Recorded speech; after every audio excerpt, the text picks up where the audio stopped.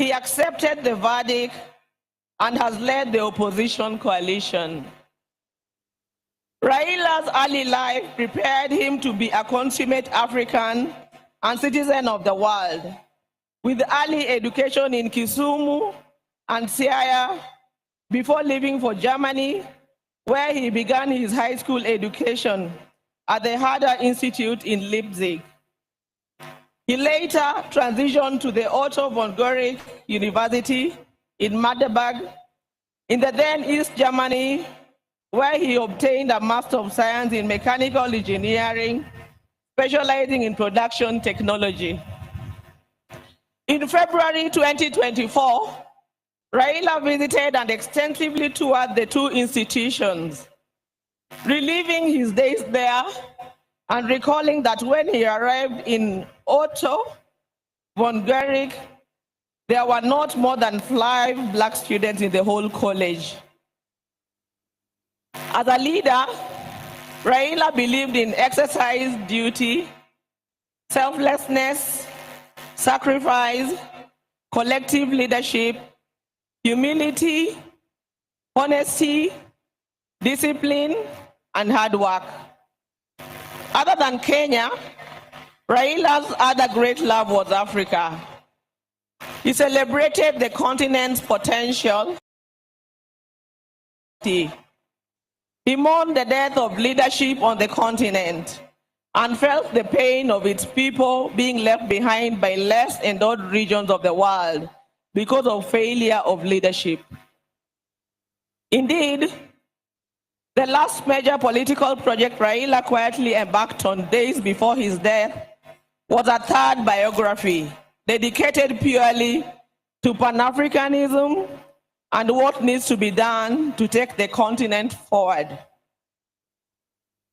In October 2018, Raila was appointed as the African Union High Representative for Infrastructure Development in Africa. He moved into the position with the swiftness and certainty of fish in water. He named the continental highway network corridors, railways, and airports as if they were here in Kenya. He was at ease with Africa's trade deficit figures in comparison to other parts. In politics, Raila communicated the importance of reconciliation, forgiveness, and putting country over self. He forgave his jailer forward. He emphasized that building a progressive country demanded that leaders rise above anger and the desire for revenge. He also believed strongly that the preservation of a nation requires the triumph of pragmatism over ideology. That when the nation is under extreme threat, leaders must embrace extreme compromise. He believed power was not an end, but a means to an end, and it should be used towards the desired end. He believed power should be used to ensure the existence of the nation, not the demise of the nation. He wanted power to be used to ensure progress, prosperity.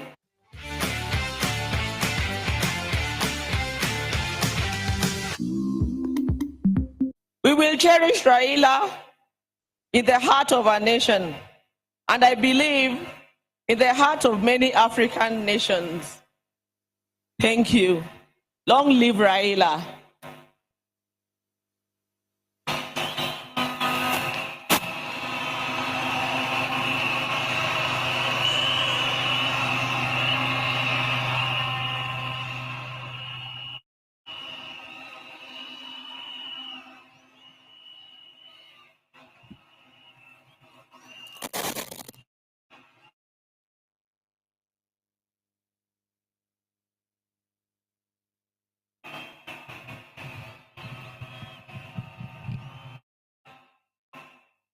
Your Excellency, the President of the Republic of Kenya, William Samoei Ruto, Your Excellency, the former President of Kenya, Uhuru Kenyatta, Your Excellency, Dr.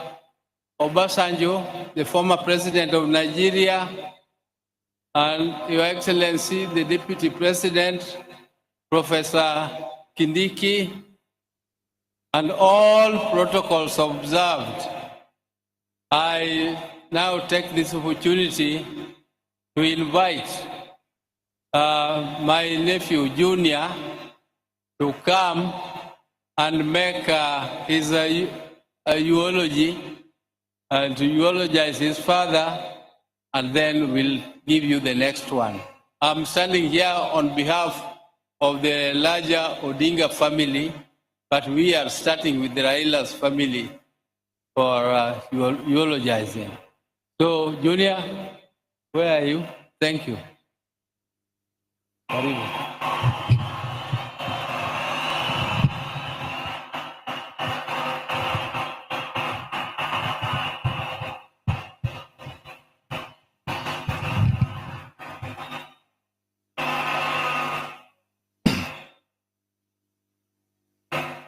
Josurwa Amoso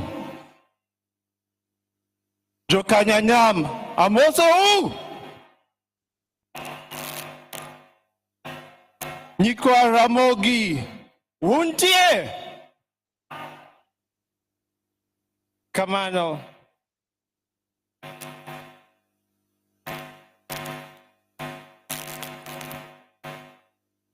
Ingan City Boy to Wangi Weloma dignitaries. So, but for now, allow me to continue the rest of my speech in English.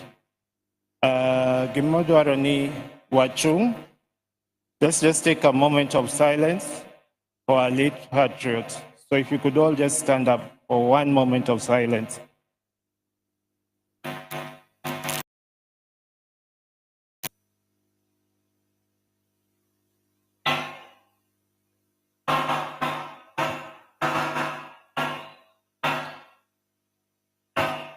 Kogalo.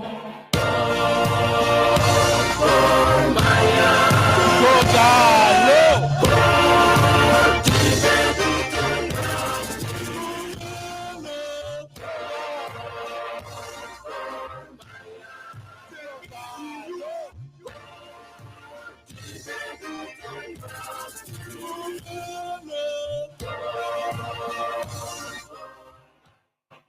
Pero Kamano.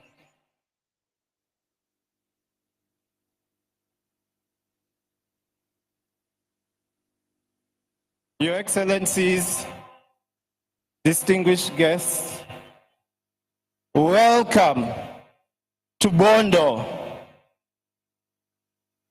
001, watu wa Pwani, Karibuni County 041.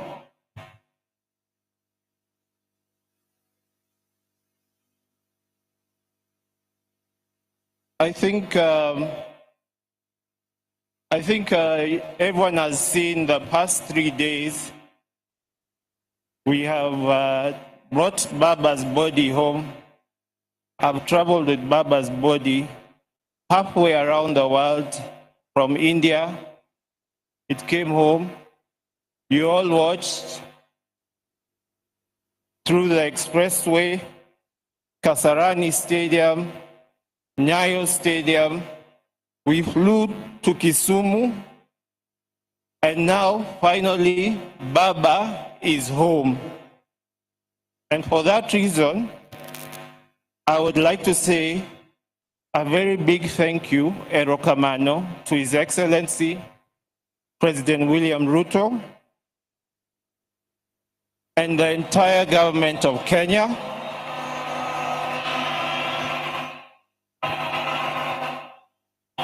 And the people of this great nation of Kenya.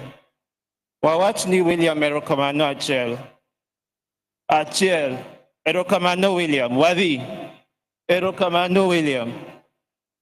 I'm a terrible note taker. My notes look like doctor's handwriting mixed with abstract art. And my type notes?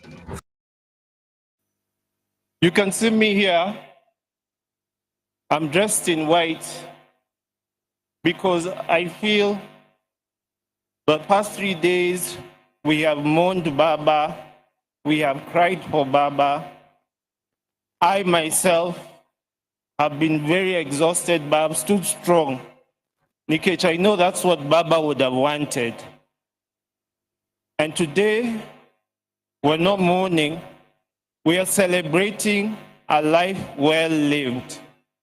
We are celebrating Baba at 80. Because Baba lived, and he lived his life throughout. So the rest of us, tonight, we are celebrating Baba and his legacy.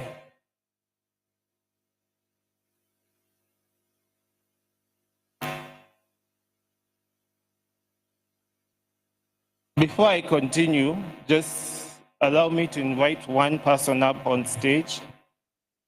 My sweetheart, my beautiful, my lovely Chungwa. Someone who understands me.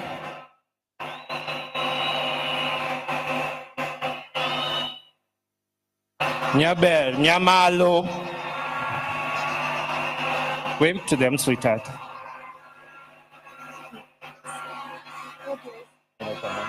Ero Kamano.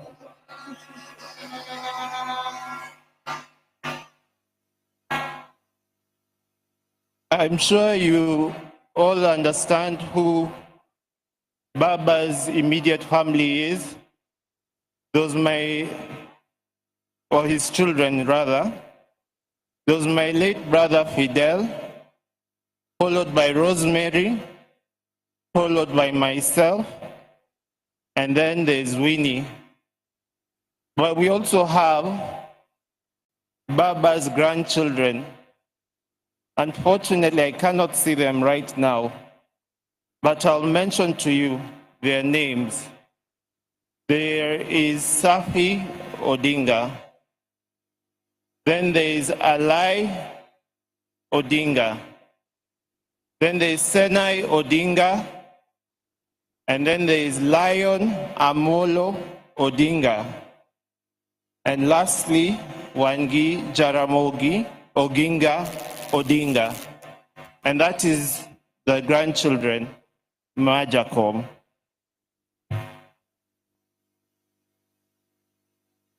I'd like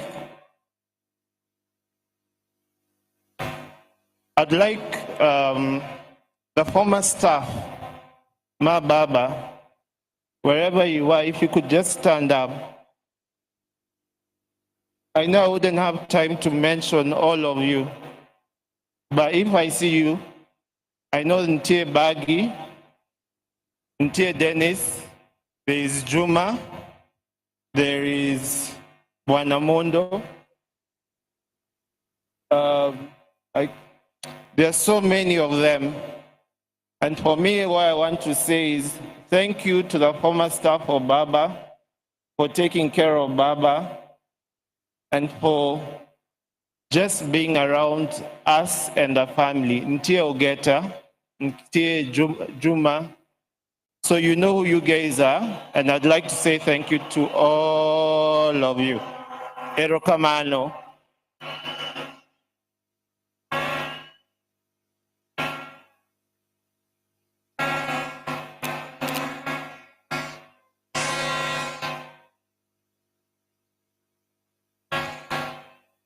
I want to finish. Mara, in the spirit of Baba, I want to say Erokamano. Because Baba gave all of us his life. Today is to say thank you back to Baba from all of us. So, refrain kaono and Erokamano Baba. Whatever one time. Erokamano Baba. Erokamano Baba. Okay. For Baba, you gave all of us your life. You stayed with us and you showed us how to live a good life. And for that, we are extremely thankful. Erokamano Baba.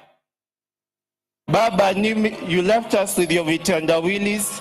We will miss them.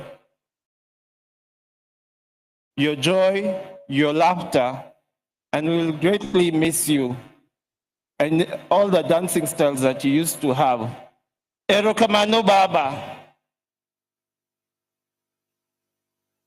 You taught all of us the Constitution and how to be lawyers and to follow and stand for what we know. I'm stammering like Baba. Erokamano Baba.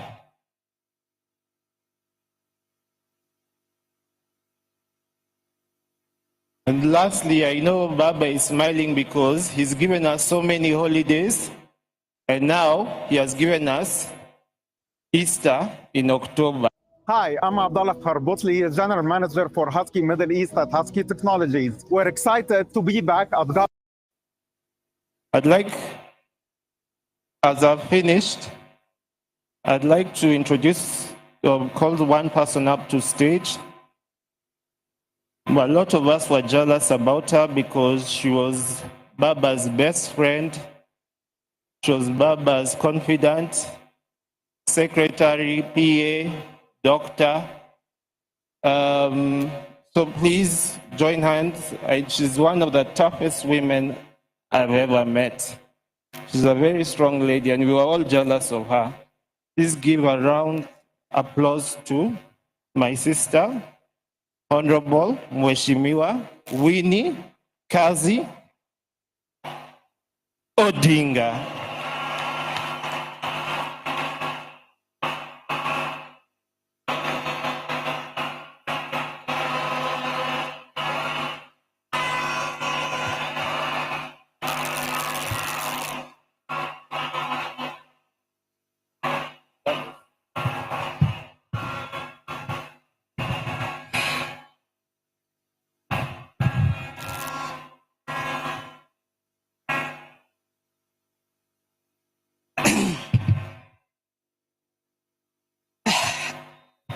I always forget salutations, but Your Excellency, dignitaries, fellow mourners, and all protocols observed.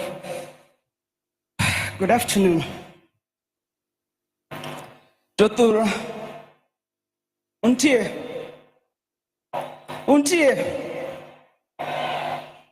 Baba Nendo.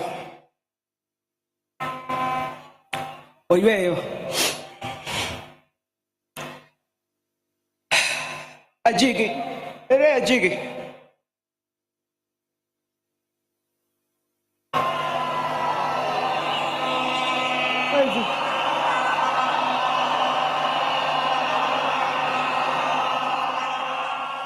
okay.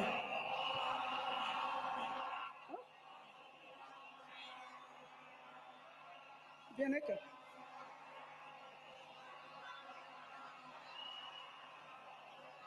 Give him a mic.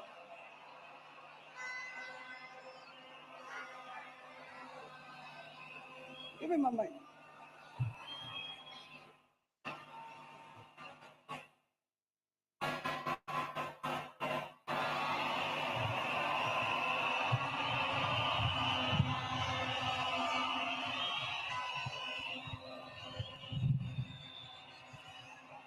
Joey!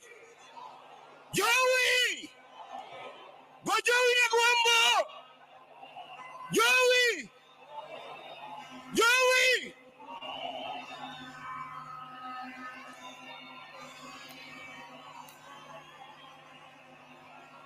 Yamolo! Amolo Jo! Amolo Uruganda Jo! Amolo Jo! Amolo Jo!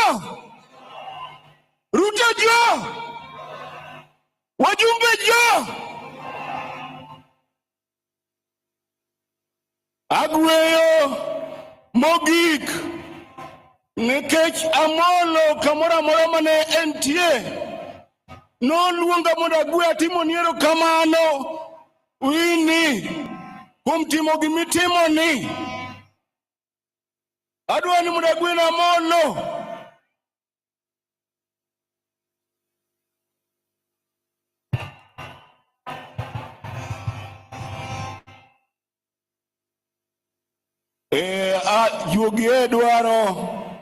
Juogi dwaro ni mondo ayud sigara maber. Nikech Amolo nohero sigweya, to adwaro sigweya maber, sigweya mana akwongo gweyone. Ramogi wuok oko biune wang'e lech, ka ojekone omako wi ruoth, yanye kula logo agomo bono, Raila kod wuoyo to en mana ler, rawiero.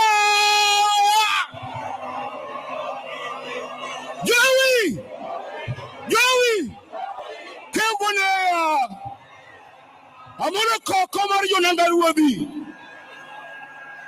Ramogi wuok oko biune wang'e lech, ka ojekone omako wi ruoth, yanye kula logo agomo bono, Raila kod wuoyo to en mana ler, rawiero.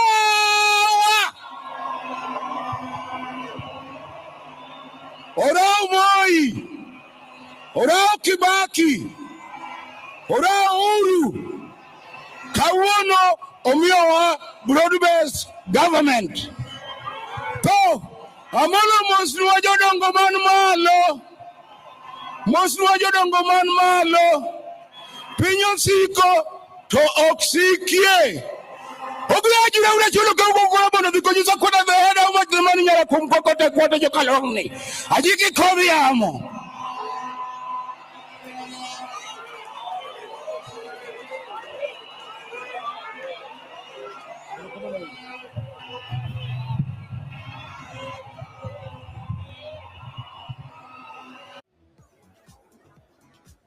The Lion Trust UK Smaller Companies Fund has been around for 27 years. Ang'eyo ni un gi lit kendo un gi rem. Beduru mana gi kwe kende. Nyasaye biro miwa loch.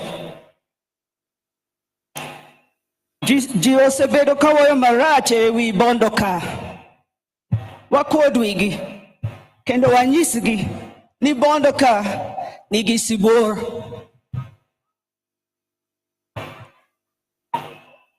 They wrote for me a speech, but today I have nothing to say. I want to thank you all, and there are a few people here I'd like to specifically thank. To the staff of Baba, led by George Okong Opondo, Mr. Andrew Mondo, thank you for your loyalty and support. To Dennis Onyango, Keta Onyango, Morris Ocheng, Jack Nyamburi, Florence Olang, Ibrahim Auma, Jeff Foyer, Manuel Wanson, and others, thank you. To the staff of East Africa Spectre, Joff, and all the other officers, thank you. To Washington, Martin, Victor, Rose, Jackie, David, Caleb, Steve, Joanne, Joyce, and others, thank you. And finally, to the late George Odor, Eric Ominde, Juma, and my partner, Morris Ogeta.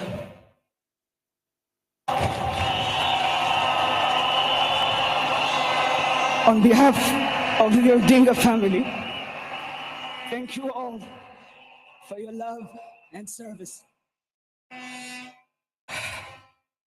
Your Excellency, our people appreciate you honoring our father. Thank you for standing with us. You should also know, in case you are wondering, I'm ready to come back home, if you are wondering. To all the leaders we visited around the world, I will return personally to thank you. Thank you, Kenya. God bless you all. God bless the Republic. God bless Baba's legacy. Long, the king is dead, but long live the crown. Thank you.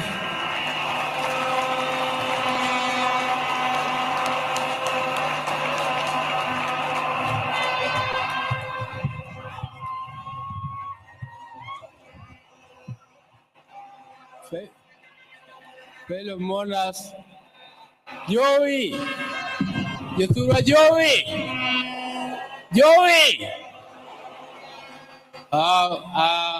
I want to take this opportunity now to invite Winnie Odinga, I mean not Winnie, Rosemary Odinga to come and also give her eulogy. Karibu Rosemary.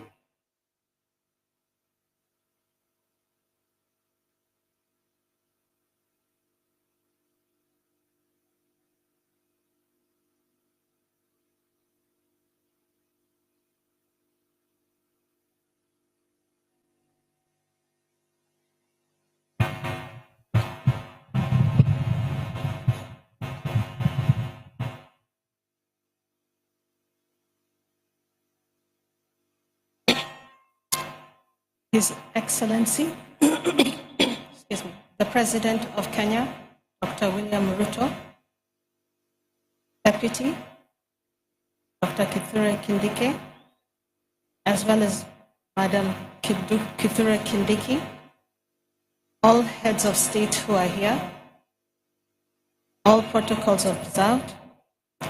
Ladies and gentlemen, good afternoon.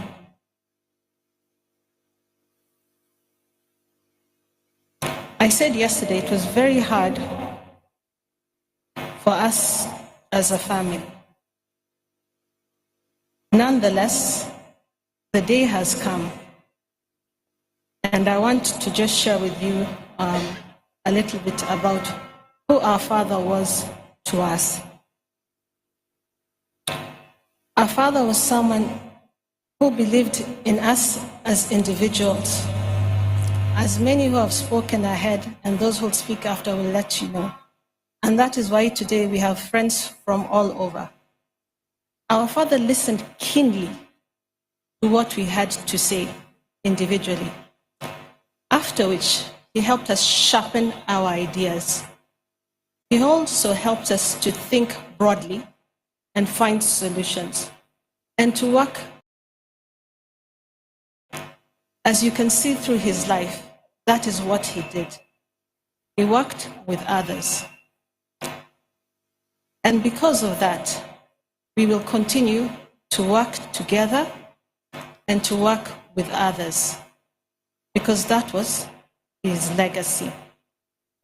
Not only that, our father also taught us to love. Romantel is not just a roof, it's an investment in excellence. It has a...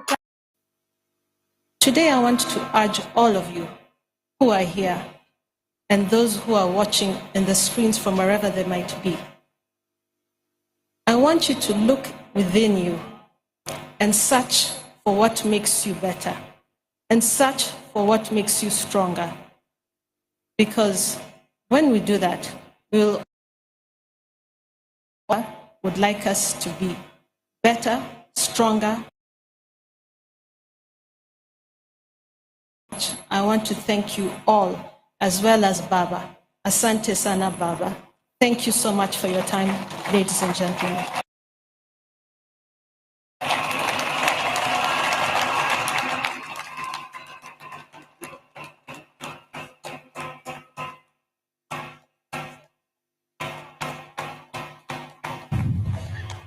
Now, I want to take this opportunity to invite my sister, Honorable Ruth Adhiambo Odinga, who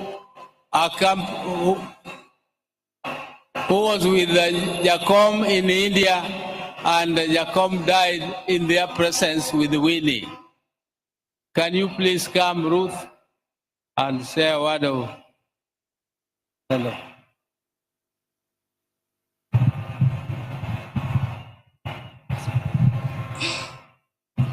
To His Excellency, the President of the Republic of Kenya, the Deputy President, President Uhuru, all Uhuru, Okwe Uhuru, Kapo Kaloso, So that hero ni mondo I introduce. Anan go wado manaluwo. Wado manaluwo iluongo no sewe. Osewe ne nigi nindo to ne gi jaode. Odwa mana no mosu daka achiel. 1 minute. Okay. To His Excellency, the President, Mama Ida, and everybody. Ninga Entabu Wesewe, and Yurjakom, Adiambo Manelu Ojaoda. I'm also the area MCA. So I take this opportunity to welcome you all here because this is my ward. To Mama Ida, Ohula, Omuomowa, Takwa Imama Minpin, Nikikiwe Ulani, Odikodwa. Ne Dr. Buru, ne Dr. Wenwa, Beryl, Adiambo, and the entire Odinga family. Let us keep together as always. To Raila's 3 children, we are not only proud of you, but we love you very much and we expect to see Baba in you. Ayora mola, you are eating kionge toji openda. Mayora mola, you are eating konge toji chayo. Ayora mola, you are eating kionge toji ocha. Mayora mola, you are eating kionge tojogi kinya. Joey. Thank you very much, everybody. I'm also, many of you here never knew that I have a right hand. My right hand is here today. Ame nakendoga yoga nakuja.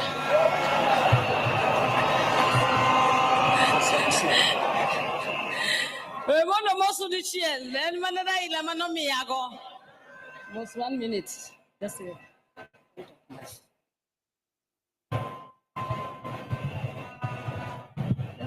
Okay.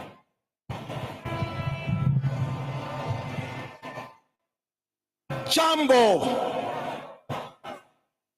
I'm pleased to be here with special greetings from Ghana and from the Buzia family and the royal family of Inchi to the great man who is lying down there. And I'm so pleased to be here, a man who stood for justice for the whole of Africa. So I'm so pleased and honored to be part and parcel of this process, saying a farewell to one of our finest and greatest. He was a fine person with a finer mission and the finest vision for our continent. That's why we're all here today, and also here with the family. Thank you.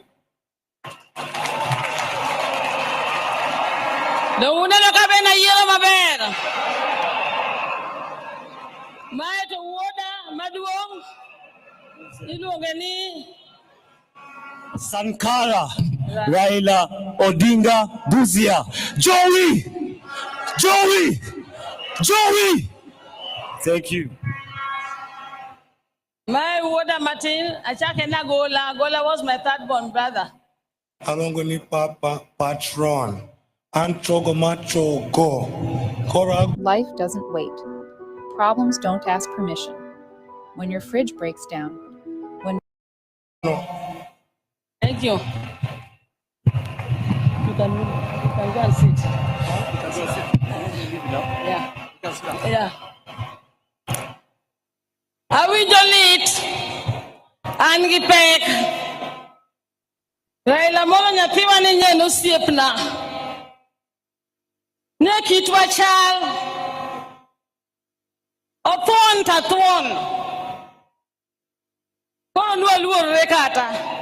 Samoro we are not take to marabete. Molo. Luo Odinga. Mary. Hey, nyate moto tama. Baba Nyasai no heri. Idi Odinga wonu. Idi Mary. Imos Gidute, Imos Tobias, Imos Albert, Imos Mwodo, Galogo. Iwe, Nisa Chandria Hinya, Ichandri ne Kenya do Kenya no Kanekata. Wodo Dingi Chandri ne Kenya, Itoki Chandri ne Kenya. Ada Viwa.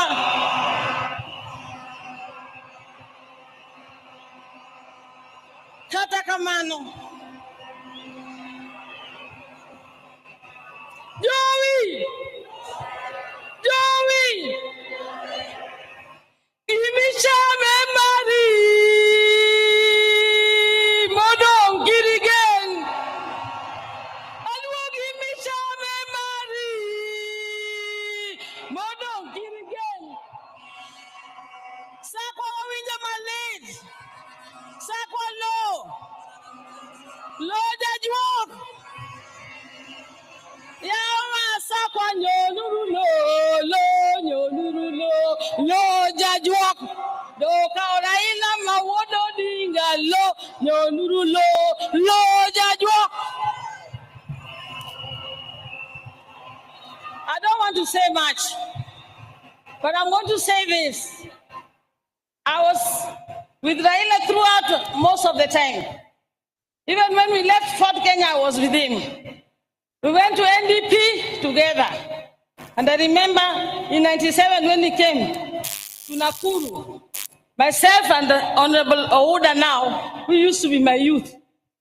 We went to Massive Ferguson and told them we wanted to test their Tinga. They gave us the Tinga. We went and got him as he was entering Nakuru and took him up to Stay Hotel with the Massive Ferguson Tinga.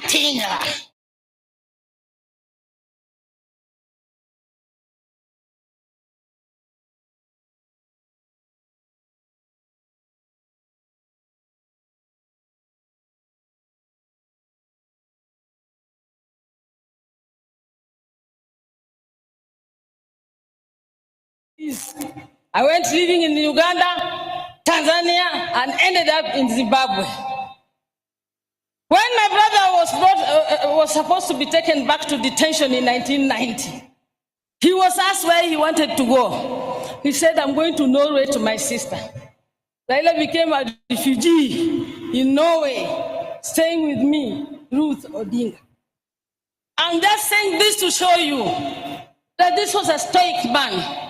The family has suffered because he sacrificed himself. Some of you are looking here, you don't know what Mama Ida has gone through. I used to know, I stayed with her. Being alone without your husband for all those years, mentioning. Some of these men, my fellow colleagues, even MPs here, to hear just about a cell, I was saying, you know, Raila Odinga to ye doga jela. He got kaige kwae to doga jela. He got shell. Ario na kochi ko mana de chwo ko hok di chwo. Otuan ko so otuan. Otuan ko so otuan. Ochanje ne Kenya ko so ochanje ne Kenya. Nya kamane koro mogitni. Raila toka ko ni ba ko mana Kenya. Anyo go kodombaka. Anyo oro jogi mo wacho ni mono nyeo na ticket. Ago ero kamano na joma ne Raila out to last minute. Jomoko go ga joma ni around Raila to mage nyithind Raila. Sala njiwe mo kan salo ke. Ne vedo gi Raila kamora mora. Ago ne ero kamano. Ago ka ero kamano. Ne ogeta. Maurice, Ogeta Maurice, analuangrani their ground and their ground. No Chinese in the Ogeta. Sanity the chopper, why ground. Chingni do you the ground. Ogeta Diwani Neno. You Doctor Lonya. You really like a word.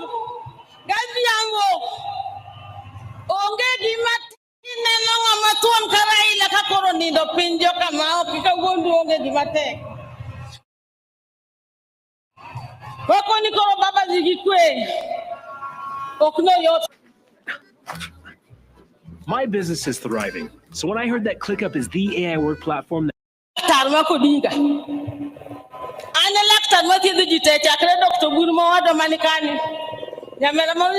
India. Ilongo ni beri la chiengu. Bodo tuo ko nya chop. Tonya mera kane tuo to monya ya. Open and be safe and laktar. Kano di nyo na ticket. Mona dia red code kaka laktar. Ana ngona neno kaka la molo di wasa. Latiwa digi kwe. And what you said about our party must remain. You told me that at 8 in the evening, the day before you passed on in the morning. It was a weak party. We must be united. ODM must be united. And it must be strong. And if it is not strong,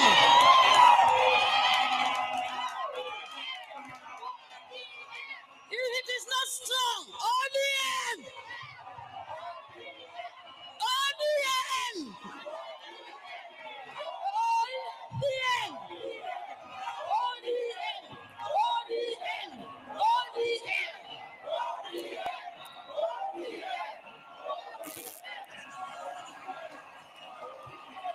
ODM must unite. We cannot have an ODM in Guinea-Wuko, another ODM being led by some other people, another ODM being led by a few people who think they own the party. ODM belongs to all of us. Some of you who want to take it now don't even know how we started ODM. ODM in Mara. And we are going to go to any negotiation table with a strong, united one ODM. That's why I wouldn't be anymore.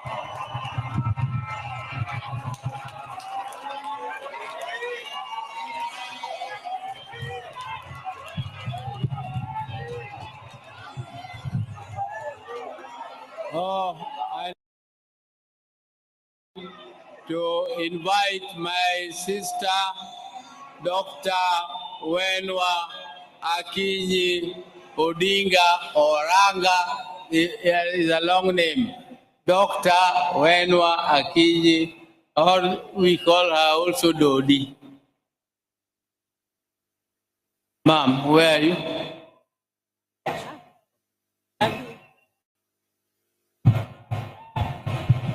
Thank you. Thank you, Your Excellency, William Samoei Ruto, and all protocol observed. Jothurwa, and when Wakinyi, Mandamena Wadga Kinyi, Usevi Joganeng no, Usevi Joganeng Wadga Kinyi, Ani Akinyi no, Goradwa introduce, Ane Maduong, from Jaramogi, Ane Maduong, Yawoye Manotelo, Oburu Nedwong, Kai Raila, Kai Agola, Rokom Niri Ane Maduong. It is my responsibility to introduce the other Jaramogi's daughters.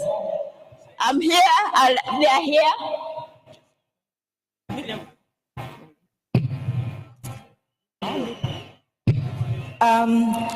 All protocols observed. Your Excellency, the President of the Republic of Kenya, and Your Excellency, former President of Kenya, Honorable Uhuru Kenyatta, my sister-in-law, Canon Dr. Raila Odinga, and all distinguished guests. I'm Pauline Oginga. I'm a County Chief Officer, Public Service Administration, County Government of Mombasa. So I would wish just to say that we've been students of the late. He was a brother, he was a mentor, he was a supporter. He's someone who encouraged me to realize my potential. So in losing him today, I've not just lost a brother, but I've lost a strong support system. Our father died when we were young, and our brothers took over. So today, I feel bereaved twice. So for all of us who are his students, it's upon us to make sure that our spine is strong. We that he's taught us. Long live the king and long live the crown. The king has gone, but the crown is still there. Jaramogi family will fight on. We'll stand strong, and we will prove that the genes are very strong. Thank you. Thank you. I'll write on the protocol already observed. I will not talk, but I will just clarify on my name because when I was reading the eulogy, I didn't make it clear.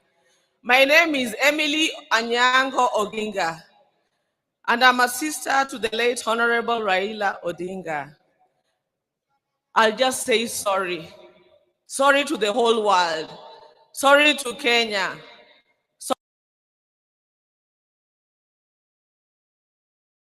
Well, Jakawur, Erokamano. So I also have my people here, my children. Let them introduce themselves.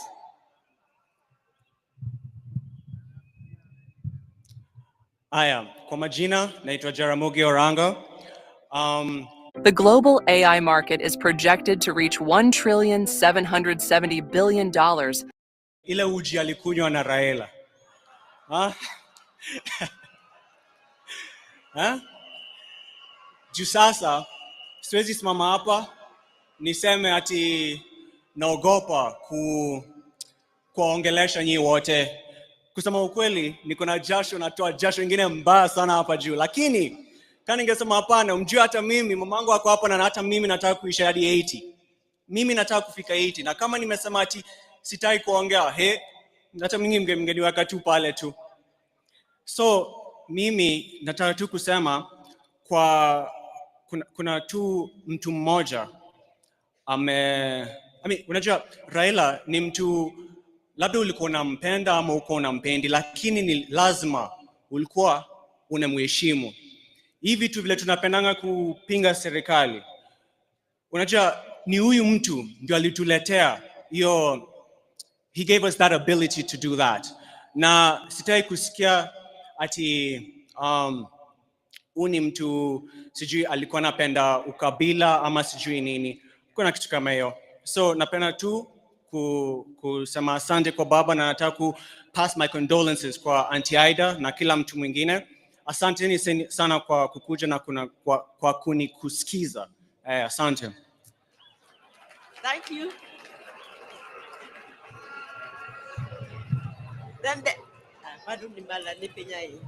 Then there's my daughter, Miriam. Let her introduce herself, but she's also a musician. I'm also Ujite. I'm also kwa majina naitwa Miriam Wenwa Oranga. I am the niece to late Baba, so I won't say much, lakini niko na dedication ningependa kupeana kwa kila mtu, and just kusema poleni sana kwa familia, na we are walking this path together, so poleni sana kama familia na wananchi. Asanteni. I'm singing. All right. Hallelujah. Hallelujah. Hallelujah. Hallelujah. I heard there was a secret chord that David played and it pleased the Lord. You don't really care for music, do ya? It goes like this: the fourth, the fifth, the minor chord, and the major lift. Baffle King composing, hallelujah, hallelujah, hallelujah.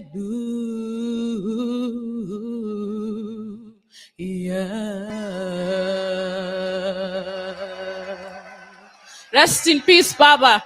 Asanteni sana.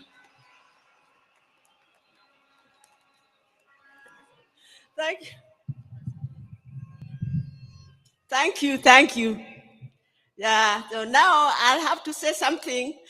By the way, this is the most difficult eulogy that I have ever made. I'm not a guy, actually for the first time, I'm in your katekna. My father used to call Oburu Wood Komolo Ondugu, and he used to call Raila Wood Luo. So then quickly the names changed to Wodi and Aluo. So me, I grew up knowing Raila as Aluo. Oburu was mostly away in school in South Nyanza. He didn't spend much time with us, but Raila would be left to look after us, to cook for us whenever my mother was away. And then Oburu said the other day that Raila lived news, even from the time he was a little child.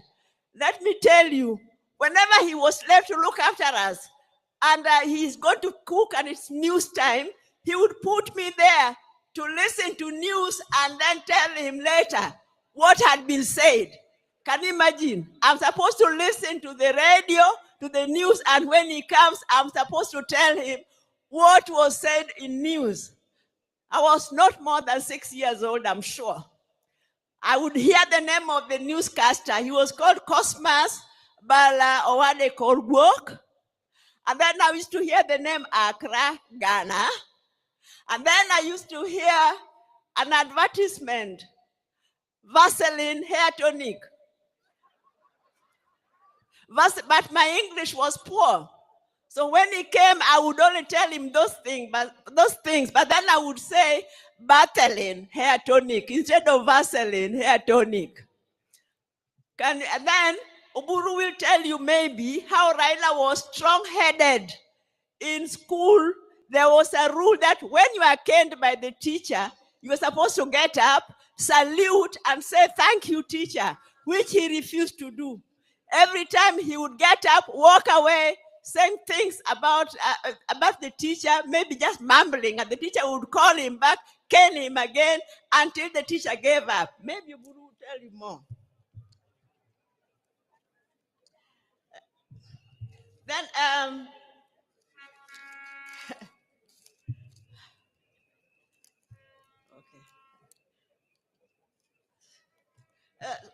so Raila was a very, very disciplined. When he was a lecturer at the University of Nairobi, and also later when he was a director with Kenya Bureau of Standards, staying in his house was a nightmare. He would wake us up at 4 a.m. No matter what time he went to sleep, there would be a commotion. He's already going to take his morning jog and maybe take the dog also for jogging. And then by 6 a.m., he's ready to leave for work.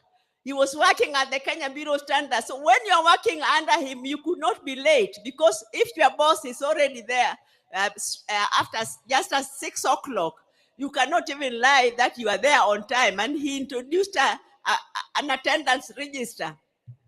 I mean, you had to clock in. You had to clock in, and he knew exactly what time you had come. So, the third one, the fourth one. Sorry. Then let me say that as a family, I know most of you won't believe it, but we also used to have our differences. We have, even now, we have our differences, and we can have very hot arguments. Raila and I sometimes used to have very hot arguments. You'll see that when he's telling us, he's trying to explain some of even his political moves, he'll be looking at me, because he knows me, I would not spare him. I used to tell him whether he wanted to hear it or not. So one time he came to my house, and then we were having a hot argument until my maid thought we were going to exchange fists. And he went to the toilet. I could hear him.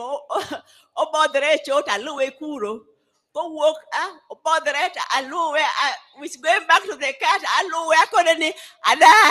I've refused. And then you can't believe it, that the following day, we were talking on the phone, laughing as if nothing had happened. That's the way he was. He was magnanimous. He was forgiving.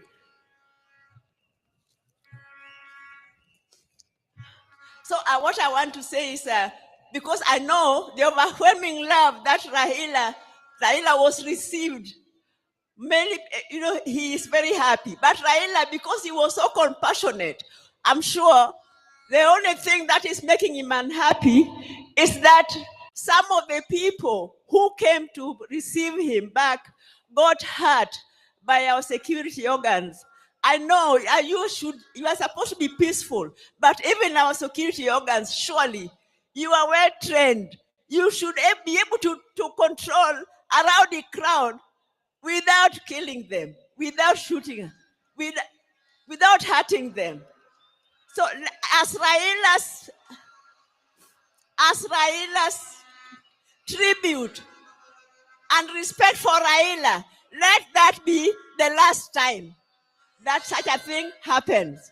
I think that would be a befitting remembrance for Raila.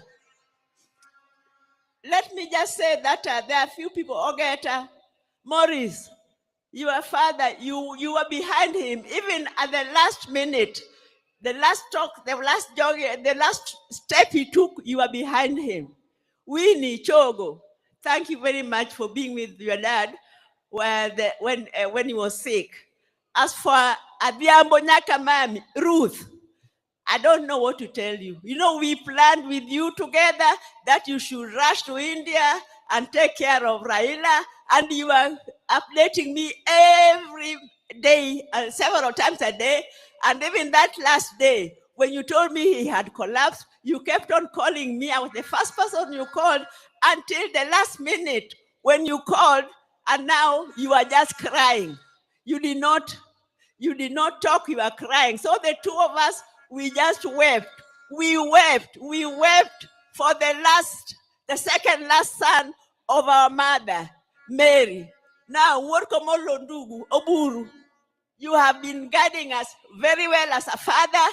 Please, I know that is your best friend and he has gone, but you please continue keeping us together as a family. Mama Ida, you are a strong lady and you have a beautiful family.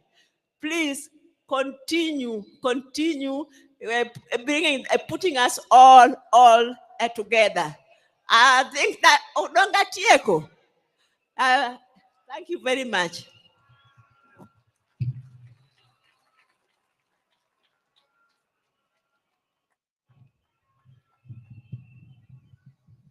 Yeah, thank you, my sister.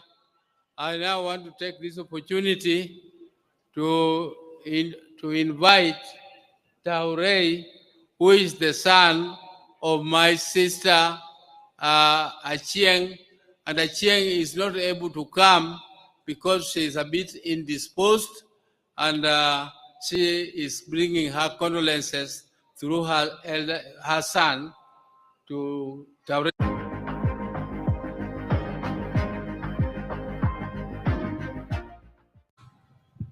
Hello, Your Excellency, fellow dignitaries, my family and friends.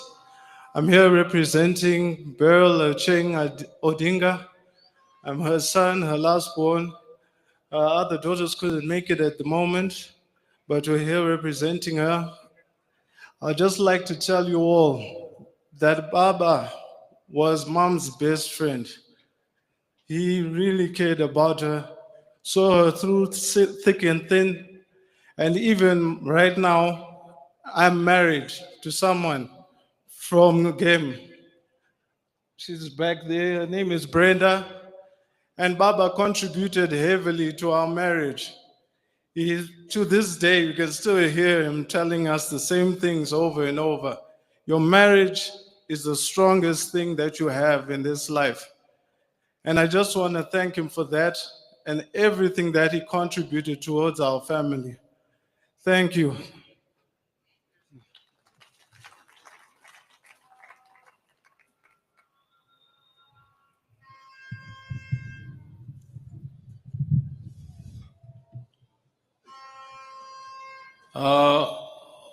All protocols observed, I would now want to say a few words about my brother Raila.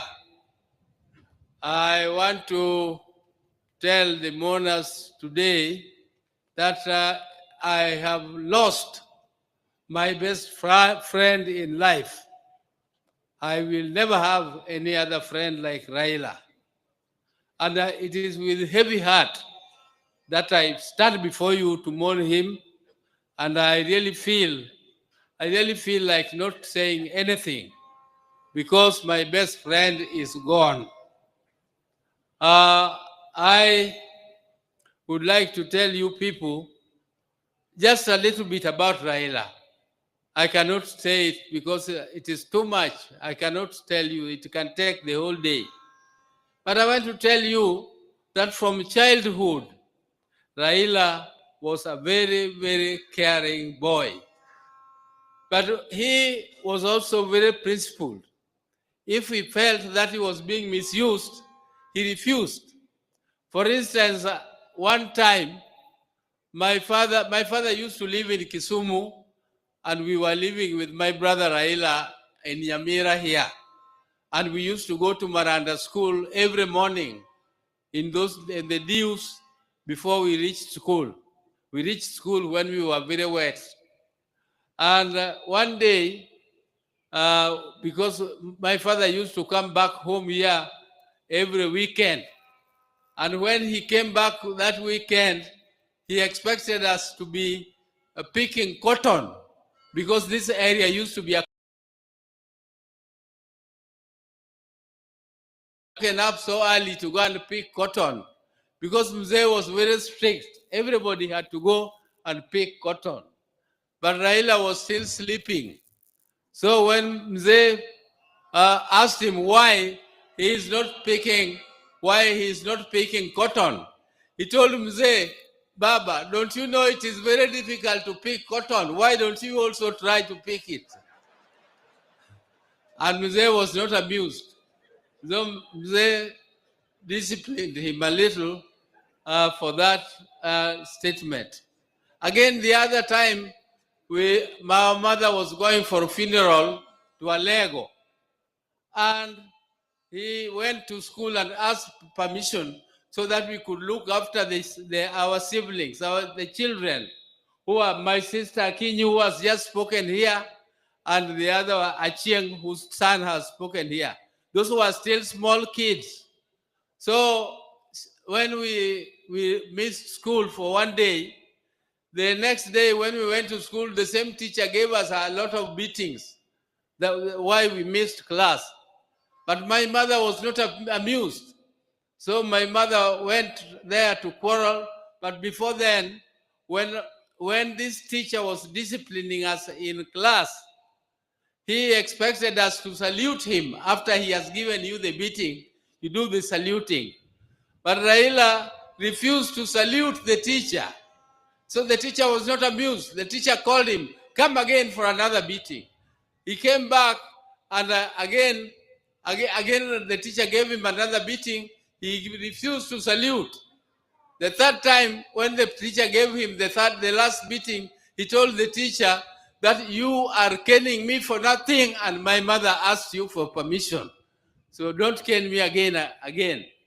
And I can tell you that my brother also liked school. He liked school and he never missed school. Unlike my other brother, Agola, who did not enjoy school very much, but whenever my father put him to discipline, he went to school and studied, and that time he becomes number one. So can you imagine somebody who is a bottom and next term he is number one? And Raila was always number one in class during those days. And Raila loved sport so much so that when we came back to Nyamira, we had a field where we were practicing jumping, we were practicing pole vault, we were practicing triple jump and other athletics. So Raila became a member of the management of the Athletics Association later, and he was a great lover of football. His team was called Arsenal.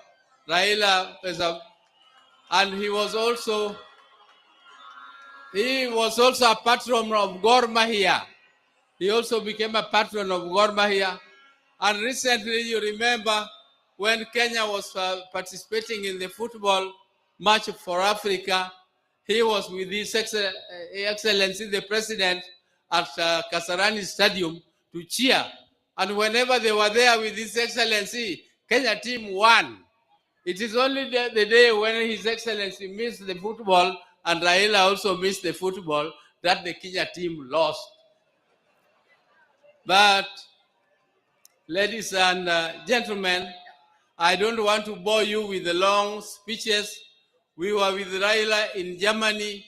If you people see, he has some mark on his head. There is another mark here on his mouth.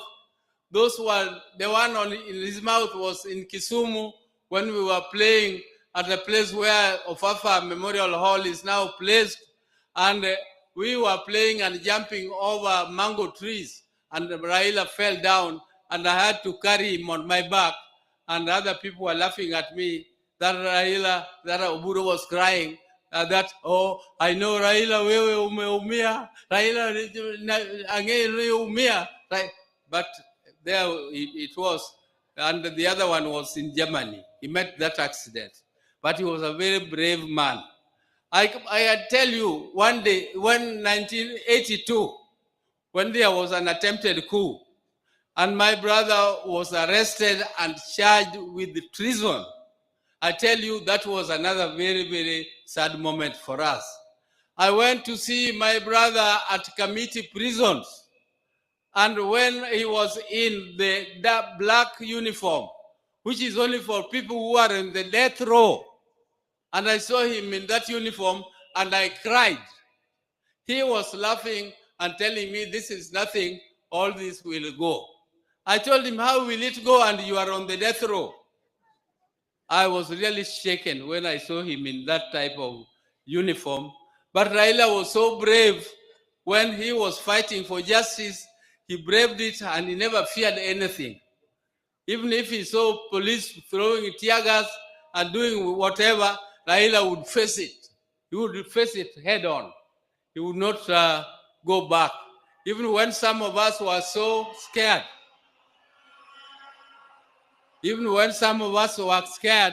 Raila would go ahead and continue. So, ladies and gentlemen, I want to thank these people. First, I would like to thank His Excellency the President, who has stood with us right from the time I told him that Raila was sick. We were with him and Raila, we sat down and we organized and he agreed. And he is the one who organized the transport who flew Raila to India for treatment. I also want to tell you that the president kept a vigil and he always checked on Raila to know what was happening with him. The day Raila died, I first of all called him and told him he was in a very critical condition. I was told by my sister, Akinyi, that Adhiambo had called from India. So I called Adhiambo, and then within no time, Akinyi told me again that Adhiambo called and Akinyi was wailing. I called the president again and informed him, and he was very sad. But he organized everything. All this arrangement would have been too heavy for the family. I don't know whether I would have not collapsed if this was placed on my shoulder to take care of this big crowd here. Thank you, Your Excellency. Thank you. I also want to thank the chairman of the National Funeral Committee, Professor Kithure Kindiki, who tirelessly worked and made sure that everything was organized and well arranged as it is now. I also want to thank the security which did this, the army, all the armed forces. All these are under instructions of the president. Thank you again for all that you did to us. I also want to take this opportunity to thank Honorable Musalia Mudavadi, who led a team to collect the body of my brother Raila from India back here home, and he was accompanied by the ministers, Mukomen. Thank you very much, everybody who was in India to bring the body of Raila home. You did well. My special thanks go to Dr. David Olunya, who is a personal doctor of my brother, and he has been with him all through. He went to India, but he has been with him even earlier than that. They were together in Dubai. They were together at Nairobi Hospital. So thank you, David. Thank you for everything that you did. I also want to thank Ogeta. Ogeta is our relative, Enyakewaka. He is the one who was taking care of Jacom up to the last moment when Jacom took his last breath. I also want to thank Jeff Oyer. I want to thank Winnie, particularly Winnie, the niece. Winnie is a very brave lady. She was there with Jacom when there was a session in Arusha where they were supposed to go for a session. I asked her, Winnie, are you not going? She told me, then she just pointed at the father and said, him. I'm not going because of him. I have to be with him. And that is before Raila went to India. And she was there from that date.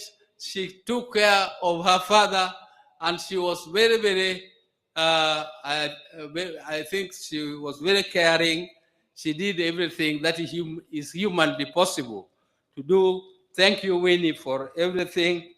And my sister, Ruth Adiambo, who also bought a ticket and went to see Raila. She sought her own visa, and she went there, and she was with him up to the last minute. Thank you, my sister. Thank you very much. I also want to thank Okech Sala from Migori, who was very close to Raila. He had arranged all the tickets, and he was with Raila all through. Okay, Sala, thank you very much. I want to thank the National Assembly Speaker, or the members who also organized and went to collect Raila's body, Aaron Cheriot and Junet, Honorable Junet, though he did not go, but the majority leader in the National Assembly. And I also want to thank all the visitors who have come, and Your Excellency, the security which has been taking care of Raila. I would like to plead with you. They have done a great job. They have kept vigil, and they have been there for him all through. So, Your Excellency, please give them promotion 1 grade. Just 1 grade won't be too much. So, with those very many words, I would like to now say bye-bye to my brother, bye-bye my best friend, bye-bye my confidant, bye-bye my everything, my advisor. And I would want to ask God the Almighty to put your soul in peace, and please greet for us our people who went before you, my mother, Mary Odinga, my father, Jaramogi, who went before us, and all our siblings who are there, and all the great leaders who are your friends, like Julius Nyerere. Greet them all for us. Thank you. May God take care of you, because you are a good man. You are a good man and a truthful man. Thank you very much. Thank you.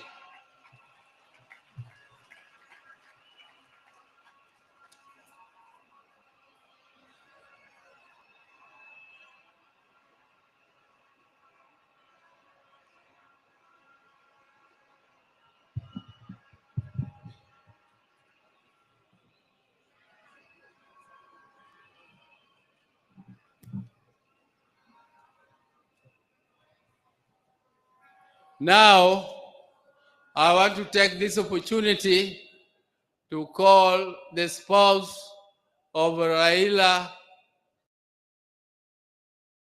She became more or less a widow when Raila was detained, and that time Raila was only 37 years old. And this lady was younger than that. And some of you are so hot, you could not have.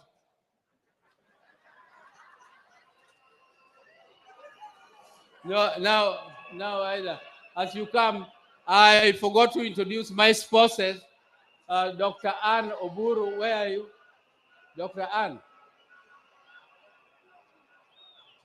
And Judy. Where is Judy? Thank you. Thank you. Dr. Ida Odinga, canon,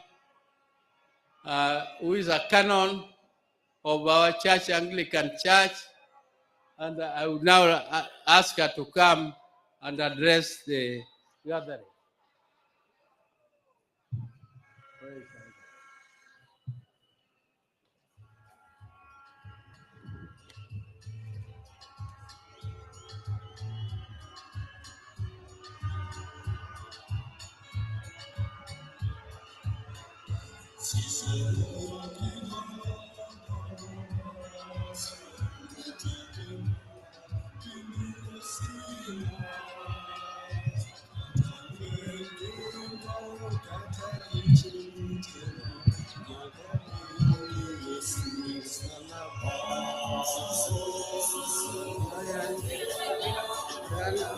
Asayun timbe mak bini osina katalwen genga kataricho butona magawe yoni yesu dokoro imadi mona donjo edala kuriri imadi gengna katalwen genga kataricho butona magawe yoni yesu emsalaba koro ere imadi mona donjo edala ere imadi gengna katalwen genga kataricho butona magawe yoni yesu emsalaba.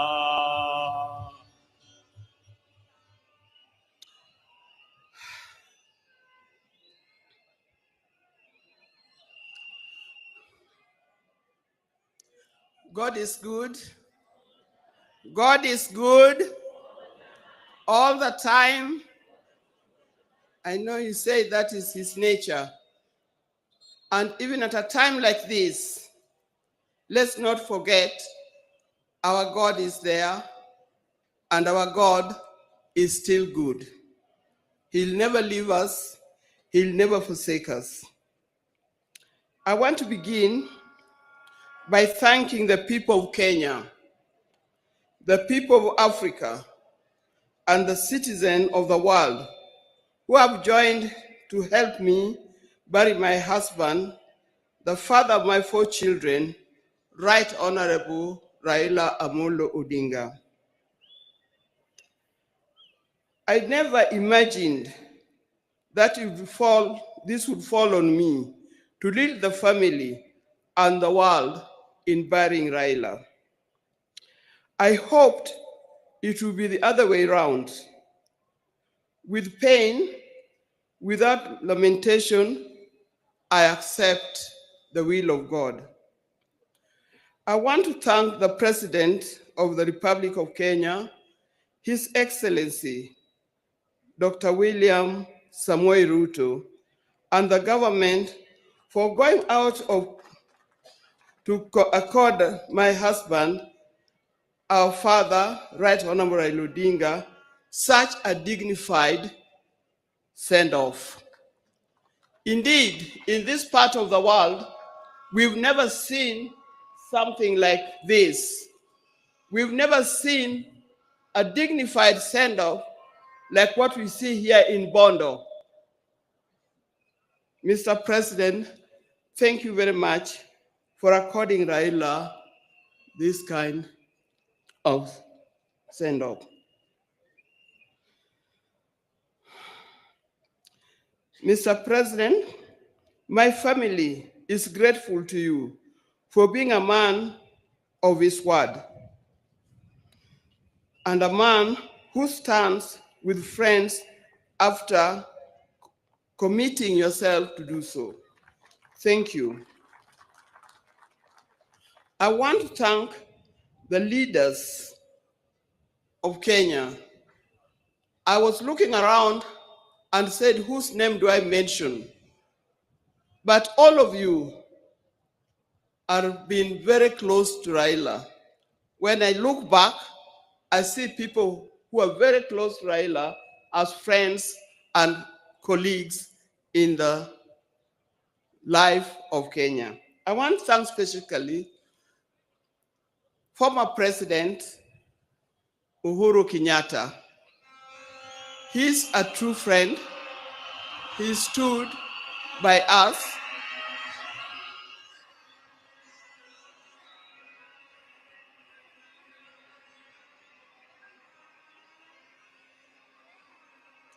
Yes, thank you. I want to thank once again of leaders from Kenya and across the world who have taken their time to mourn with us and to mourn with the family. And for this kind thought, you have spared your time to be here today.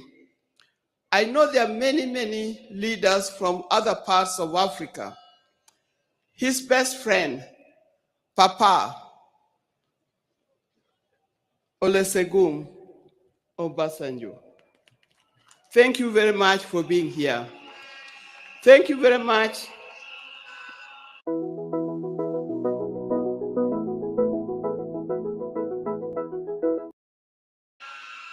And if you remember, after Jaramogi's death, he was here and opened the museum. I also want to thank Her Excellency, Mrs. Morgan Shangarai from Zimbabwe. Thank you very much for being with us. I know there are many others, and I'm going to write special letter to all others when the time comes, because I'm not able to mention them by word. Your words, your letters, your social media posts has gone a long way in lessening our pain and lifting our spirits. Thank you very much for that. Raila has been my husband for the last 52 years. Many of you who are here are younger than 52 years. You could easily have been our children. Like all the couples and families, we also had our ups and downs, but we've learned one thing, and that is we must talk straight to one another. We must forgive and move on. Now, juggling the family life and public lives exert extreme pressure and demands on us from time to time. I know most of the time we used to say Raila is more of public life, political life, than he is for family life.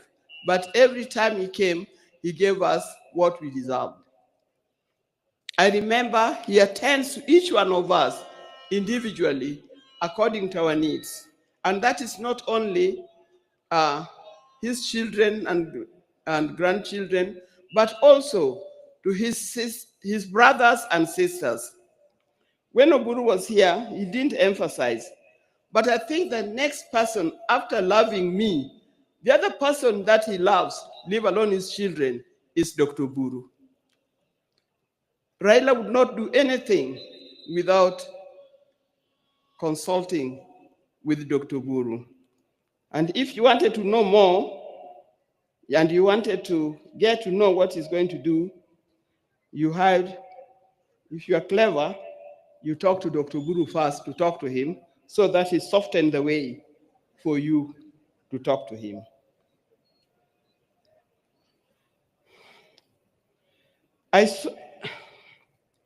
Through all this, what remained unchanged was our commitment to each other. On our belief that he had seen through and vows, and we made each other at the start. It worked for us. It was through the tumultuous years of detention, years of exile, and decades of commitment to the people of Kenya and the people of Africa.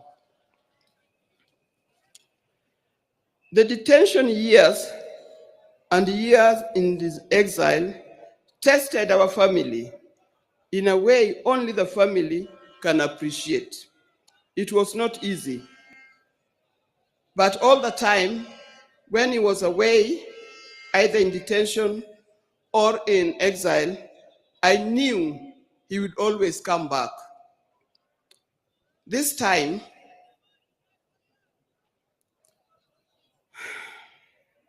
I'll have to join him wherever he has gone because he'll never come back. But the spirit lives on. When I first met Raila, some 54 years ago, I didn't see his political side. I didn't see it coming either. He was not a politician in any form. I knew his father was, but him was different. And with my friends, then I was at the University of Nairobi, we were young, idealistic ladies who swore not to marry. We swore to marry calm, professional men, not those who give to the loudness of politics. I swore we had no time for the people who are doing political science, the lawyers, and so forth. We didn't know what was coming. In my group, and they know them, the group of the sisters were with at the University of Nairobi, people like Leo Duol, Gladys Okoth, Deborah Kiai, and so forth. You know you well, very well. Out of my group, I was the first one to marry. I married an engineer, a man of calm demeanor and reflective character. They all congratulated me because of that. Little did I know I was marrying a political engineer who would proceed to make engineering of Kenya his lifelong project. I didn't know. From the turn of events, I came to understand firsthand that they mean I can understand firsthand the meaning of still waters runs deep. He was a calm person, but as we lived, I realized he was a deep thinker of a different kind.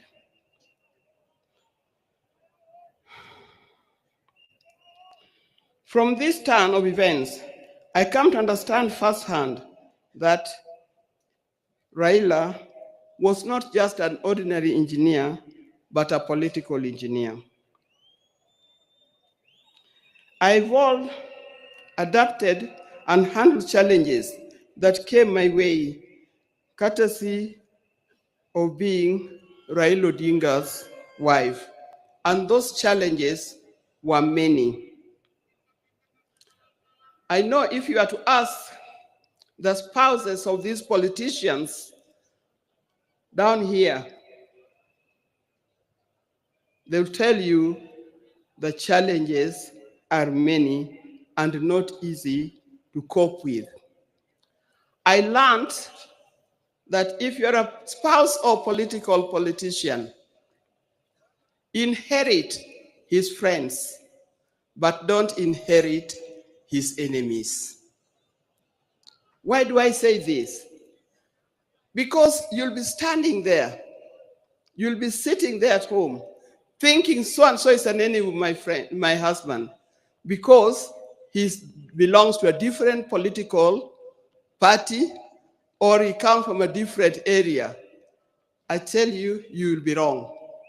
Don't inherit in his enemies, because tomorrow you'll find that those people that you thought were his enemies are his best friends, and you'll be left out. Be careful when you are handling his friends. Inherit his friends, but his enemies, let him deal with them the way he made them.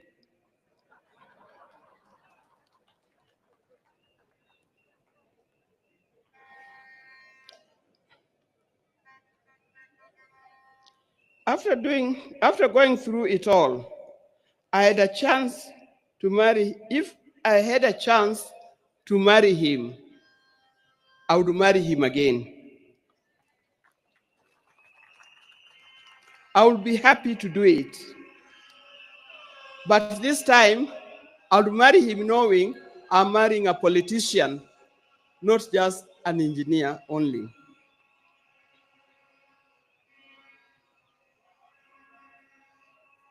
But Raila never really stopped being a production engineer. It has been said, but he also practiced it. He started the East Africa Spectre, the company that manufacturing gas cylinders, and that is thriving in that. Those who are working for East Africa Spectre, please try to keep up his legacy of making it a real big industry that Raila intended it to be. Raila was always disturbed by the fact that Kenya was not moving as fast as he expected. At the turn of independence, Kenya was at par with countries like South Korea, with countries like Thailand. I think we're even ahead of many other large countries. But these countries have moved very fast. They've moved very fast to be first world countries. Kenya, we are still dragging a little. This thing can be changed. I've traveled in many countries. In 1995, during the International Women's Decade that was in Beijing, we went to Beijing, the women of the world went to Beijing, and what I noticed that the tallest building in Beijing was a 4-story building, and it was a hotel. I also noticed, that's me, that many of the people who are working in Beijing, the Chinese, they were wearing what we call overalls, the things that industrialists wear in the factory.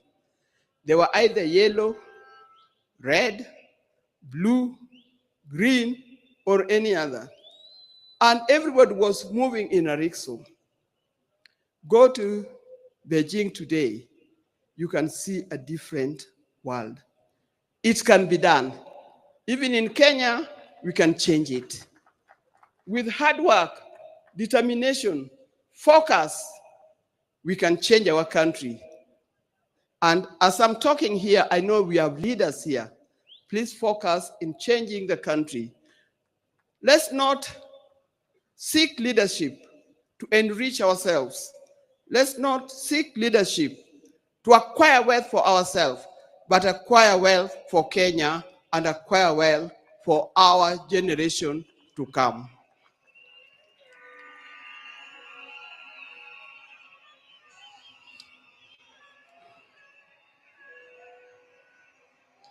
In the name of Raila, I appeal that we focus on national wealth instead of personal wealth. I appeal that we work on quality education, education that will lead us to be people that God made us to be.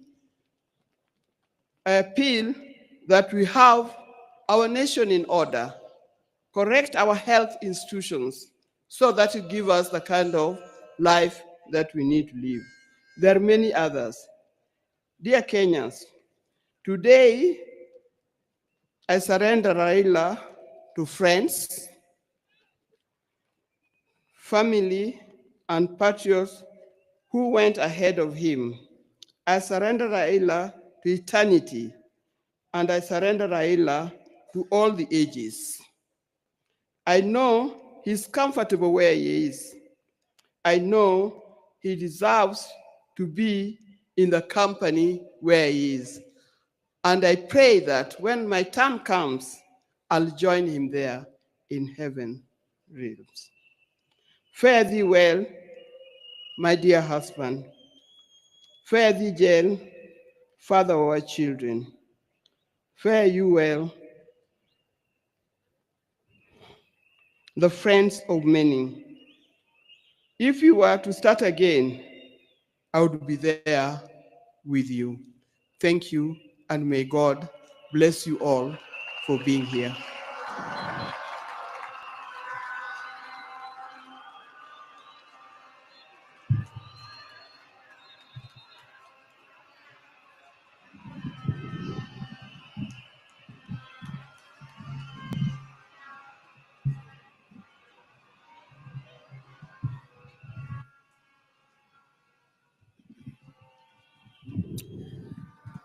Your Excellencies, fellow mourners, we have given the family ample time to eulogize and pay tribute to our departed leader. I want to request that the speakers that will come from now to focus on the occasion of today and be very brief, and other than perhaps the president and the retired president and President Obasanjo, everyone else, no one should speak for more than 3 minutes. Otherwise, we'll be here until night. I want to urge us respectively to dignify the day by being brief and to the point. I want to request Honorable Millie Odhiambo to come and read out in acknowledgement all the names of the members of parliament present and say a few things before, after she finishes, so that I don't keep on coming here. We will have Senator Ledama Olekina. Both the two of them are the minority whips. Senator Olekina will come and introduce the senators.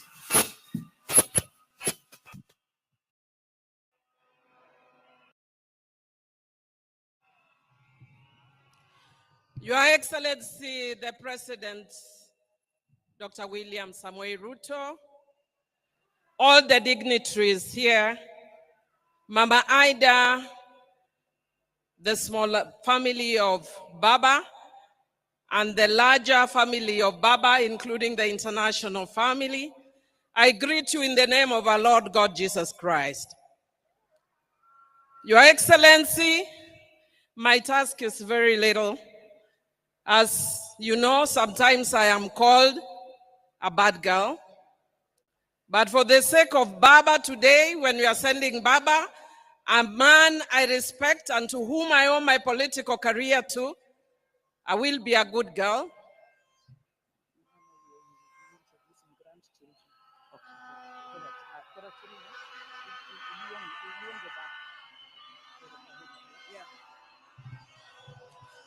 Thank you very much. I told you I'll be a good girl and I do what I'm told. So before I go on to introduce the members of parliament, because that's how good I'm going to be, I'll request Honorable Dr. Raila Odinga to please join us back on stage. Karibu mama, and pole pole sana. We are with you.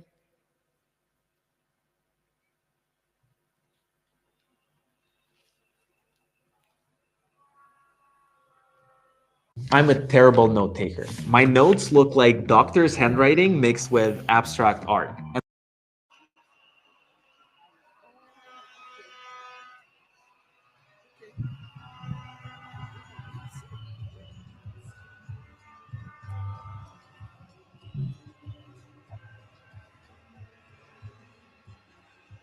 Yeah. Some things start early. When I was speaking here, I'm being reminded that I did not introduce the grandchildren. Raila had grandchildren. The ones who are here, we start with Safi. Safi. I go to. Hello, everybody. Can I speak? Yeah. Oh, okay. I have a short speech, so okay. I will say my short speech for everybody. Okay. Hello, everybody. I hope everybody is doing good today. Thank you all for coming to have us mourn my grandfather. Today, I stand before you not only as a Kenyan mourning the loss of a national icon, but a grandchild mourning the loss of our grandfather, the Right Honorable Raila Odinga. While the world might remember him as the people's president, a political giant, a freedom fighter, I will always remember him as a man of quiet strength, fierce love, and unshakable purpose. My Babu, my hero. It is very hard to say goodbye to somebody, especially when you thought that person was immortal. I think of this situation as the ending of a great TV show. Like movie critics, we should focus not only on the ending, but what made the ending so impactful. The patient listener, a gentle teacher, the grandfather who never let the weight of the world stop him from showing up for all his family members, laughing with wisdom and with patience. When I was in school, I was part of a play. I wasn't the main character. I wasn't even a side character. I was a mere backup singer. I remember telling my grandfather how great I was, how happy I was to be in this play, and how I couldn't bear being in it. And I remember telling him. And I remember the morning of they were getting ready, they marked it for a chopper. My grandfather had managed to make it to my event. This is to show the type of person he was. No matter how big or small the achievement, he would always make sure to be there and make it known how proud of you he was. He had a way of making you feel like you were the most important person in the room. As I stand here looking at your casket, I'm not afraid to admit that my next achievement will be 10 times heavier, knowing that one of my biggest cheerleaders is no more.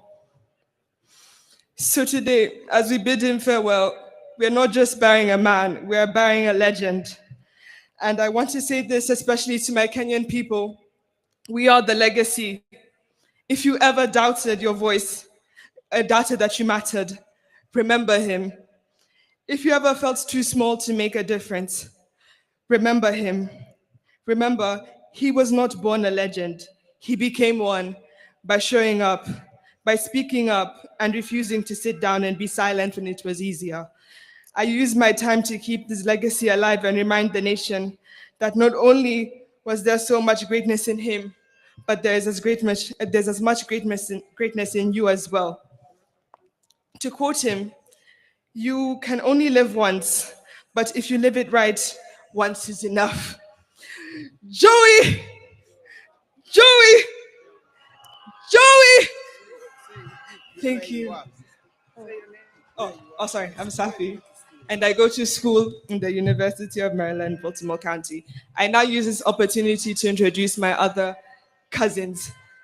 Come on. Hello, everybody. My name is Raila Odinga. I stand here before you not just as a young Kenyan, but as a proud granddaughter of the now late Honorable Raila Amolo Odinga. To the world, he's a statesman, a leader, a freedom fighter, a symbol of Kenya's struggles for democracy and justice. But to me, he's always been more than the headlines, crowns, or politics. To me, he's my grandfather, a warm, wise, he was always warm, wise, and always full of stories, laughter, and love. Some of my earliest memories of my grandpa are sitting beside his side, listening to all the stories he told me about our country, about where we've come from, and about why he chose to fight, and about Kenya. And I really miss him, and I still can't believe this is happening. Rest in peace, Baba.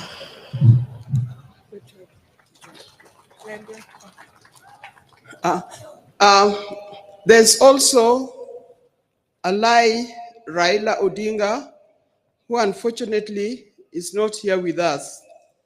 But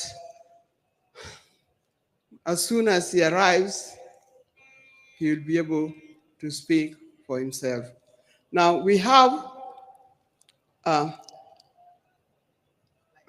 Safi and Senai. These are children of Rosemary. Alai is a son of my late son, Fidel Castro Odinga. He's the one who is not here with us today. But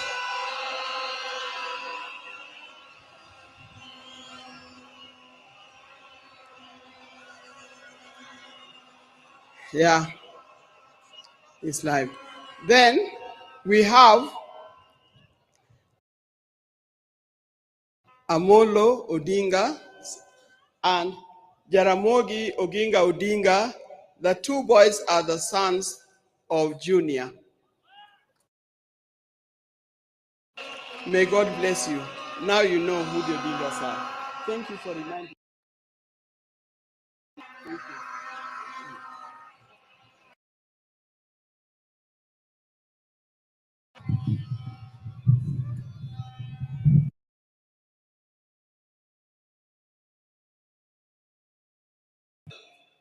There are many people who have taken after Baba in that family because Baba also hold your hand, and we will hold the hands of Winnie, we will hold the hands of Rosemary, and we will hold the hands of Junior. I would like to request the members of the National Assembly who are here to be upstanding. Rene Mayaka, you will help me from where you are. If I forget anybody, I've declared you my assistant.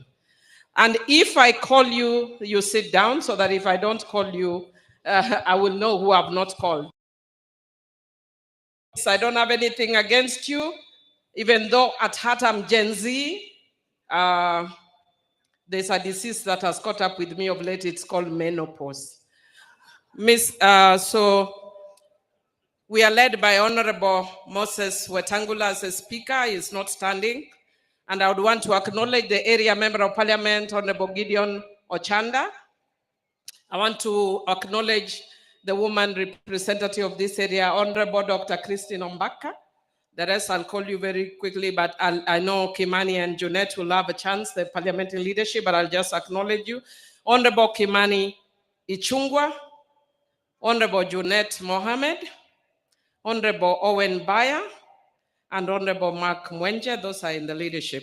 I wish to acknowledge Honorable Peter Kaluma, Honorable Rashid Bedzimba, Honorable Rachel Ameso, former member of parliament, but also PSC commissioner, Chief, Honorable Farah Maalim, Honorable George Aladwa, Honorable Adipo Kwame, the tallest man in parliament, Honorable Mugabe Innocent, Honorable Otiende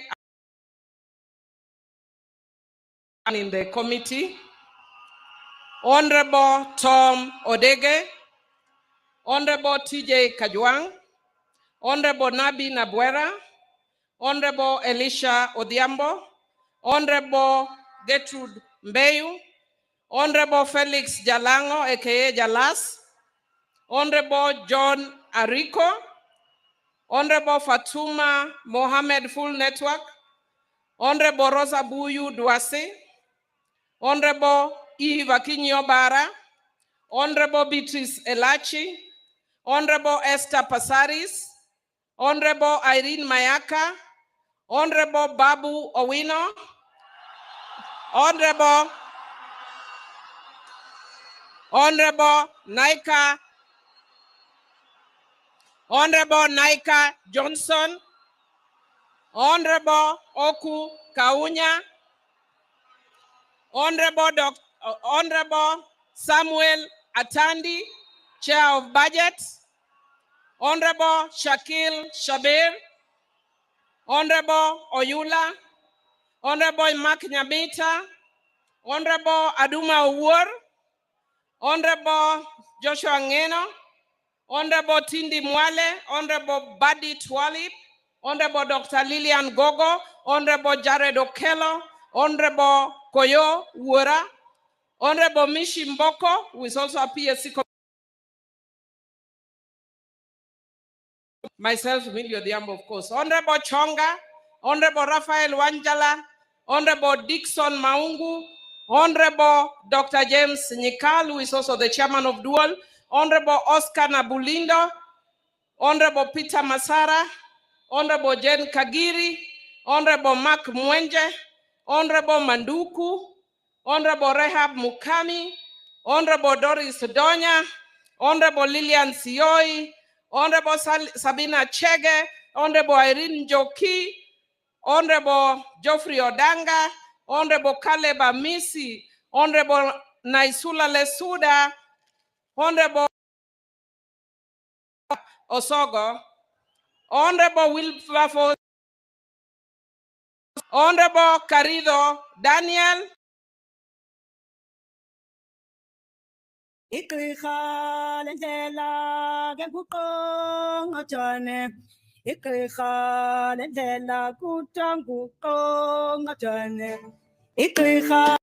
Sadagala, Honorable Hussein Waitan, Honorable Umi Harun, Honorable Mogaka Stephen, Honorable Zambia, Honorable Mawade, Honorable Stephen Mule, Honorable Caroline Geleche, Honorable George Kariuki, Honorable Jale Rokelo, Honorable Steve Mogaka, Honorable Cynthia Alpha Ondieki Miruka, Honorable Ikawa Fred, Honorable Clemens Lawyer, Honorable Caroli Omondi, Honorable, I think I mentioned Shakil Shab.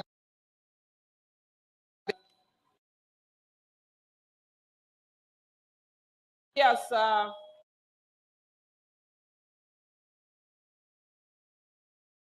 Ron.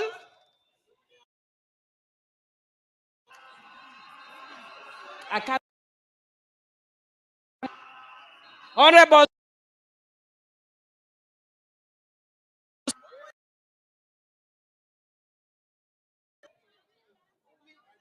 Umi Harun,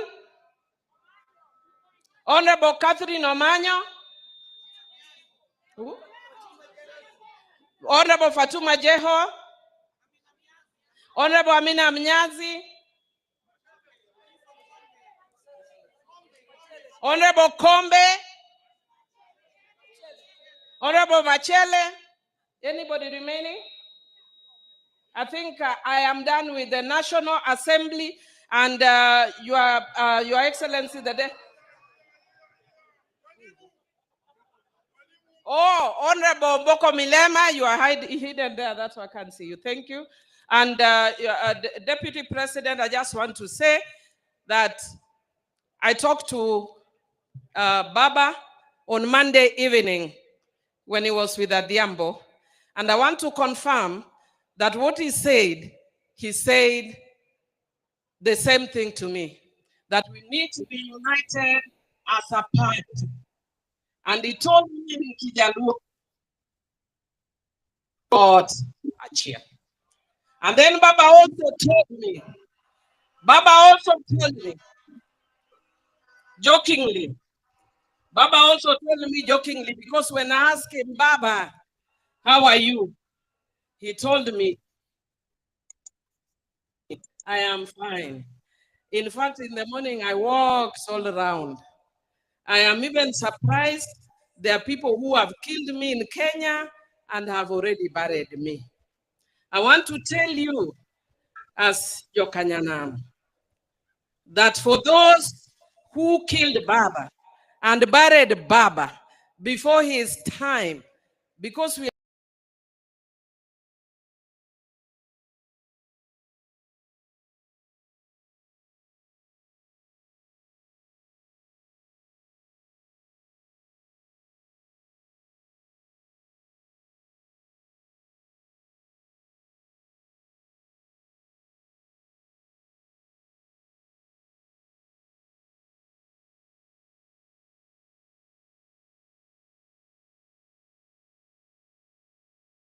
we shall never forget. And I want to tell you, and I want to thank you, Your Excellency, President William Samoei Ruto, that you do not understand. I know some of us look strong. I was in State House the morning you broke the news, and amongst the Luo, in the political class that day, I was the only ODM person. Wacho ne piny no chama. I didn't understand what piny no chama meant until the president broke the news as we sat, said, I have bad news. I think it was 7 in the morning. And he said, but even before he said, I knew. I don't know how I knew. And Mr. President, Your Excellency, the longest journey I have walked, if you don't know, was from your office to where I left my car. I almost collapsed twice. I am strong, but the death of Baba is the hardest thing. Those who believe in his ways have had to deal with. And when you sent us, you removed the women, and I thank you for your sensitivity. And you told us to go and stand with Mama Ida. I thank you for that sensitivity. We shall never forget. Thank you, thank you, thank you, thank you, and God bless you. Let me take this opportunity to invite Ledama Olekina to welcome the Senate. And as he is coming, Jokanyanam, Donguyena Mundagone Baboriti, Donguyena Mundagone Baboriti, Donguyena Mundagone Baboriti, Agone Baboriti, Aguambo, Baba, Wod Mary, Piny Dung Burukionge Baba.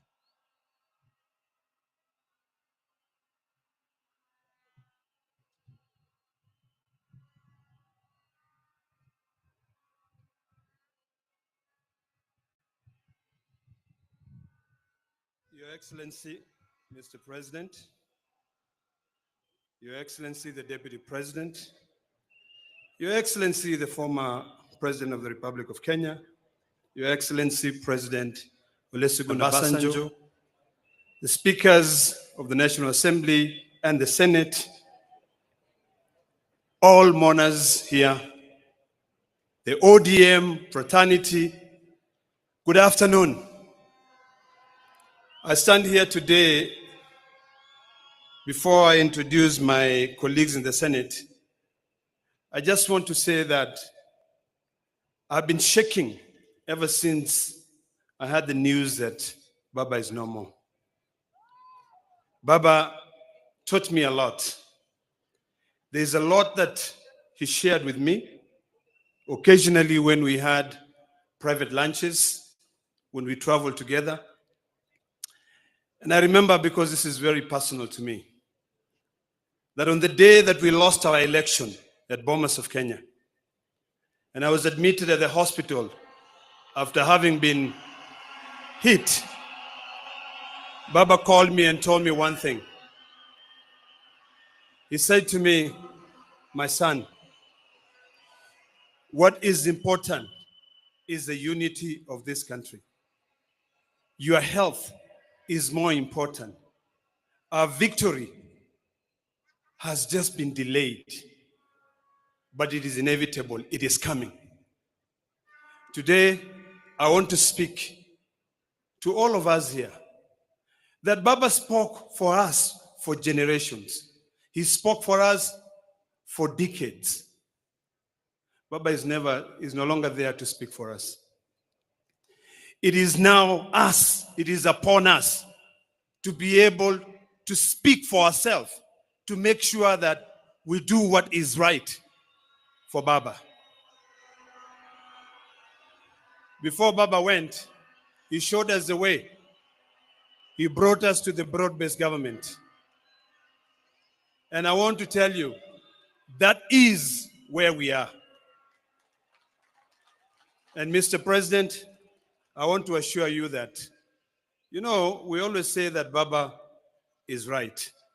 Baba was right when he was alive, and Baba is still right when he's lying and when he's in heaven. Baba will always tell us, go right, and would not question. And I want to assure you, Mr. President, for what you've done for us, we shall remain united to be able to go the way Baba wanted us to go, to remain in the broad-based government. There are challenges ahead, but we are determined. Let me take this opportunity to introduce my colleagues in the Senate. I'd like to request all my colleagues in the Senate to please stand up.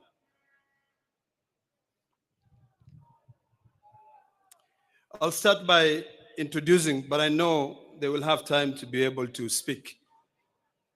But we're led by two very eloquent and able leaders. The majority leader, Aaron Cheriot. We have the minority leader, Stuart Mazayo from Kilifi. And then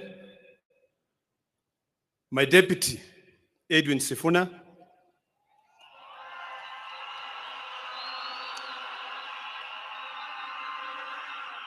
Who is also the Secretary General for the ODM party. The distinguished senator from Vihiga, who is also the chair of CPIC, Geoffrey Osotsi. Then I have a man who's never gone to law school, but is a lawyer. The senator from Busia, Okiya Mtata. My dear sister, Senator Hamida, who's always been right where Baba is, nominated senator. And then we have the women's president, Beth Siango, nominated senator from ODM. Then we have senior counsel, who is also a member of the Parliamentary Service Commission, and senator from Nyamira, his name is running away from my head, Okongo Omogeni. And then we have a young man who I love and respect, who has always been very, very close to Baba, Senator Eddie Okech. Thank you for what you did for Baba. We have Baba's daughter from the north, Senator Hezena Lemalatia. Then we have my brother, Senator from Homa Bay, a man I love so much, and a man who loved Baba so much. Senator Moses Kajwang, who is also the chair of PAC. Then we have Bunge FM. Her name is Senator Miraj from Mombasa. We also have a former governor of Uasin Gishu County, Senator Governor Mandago. We have the next is Senator Catherine Muma, who is also a member of the Speaker's panel. We have a distinguished senator from Homa Bay, and her name is Beatrice Ogola. And then we have a man who speaks Swahili, and a very good man from Embu, and his name is Senator Mundigi. We have, next to Senator Mundigi, we have VIP. Baba was magnanimous. The only virtually impaired senator we have in Kenya, who is a lady of our own standard. Her name is Senator Crystal Asige. Next to Crystal Asige, we have a senator from Nairobi, and her name is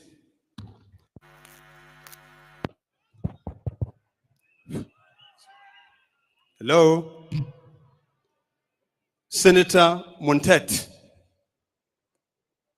And then next to her is, this is Betty Montet. And then next to her is my dear sister from Nairobi. And I'm sure you know her very well. I'm forgetting her name again. I'm just joking, man. Come on. How can I forget Karen Nyamu? Next to Karen Nyamu, we have Senator from Taita Taveta, who is Senator Mwaruma. Next to Senator Mwaruma is we have Senator from Machakos County, Senator Agnes Mudhama. Then next to Agnes Mudhama, we have the Deputy Minority Leader of the Senate, Senator Wambua from Kitui County. Then on my left, I have Senator from Kisumu County, Tom Ojenda. And then on the far right there, we have Senator from Kisii County, Senator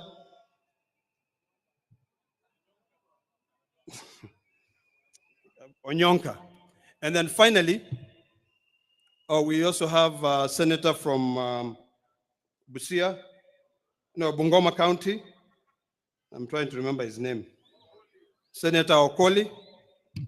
And then finally is a senator from Siaya County, the youth leader, Raila Odinga.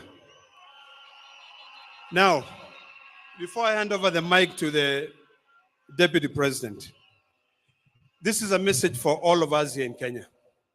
I know a lot of people are expecting that the ODM will fight, that the ODM will have different facets.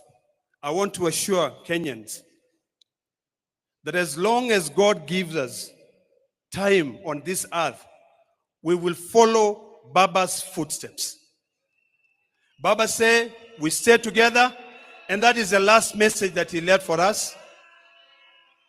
And I do hope that we can all come together to be able to ensure that we'll fulfill the dreams and aspirations of our hero. Baba, I will miss you. The Maasai nation will miss you. You stood firm with us when we are fighting for our land rights. We will never forget that. When you go and you meet Olenti Mama, please say hello to him. When you meet all those Maasai leaders, Ole Sankale, Ole Tip, including even Saitoti, please say hello to them and tell them that the current generation will keep the fire that you left burning, continuing burning. Thank you very much, and God bless you all.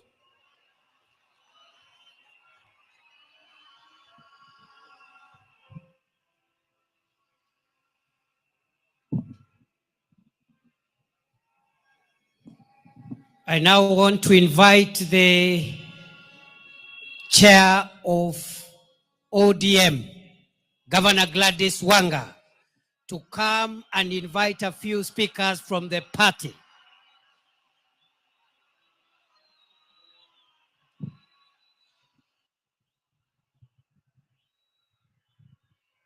Your Excellency, President of the Republic of Kenya, Dr. William Samoei Ruto, Baba's family, Mama Canon Dr. Ida Betty Odinga, Rosemary, Junior, Winnie, the larger Jaramogi family, fellow mourners, allow me to bring my condolences on my own behalf, on behalf of my family, my husband George who is here, and on behalf of the great people of Homa Bay for the loss of our father, the loss of our leader, the loss of Baba.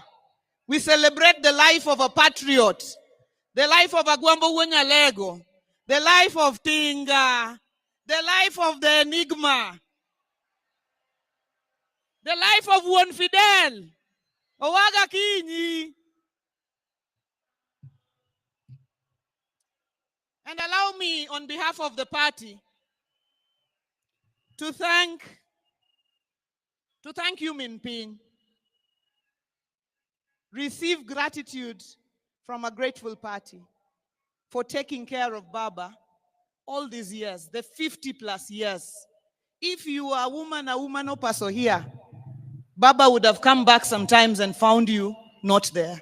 You stood firm beside him. And for that, we say, thank you very much. Over the last 20 years, Baba built a national, vibrant, and dynamic party, the largest party south of Sahara and north of River Limpopo, the ODM party, which has its members from Vanga in Kwale to Todonyang in Turkana, from Wajir up north to Nyatike Wotorumo and Mageta Island here in Siaya. To the over 7 million members of the ODM party, who and some of whom are not here, but are mourning across the country, we say pole. But we say we remain focused and Baba's spirit lives on. The over 1.3 million ODM party officials, from polling stations to branches to counties, najua mko hapa, nataka kuwaona kwa mkono, our grassroots officials of the ODM party, mahali popote ambayo mko, nikisema ODM mnipe tuko tayari. ODM! ODM! Our message is simple, because Baba was our true north. And today, we may not find him to consult him, but we must ask ourselves, in any situation, what would Baba do? Faced with the decision of unity of the country or division, what would Baba do? Faced with a decision of hate or love, what would Baba do? Faced with a decision of exclusion or inclusion, what would Baba do? Faced with a decision of hope or despair, what would Baba do? Faced with a decision of whether tukuwe watu wa Man U ama Arsenal, Baba atachagua gani? Lazima tujiulize, what would Baba do? Your Excellency, our President, Dr. William Samoei Ruto, allow me to thank you on behalf of the party for the honor and dignity that you have granted to our father, our patriot, as he lies here as an elaborate state burial, which you have overseen personally. We thank you, and we do not take it for granted any bit. You designated our Deputy President, Kithure Kindiki, to lead it. Thank you, Professor. Our brother, Dr. Ray, thank you for all the running around that you have done during this process. Your Excellency, we only ask you for one more honor. Ile stadium yetu ambayo inakuja kubwa sana, 60,000 capacity, tunaitwa kwa kizungu magnificent. Tunaomba kama chama, hiyo ikuwe na jina Raila Odinga Talanta Stadium, Nairobi. Alafu, since wewe pia ni mtu ya Arsenal, next year ukiimaliza, baba alikuwa Arsenali, wewe pia ni Arsenali, ulete Arsenal hapo wacheze na Harambee Stars the Raila Odinga Memorial Cup next year. Na watu wa Man U wajipange siku hiyo, watafute shughuli nyingine. Your Excellency, finally, we said always that this our father, when he says left, we go left. When he says right, we go right. When he says fire, we fire. The last instruction he left us with, and with a very clear mind. And I remember him speaking at the burial of the late Dr. Phoebe Asio, and he said he made a clear decision to work with you for the stability and unity of the nation inside the broad-based government. That is the last standing instruction that Baba gave us. And as a people and as a party, that is where we will stand. Jothurwa, Jothurwa, Baba no when watch ka, no when watch, ni wane isirikal mar broadbased ni. Moka oya wuotwa, tindo rito pesa, tindo rito march, tindo rito bunde. Kanye mababa no wewa, kanye magwambo no wewa, Jothurwa, kanye mwabete koso kelo machanganyiko. Kanye mwabete koso kelo machanganyiko. Kanye mwabete koso kelo machanganyiko. Kanye mwabete koso kelo machanganyiko. Joma bet kanye fuana urubadwe yamo. Mano tik, mano secado.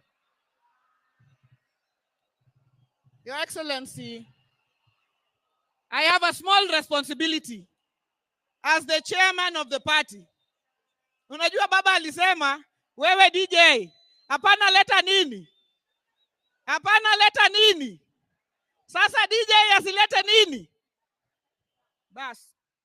Your Excellency, I have a small responsibility to invite certain members, just a few, of our ODM party to also get an opportunity to say very brief tributes to Baba. We have with us our Care. The Care is not a party member, but he is a leader of the Luo. So I want to invite our Care, or he's a bit far.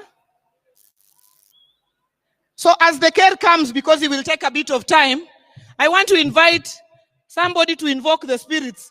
And since Ajiki, Winnie already invited Nyabungu to invoke the spirits, I want to invite Owaka as he comes. Please invoke the spirits of Ramogi so that they can come down.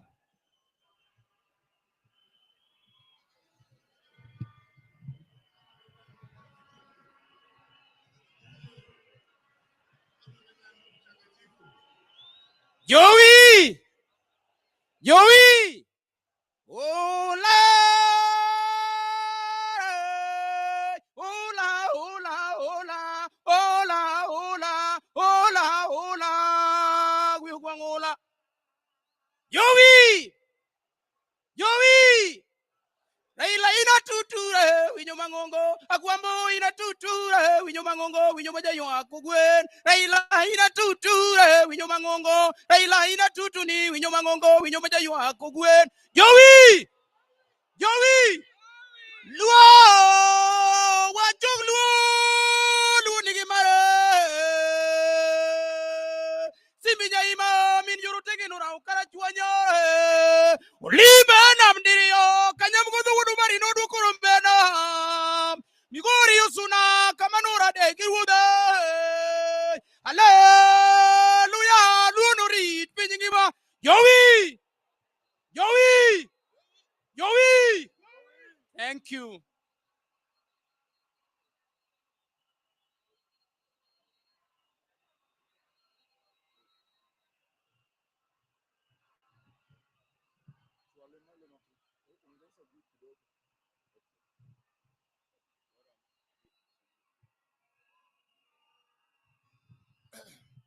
His Excellency, the President of the Republic of Kenya, Dr. Samoei Ruto. Mama Ida, gi nyithinde duto, gi familia ma joka Jaramogi. Akelo nu mos mamara mondo ukaw kuyo mamara kako dungiranda musiep Raila. Joka nyana muntie. Joka nyana muntie. Joluo untie. Adwa wuoyo kodu matin ahinya. Adwa wuoyo kuomu kod ng'ama ng'eyo. Raila wunya lego musiepna. Akwa mondo uchik itu joka nyana. Joluo untie. Satana zindwe. Satana zindwe. Akwayo ganda luo.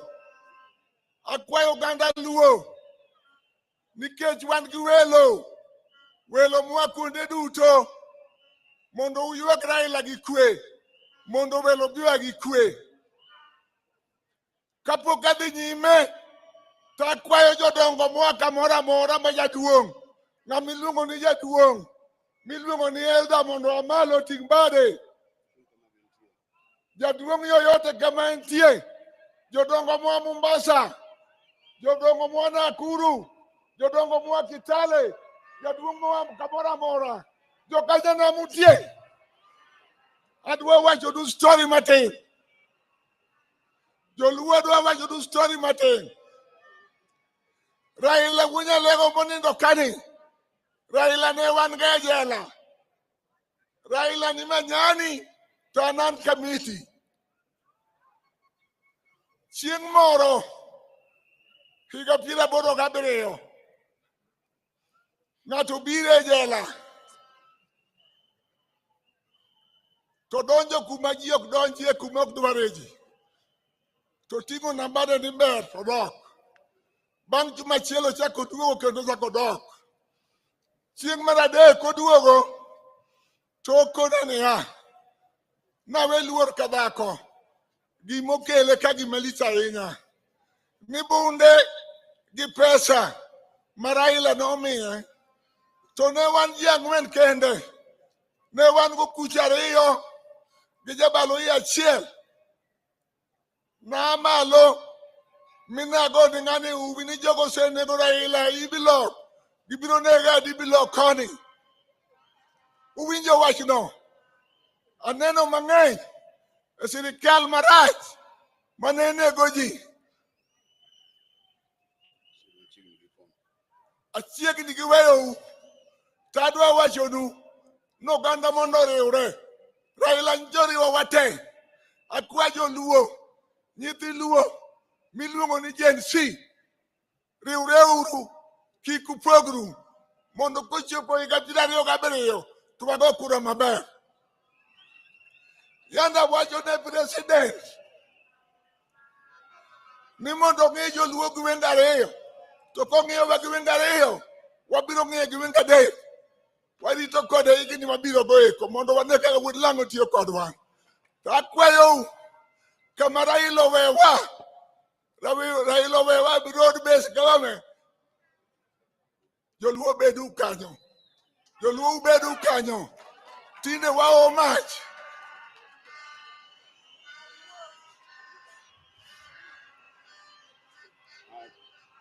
Awacho duka we unia.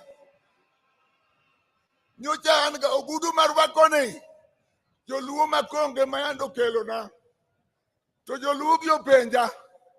Ito bwana ker. Joluo ma ungo gi gin milion adi. Sakone di 1 million ang'wen. To konu time ng'o gi mon. Uwinjo wachni. Ang'o mondo mon nyuol. Akwayo ni kawuono kuwa ka duchak Raila te.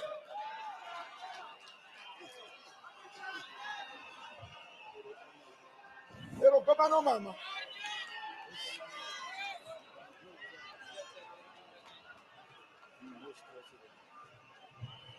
Koro kigoko kainya nikech chako Raila ok tich mayot.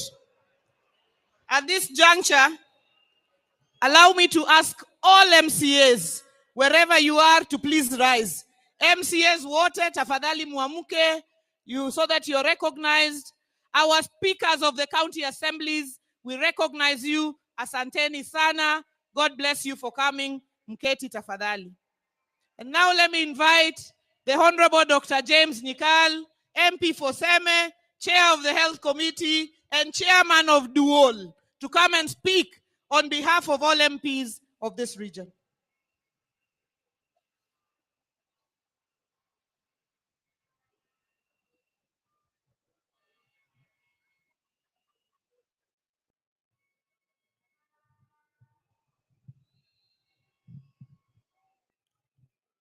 Your Excellency, the President of the Republic of Kenya, Your Excellency, the former President of the Republic of Kenya, President Olusegun Obasanjo, the family of Right Honorable Raila Odinga, Dr. Buru, Mom and the children, all the distinguished guests.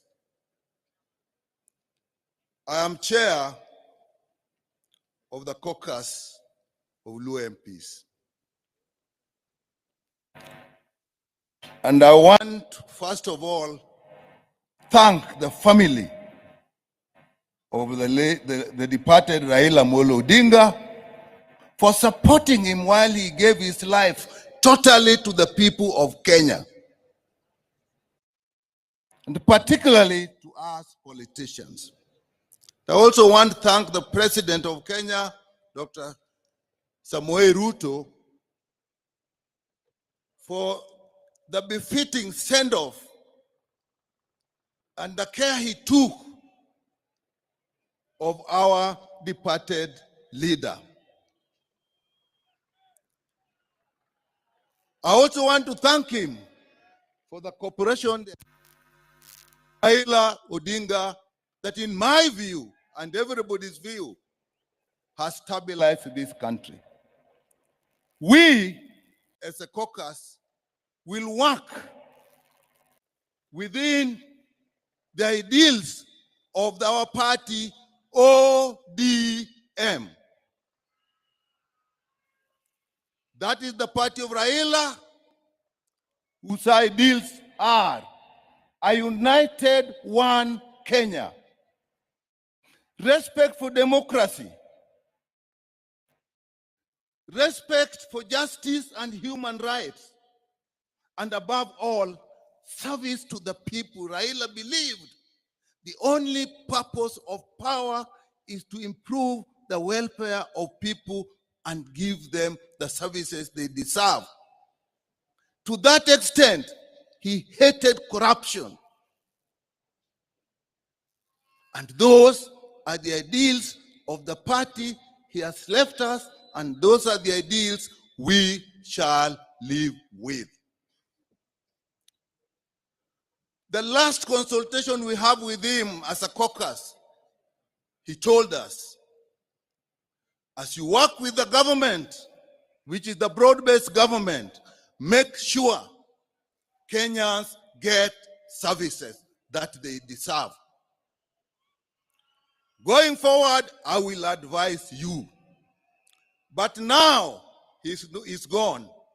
We will live by the ideals of ODM as led by the acting party leader, his brother, Oburu Odinga. ODM, Juturwa, Raila no wacho ni mane party wa, mbaka mwago kod mugi ke duol. No wacho ni kako gande nyaku riwruok emimiyo en wan gi teko. Wacho ni kata teko ne wuok e riwruok wa nyaku bed gi moradi achiel. Mar ariyo, ODM e party wa makwa we ODM kamora mora mo wantie to walal. ODM. Jodhuro party wa en ang'o? ODM. And that's where we are. Thank you. Thank you so much, Dr. Nyikal. At this juncture, I'd like to ask our National Executive Committee to please rise wherever you are. The National Executive Committee of the party, tafadhali tusimame for recognition. Asanteni sana. Thank you so much, the National Executive Committee. I want to specifically recognize our Executive Director, Odoro Ngwen, and our Finance Director, Joshua Kawino. All the other NEC members except Central Committee members, mbaki mkisimama, mkae. All others, please sit. Central Committee members, please remain standing. Central Committee members of the party. Together with our Vice Chairpersons. I just want to recognize you. Our Vice Chairperson, Dr. Otienda Molo, our Professor Peter Anyang' Nyong'o, who's also in the Central Committee of the party, our Deputy Party Leader, Abdul Samad. The Deputy Party Leaders, I'll pass you and the SG because you'll come and speak, just sit.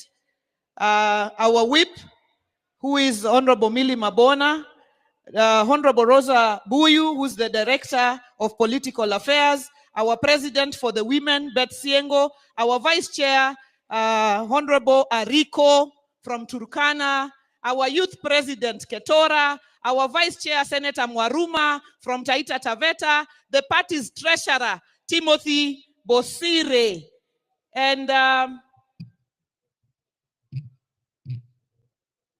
no, the next members just be our Vice Chair Christine Lemein. Amevaki Masai. Oh no, something is covering her. Christine Lemein, our Vice Chair from Narok. Asante sana. Please just be seated. I would now like to invite our Secretary General of the party, Senator Sifuna, to come and make his remarks.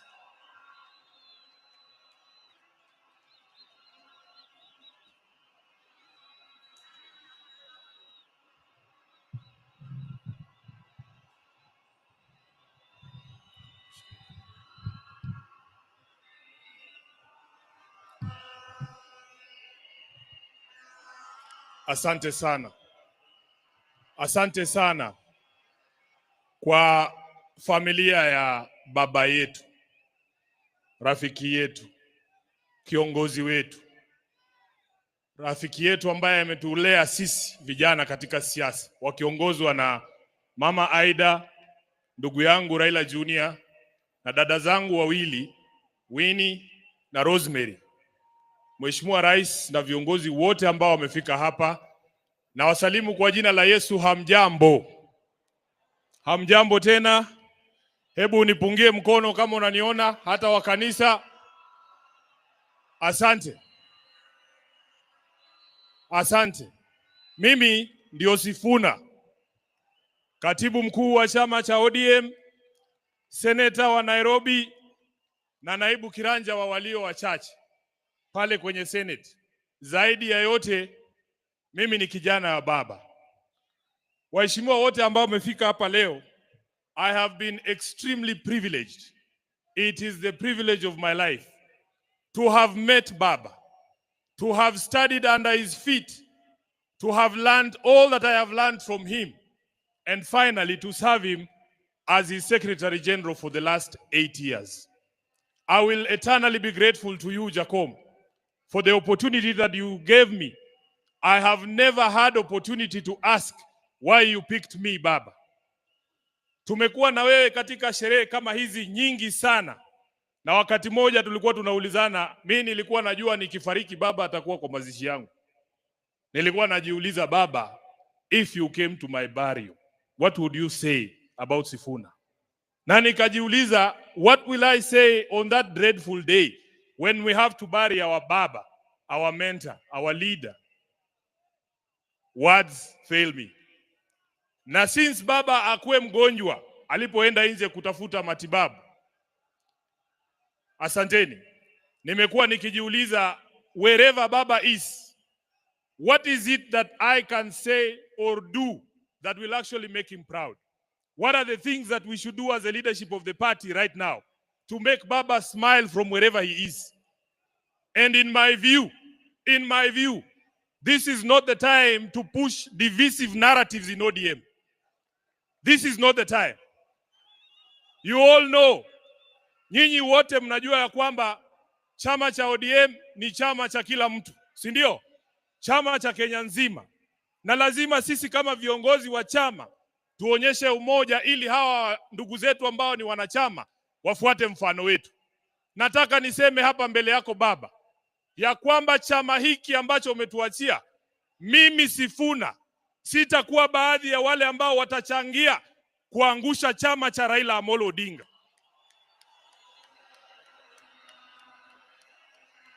Baba, because ODM is one of your biggest legacies, Your Excellency Baba. I, as Sifuna, will do everything in my power to keep this party united and together. Even in the face of open provocation, Baba, you know what I am talking about. You know why I'm saying that. So, mimi nataka niseme ya kwamba vile Reverend Wesonga ametuambia hapa, Baba alikuwa anasikiza wananchi. Baba alikuwa anasikiza wananchi. Na mimi nataka kuencourage wanachama wa ODM. Sisi viongozi sasa tunyamaze kidogo, tusikie nyinyi mnasema nini. Nyinyi mtuambie mnataka tufanye nini na chama cha Baba Raila Amolo Odinga. Namaliza nikisema Baba Raila Amolo Odinga alizungumza wazi mbele ya nchi nzima tarehe 22 mwezi uliopita mbele ya hawa wabunge katika hoteli ya Agile pale Nairobi. Baba aliongea kwa kinywa chake mwenyewe, na waomba viongozi msiingize maneno kwa mdomo ya mtu ambaye amelala. Alisema yeye mwenyewe, akasema kama chama lazima tujiandae kwa ajili ya uchaguzi wa mwaka 2027. Na wale ambao wanaeneza mambo mengine hapa, Baba alisema, who has told you? Who has told you? Who has told you? Kwa hivyo sisi tutafuata the last standing instruction ya Baba ambaye alitoa chini ya siku 23 ambazo zimepita kabla afariki.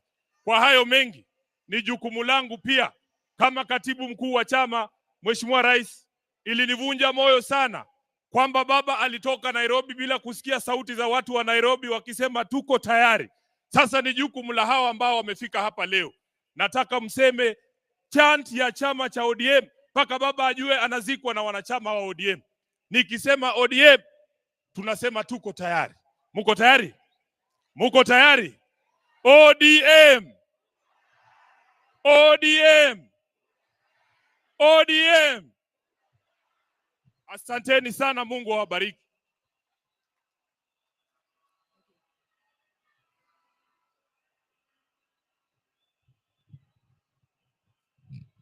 Thank you so much, our SG. Our party leader, when we were saying members of the Central Committee, you did not rise, but I want to recognize you.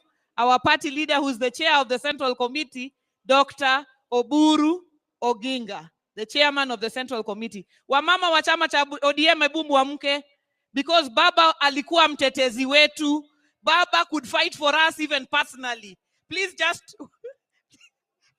Please wave tafadhali.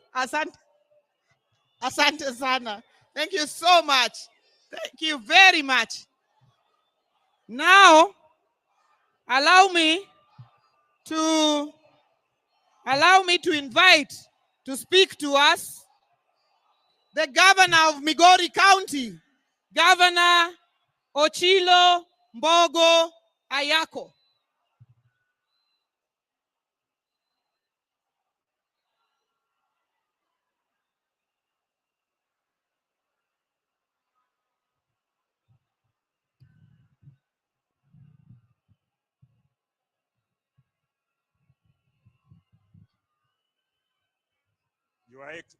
Your Excellency, the President of the Republic of Kenya, Your Excellency, Madam Aida Betty Odinga, all the dignitaries present and all the protocols observed.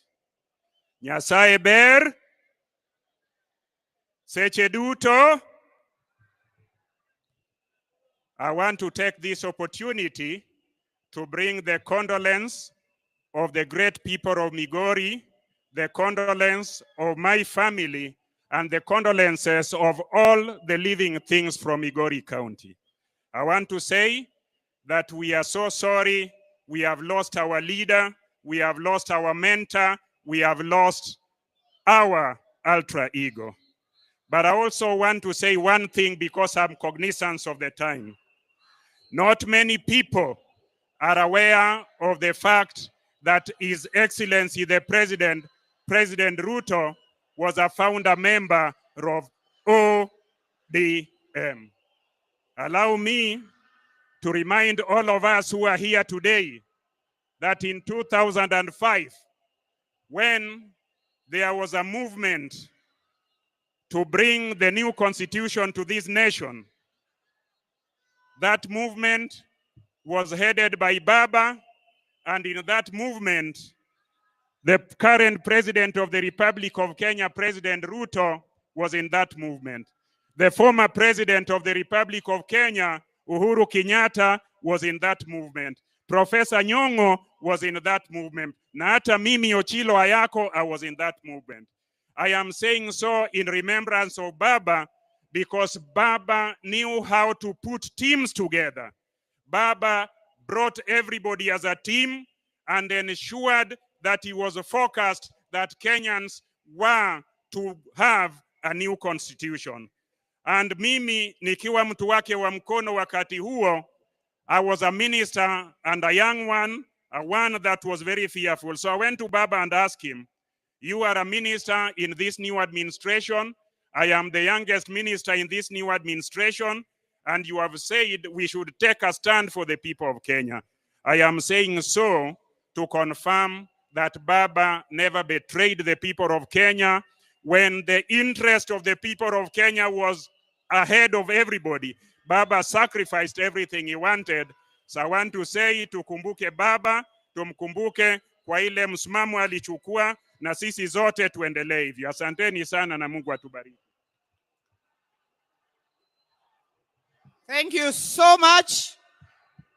As we remember that we are in the solemn occasion of sending off our father, our leader, our statesman, an occasion being watched from across the world.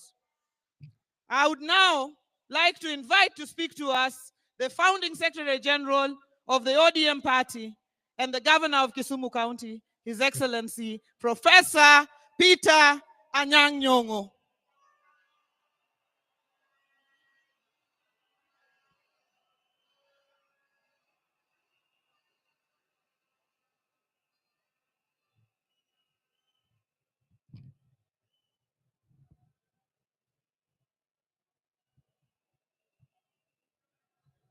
Jothurwa umor.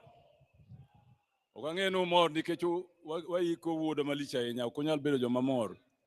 ODM! ODM! ODM! Atimo mos ni piny mangima. Kwa biro kaka wuono, nwago riti, jatendwa mageno, mosegero piny Kenya ga Afrika mangima. Kawanka in front of our father, Dr. Basanjo from Nigeria. Mwasetiyogo kinde mang'eny, ODM, Raila and myself, we have visited him at his farm, and he gave us strong support in the struggle for the second liberation. Secondly, I want to say today, I have known Baba for a long time. He is my Rika. When there was in 2005, a very important decision to be made in this nation between the Kilifi draft constitution and the Bomas draft constitution. The Kilifi draft basically denied Kenyans the opportunity to have devolution and wanted Kenya to continue as highly centralized nation, the type that Mzee Jomo Kenyatta handed over to Moi. Moi continued with it. By the time that referendum was held, the nation was ready for change.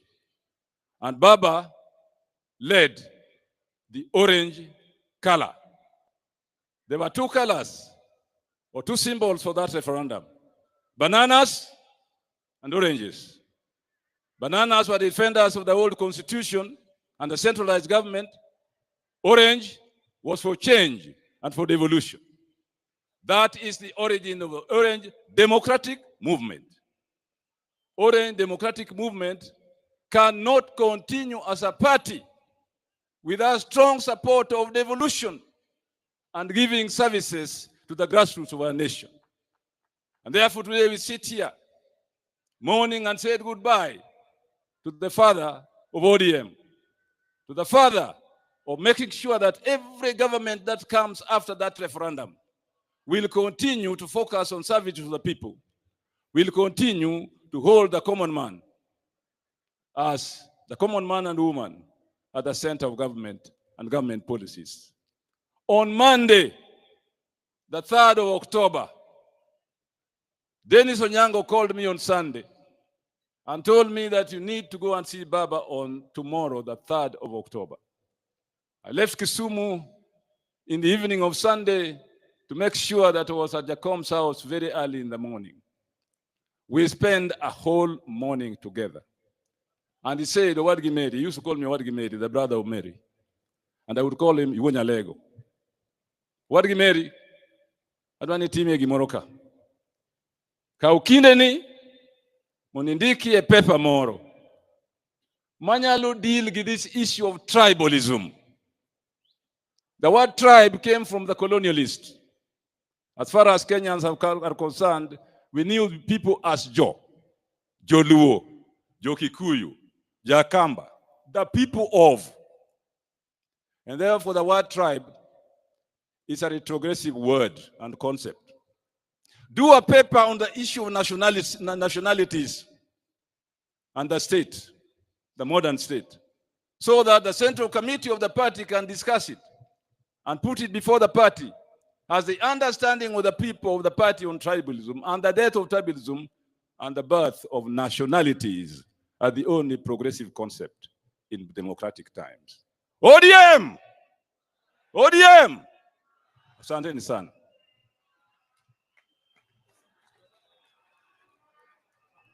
Asante sana, Professor. We now are getting towards the end of this session, and I've gotten to our deputy party leaders. Before I invite the first, let me recognize Honorable Walter Owino, MP Awendo, who is also here with us. Let me now invite Senator Godfrey Osotsi, Senator of Vihiga, and deputy party leader of the ODM party.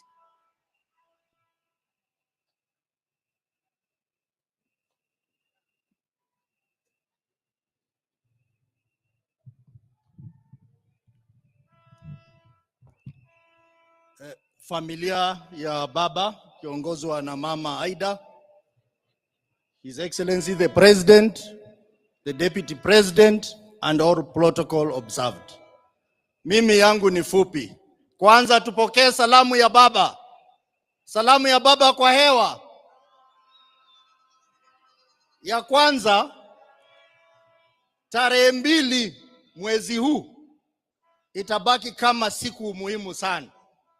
Kwa sababu baba Raila Odinga alikaa pale hoteli ya Serena the whole of afternoon mpaka late in the evening, na alikuwa na summon watu, anawaita na waongelesha. Mimi am lucky, I was one of the people. Nikiwa kule Senate, baba akaniita, nikakaa na yeye pale Serena, na hiyo siku baba was in high spirit na alifungua roho mambo yake. Baada ya hiyo nikishaenda nyumbani 1 hour later nikaambiwa kwamba unaitwa urudi pale Serena. Nikapata pale Serena Mheshimiwa Gladys Wanga, Mheshimiwa Junet Mohamed, Mheshimiwa Rosa Buyu na Mheshimiwa Odoro Ngwen kwa mkutano na baba. Na hiyo baba akauliza swali kwamba hii mkutano ambao tulikuwa tunapanga kubwa ODM at 20, akasema kwamba yeye anasafiri anaenda kule India. Akatuuliza hii mkutano mnatakaje, iendelee ama isiendelee? Na akatupa nafasi kila mmoja wetu tuseme kama mkutano itaendelea ama haitaendelea. Sisi wote tukasema kwamba baba, wewe ndio mwenyewe. We are not celebrating ODM at 20, but we are celebrating you for the legacy of this country and for the fights you fought for the people of Kenya.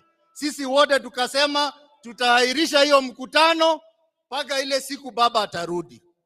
Lakini mimi majonzi yangu ni kwamba kumbe baba alikuwa anajua anaenda, kwa sababu alisema hiyo ODM at 20 ataita watu wote wale wamepitia kwa chama cha ODM, akiwemo rais wa Kenya Mheshimiwa Ruto na Mheshimiwa Uhuru Kenyatta, wote, Mheshimiwa Musalia Mudavadi, na leo mnawaona hapa wote.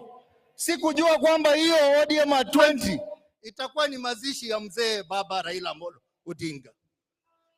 Ya mwisho, mimi nikikaa pale na baba tumeongea mambo mengi, but I just want to send two most important things.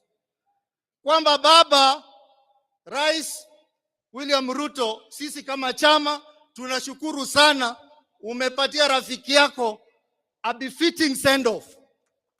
We are happy as a party, but baba was happy if all Kenyans enjoy life and benefit. Baba, on March this year, baba Raila Odinga aliweka kidole kwa mkataba 10 points agenda ambayo ni masuala ya Wakenya. Mheshimiwa Rais, umesaidia ndugu yako vikubwa, lakini baba atakuwa na furaha sana kule mbinguni kama hiyo 10 point agenda itakamilika vile alikuwa anataka. Na baba mwenyewe alikuwa amesema tarehe March next year 2026 yale masuala 10 yawe yametekeleza. Kwa hivyo Rais, I know you have the ability, I know you have the capability, I know you have the power. Please make baba happy in heaven. Ya mwisho, chama cha ODM. I want to join the other leader. Let me now invite the governor of Kisii, deputy party leader of the ODM party, Honorable His Excellency Simba Arati.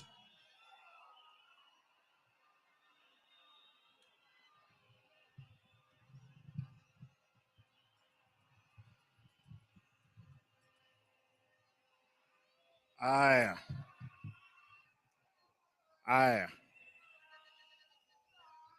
Your Excellency, the President of Kenya,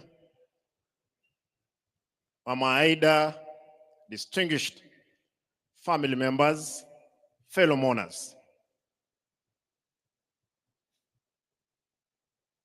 Allow me, I wanted to read a long speech that I had, but because of time, I'll speak as the deputy party leader of ODM. Kwanza mnikubalie mimi kama Simba Arati, gavana wa Kisii, nilete rambirambi zangu na familia yangu na watu wangu wote wa jamii ya Omogusi. Pili, nataka nirudie mimi leo hii kuwa gavana. Baba Raila aliniteua kuwa kansela kule Nairobi kwa miaka 5. Baadaye nikiwa nanyang'anywa tiketi yangu ya ubunge, baba akaamua anipe tiketi ile. Nikakuwa mbunge wa 2 kule Nairobi kwa tiketi ya chama.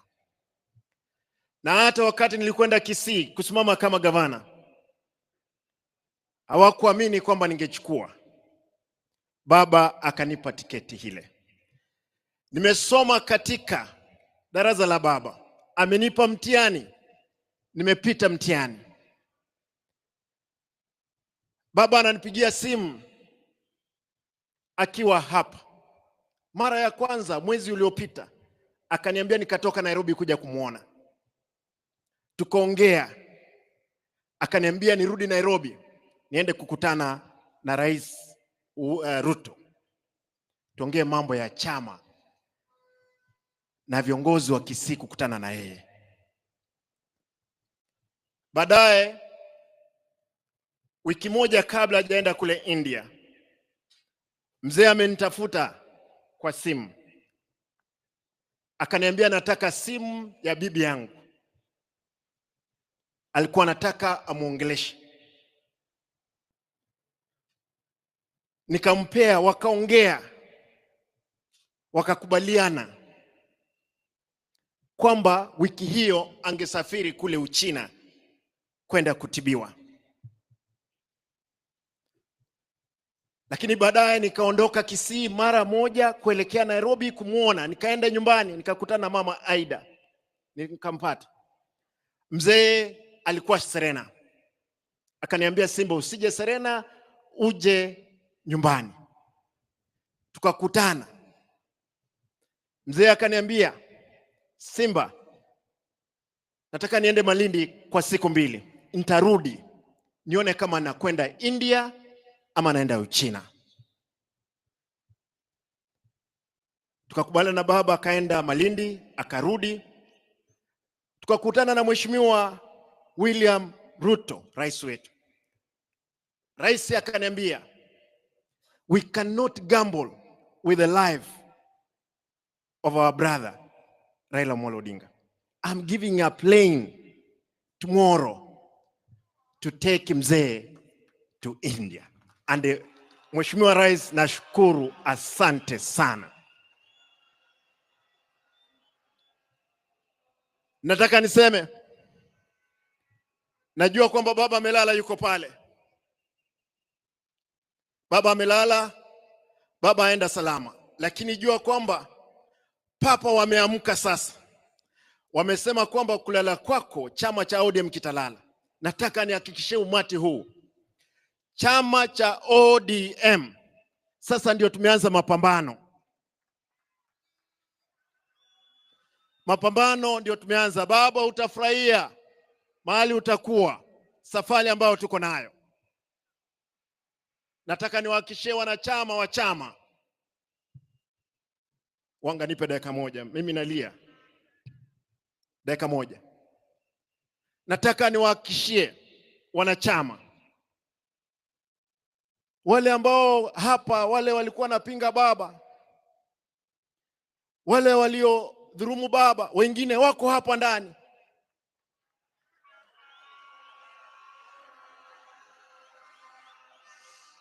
Lakini nasema kwa sababu baba umelala, wasamehewe.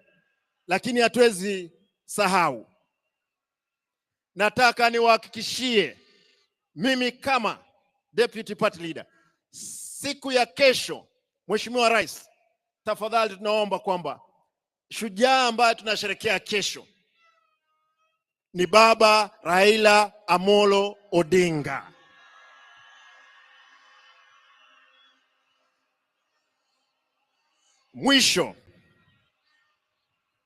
Mwisho mnikubalie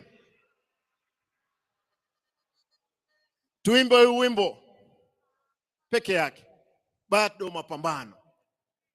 Vijana msilale, vijana msilale, bado mapambano. Hebu tusimame juu tafadhali. Huo wimbo lazima tukumbushane, kwa sababu mapambano sasa ndio tumeanza kuelekea mbele. Vijana msilale, vijana msilale, bado mapambano, mapambano, mapambano, bado mapambano. ODM msilale, ODM msilale, bado mapambano, mapambano, mapambano, bado mapambano. Asanteni. Lazima kura za 2027 sisi kama chama lazima tushinde uchaguzi huo pamoja, lazima tutashinda. Asanteni, Mungu awe nanyi.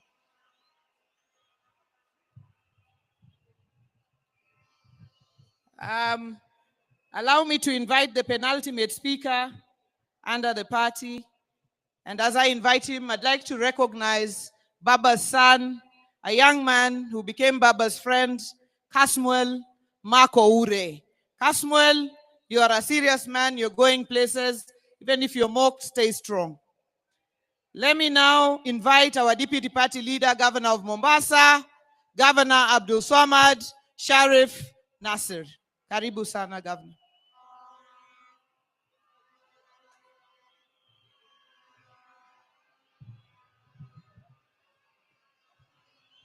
Aya, baada ya kufuata itifaki zote, mimi nimekaa hapa na nikaona kila mmoja anayeongea anaongea lile ambalo kwamba baba alikuwa amemwambia. Lakini mimi kwa unyenyekevu niko na barua ambayo kwamba nimemwandikia baba, yale ambayo yameweza kujiri kuanzia alipokuwa ameenda mbele ya haki na mpaka sasa hivi.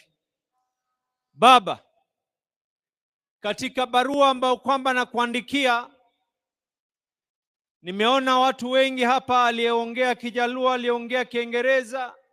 Mimi nitaomba niongee Kiswahili ili sije wengine wakaona na wasengenya, na ndio maana siongei Kijaluo hii leo. Baba, katika mazishi yako baba, katika mazishi yako ni mazishi ambayo kwamba ni ya maajabu. Dunia nzima inaweza kuomboleza na wewe, jamii, marafiki, familia, wale ambao kwamba alikuwa ni wako wa ndani. Lakini baba, lile ambalo kwamba la ziada, hata maadui zako sote tunashtuka na tunashtuka ya kwa leo wanatoka machozi, na tunajiuliza ya kwa ilikuwa ni machozi ya ukweli ama ni machozi ya uongo.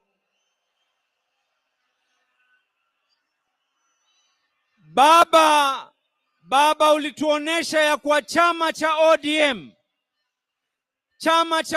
ni chama ambacho kwamba ni lazima kitetee watu. Baba, katika ile hali ya kupima hali ya maji na unga, chama pale ambao kwamba ulituacha sisi katika uongozi, baba, tuliamua ya kwa Daktari Oburu aweze kushikilia nafasi yako, tukikaa chini tuweze kuendelea. Na nina imani baba, pale ulipo ni jambo ambalo kwamba tumelifaa la maana. Baba Agwambo Tinga, baba, katika hikma yako ulituambia tunaingia katika mambo ya broad based. Baba, tulikaa masaa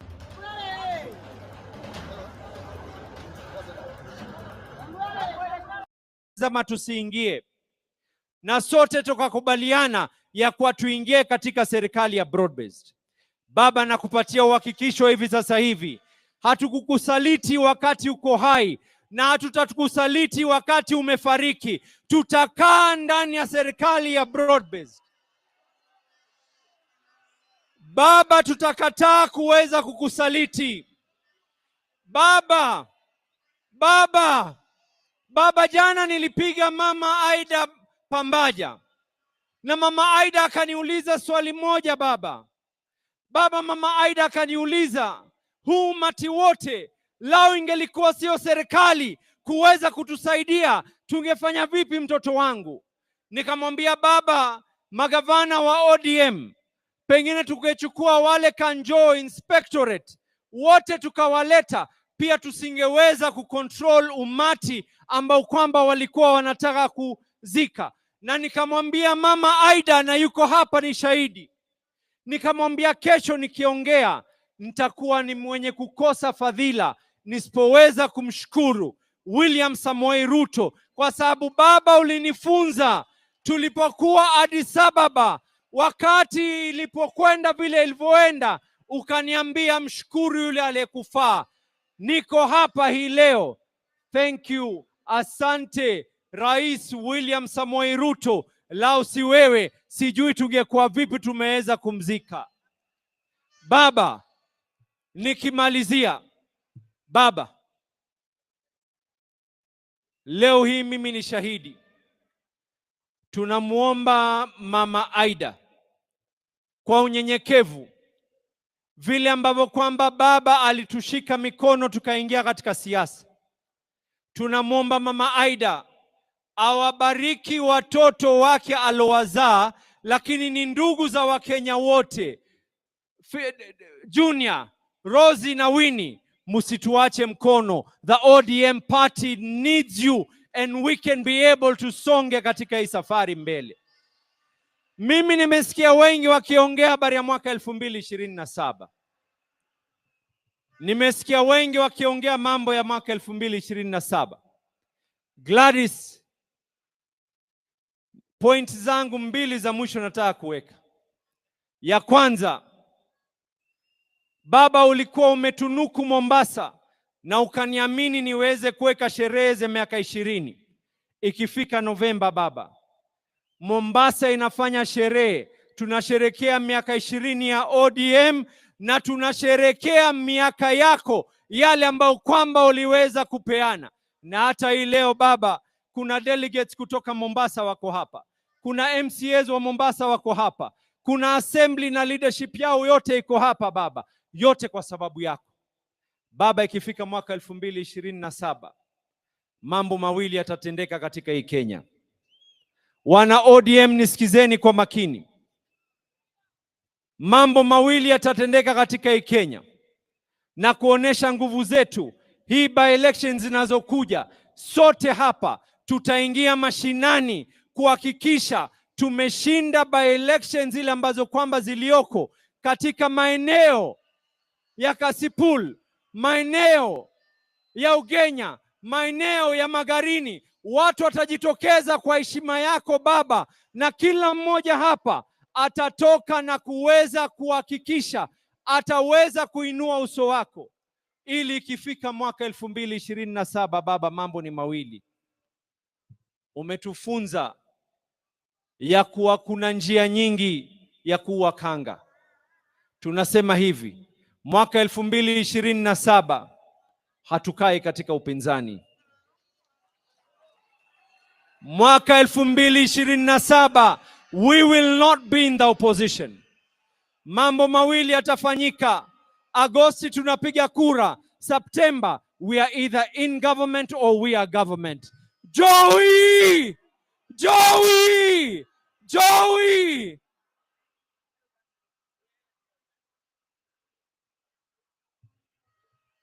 Jothur waber kosok ber. Bas. Finally, I would like to invite, in his hat, he has two hats. One as the National Organizing Secretary of the ODM party, and the other as the chairman of the Council of Governors. And that is the governor of Wajir County, Governor FCPA Ahmed Abdullahi, to come and speak to us. And when he finishes, call back the official MC, who's the deputy president. Karibu, our chairman.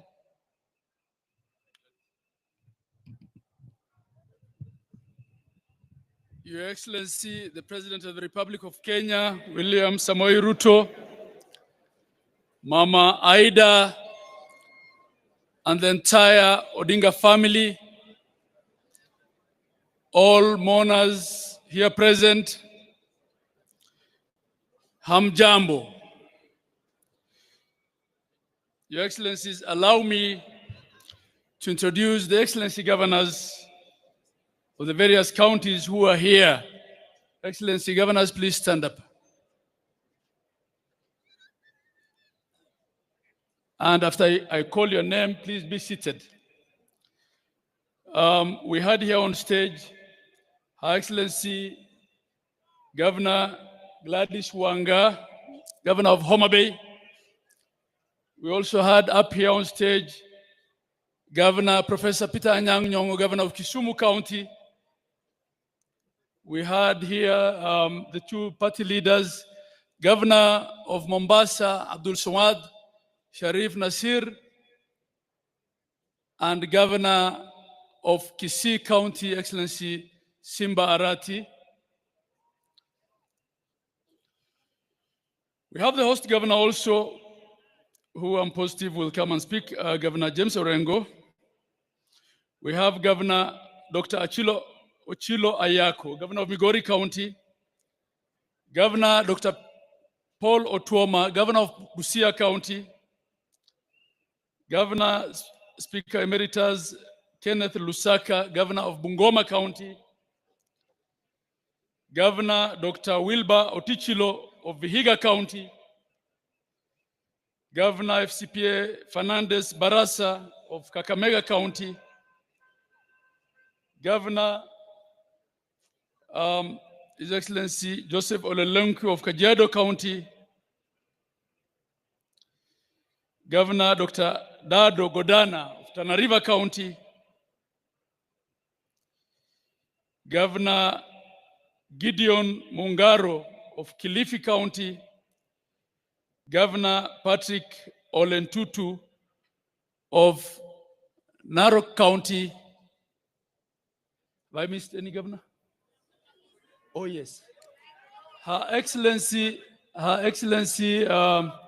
Wavinya Ndeti of Machakos County. His Excellency Governor Kangata Wabarua of Muranga, and His Excellency Johnson Arthur Sakaja of Nairobi County. His Excellency, the Governor of Nyamira County, Nyaribo. Asante, Your Excellency. Your Excellency and the family. Mama Ida and the family, kindly accept my condolences, the condolences of my family, the condolences of the people of Wajir County, the condolences of the people of Northern Kenya and the Northeast, and the condolences of the 47 governors of Kenya and the Secretariat and the staff of the Council of Governors. Baba was indeed the architect, the father, and the protector of devolution. Devolution was Baba, and Baba was devolution. Baba always told us as governors that devolution is not a favor, it is the only way to equalize Kenya and to have a Kenya where development reaches every corner of this country. Baba will be missed at the Council of Governors. He will be missed for his ability to speak the truth when it's costly. He will be missed for his courage, unwavering courage. He will be missed for his belief in devolution. On the 16th, Your Excellency, Facebook reminded me and my people of Wajir that 10 years ago, on the 16th of October, Baba came and walked on the first kilometer of tarmac in Wajir County. And he told us, this is why I fought for devolution in the 2010 Constitution. Baba will be missed for always putting Kenya first. Baba has taught African leaders that whatever political grievances you have, none of them is worthy of burning your country for. He always resolved all political grievances legally and politically. He was the stabilizer in chief in Kenya. He is the one who had guaranteed political peace. So for those of us now left at the platform, under the leadership of His Excellency the President, in honor of Baba Raila Amolo Odinga, we should vow never to ban Kenya for the sake of politics. And we should vow to deal with all our grievances and differences through the rule of law and through political negotiation. As for the ODM party, this party, formidable movement that Raila Amolo Odinga built, doesn't have followers only in Nyanza and in Western. It has followers everywhere in Kenya. It has followers in Coast, in the North and the Northeast. It has followers in Masaini. It has followers everywhere, in every former province and in every county in Kenya. As we have given the interim leadership of this formidable party to our mzee and senator and elder brother of our departed party leader, Mzee Oburu Odinga, we want to assure you of our support, that we will hold ODM together at all costs, and that ODM will not fade. The legacy of Raila Amolo Odinga cannot fade. In his honor, we will ensure that ODM is one. And Your Excellency, I want to join everyone who thanked you for offering our party leader a state funeral befitting of him. He left us in broad-based, we will remain in broad-based. Fare thee well, Baba. Joey. I also want to recognize all the deputy governors, and there are very many of them here, who have also taken time to be with us here and to attend this important last function of Baba. I want to thank you. With that, may I then return the mic back to the official MC. I thank you all.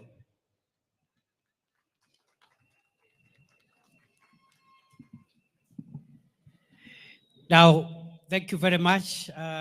We'll try and hurry up a bit. I'm going to call a number of speakers here, and every one of you, you come in quick succession, 2-3 minutes, pay your tributes. Ngoja Mishi, takuita, I'll call you Mishi, just go back. Let me call Governor James Orengo, and after him, I want to call the experts that Baba donated in the broad-based government. So after James Orengo, I will call Minister Oparanya, Minister Joho, Badi, and Opio Wandai to say one word, 1 minute each, then we go towards completion of this program. Karibu, Governor James Agre Bob Orengo, Senior Counsel, Governor of Siaya.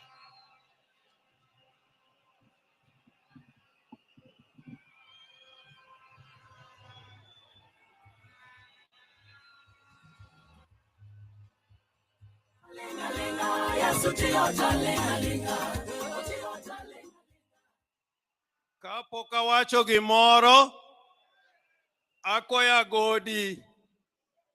agodi, godo nongoro, biwere wen baba kai, agodi, agodi.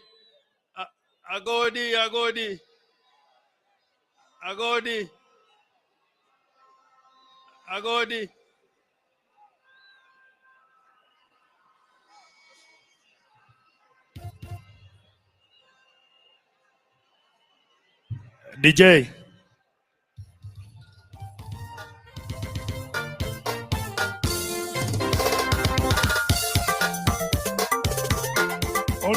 ODM instrumentals.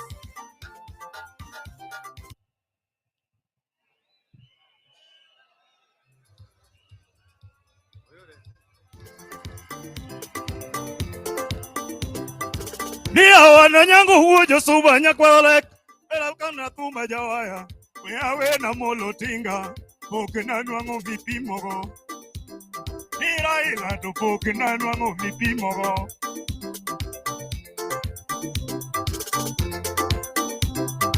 nia wana molo huo nyalego bigi chuba mateno bate ya wana molo kegoneyo piduredi tumo kisungu orengo tumo kisungu Niruto tumo kisungu, wadai tumo kisungu, nijogi tumo kisungu, mutamoa. Munataka nani? Munataka nani? Wakenya, unapenda nani?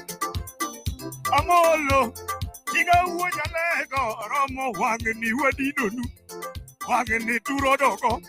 Ni wangeni wadinonu, wangeni turomogo, nikatek to uderu, wangeni wiyego, unataka nani? Tunapenda baba, Amolo Odinga, tunapenda baba, Raila Odinga, akwambo uonya lego ni wuotorumo, anitinga koro riti ni sechorumo. Agwambo uonya lego ni sechorumo.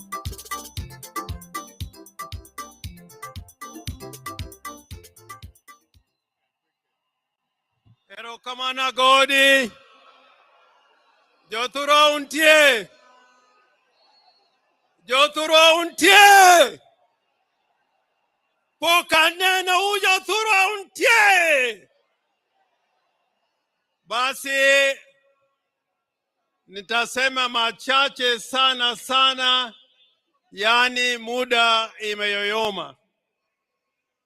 First, to maintain Your Excellency Raila Odinga, to Rosemary Jr. and Winnie, to Dr. Oburu Oginga, and Your Excellency, the President of the Republic of Kenya, President Uhuru, President Obasanjo, and all mourners who have joined us on this great day. President Ruto, let me put it on record. Let me put it on record that many years ago, in Bondo, in Nyamira, when we had requested the government of the day to give Jaramogi Oginga Odinga a state funeral, the government of the day refused to give Jaramogi a state funeral. All they did was to offer us one helicopter. And we all said, if that is all you are going to give Jaramogi Oginga Odinga, we say no. And we'll take Jaramogi to his final resting place in Bondo. So I do not want to take it for granted that you've given Right Honorable Raila Amolo Odinga a state funeral. I do not want to take that for granted. Indeed, this is the first proper state funeral with military colors, with the participation of the military in the whole of Nyanza region. We have lost so many sons in Nyanza. We lost Mboya, we lost Agwingi, we lost Ouko, but this is the first time we have seen a state funeral, and I want to thank you for this and go on record as thanking you. Now, I want to say something about Raila. Because without saying the qualities of Raila, who really what Raila was, then it will be impossible to keep his legacy. What did Raila really stand for? Why did many politicians come over these years and fall on the wayside? And Raila was always there fighting for us. Raila was a fighter for justice and democracy all his life. And sometimes I'm taken aback by some people who enjoy the rights Raila has fought for, including political parties. There are those who now lead political parties and abuse Raila Odinga without knowing that without Raila Odinga, you would not be leading those parties that you're leading today. They don't know. And I say, woe unto you. I say, woe unto you. There are those who forget the legacy of Raila Odinga. We have the Constitution of Kenya 2010. And people are here, and I like what Simbarati was trying to say, that there are people here today, when Raila was fighting for this constitution, they said no to that constitution. I want to remind you that without Raila Odinga, we will not be having this constitution. So Raila was courageous. He was a brave man. I remember after the elections in 2017, when his votes were stolen, and we must continue to say that, when his votes were stolen,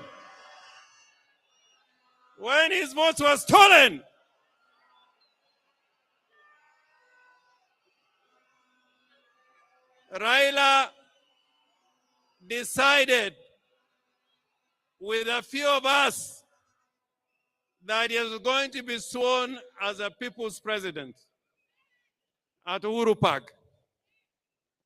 You know, that day is when I knew there are many people who wear trousers, but they should not be wearing those trousers.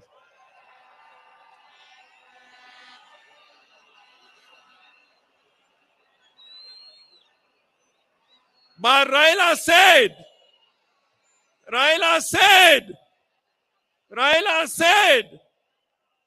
we are going to Uhuru Park and I'll be sworn as the people's president.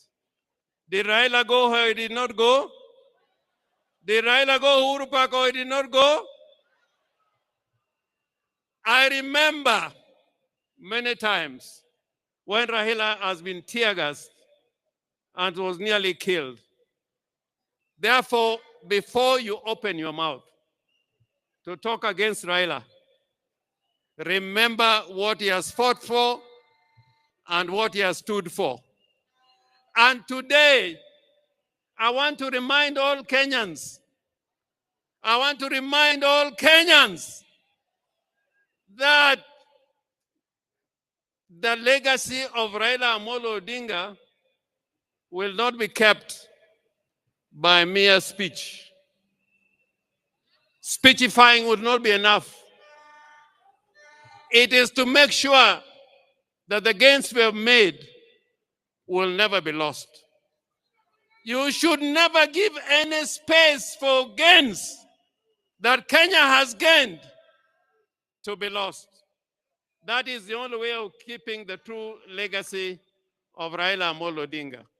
And President Ruto, I am confident that when you consider the agreement that you have between the party ODM and UDA, that both of you witnessed, that this will be fulfilled, because that will keep the legacy and spirit of Raila burning and burning and burning and burning.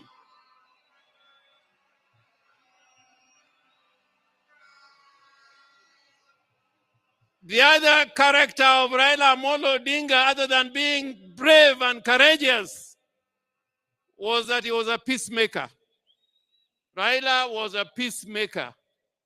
And even today, we can see that Raila can bring Uhuru together, and Ruto is here as president. That was the true spirit of Raila Amolo Odinga, that the nation should keep talking together in unity and as brothers. Finally, I'm one of the people who believe that we must keep the party ODM. You must keep the party ODM. Remember the ideology of the party ODM. There's a huge delegation here, including the governor from Tororo, people from Gulu. My friend Olara Otunu, I think, is also in the house. We welcome you. But Olara Otunu, during Pinluo, when His Excellency the President and President Museveni was here, he spoke in Luo. And I want, if you have anybody near you, to translate what I'm saying. Nijo Luo wangi kitwa, kitwa, kitwa, kitwa, kitwa. In that spirit of the Luo nation, that spirit of Luo nation is like we like speaking the truth. We like speaking the truth. We like living in peace with our brothers. We like inclusivity. We are against those who are trying to tear Kenya apart and speak the language of division and tribalism and ethnicity. Woe unto you! So, President, I urge you, even as we speak about unity, let us not kill political parties. Political parties are the foundation of democracy. Any arrangements we enter into, don't kill political parties. In 1963, political parties were killed, and it took us 20 years to fight to revive political parties. So jothurwa awachonuka geno ni wabed gimoro achiel, odu en odu, od meru kataka chwer mane odu, wabed kanyakla, wati kanyakla, mondo Kenya obed gimoro achiel. I thank you so much, Mr. President.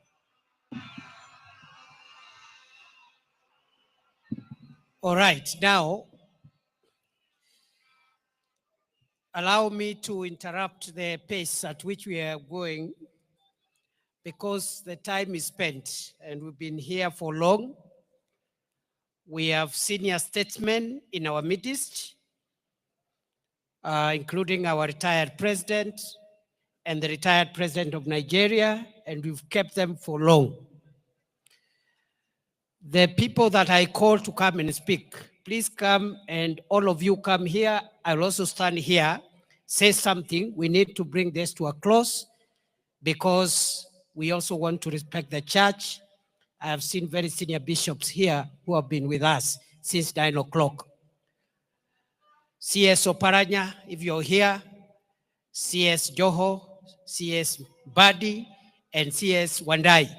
1 minute each, just eulogize, and then we go to the next step. And this time round, I'm not going back to my seat.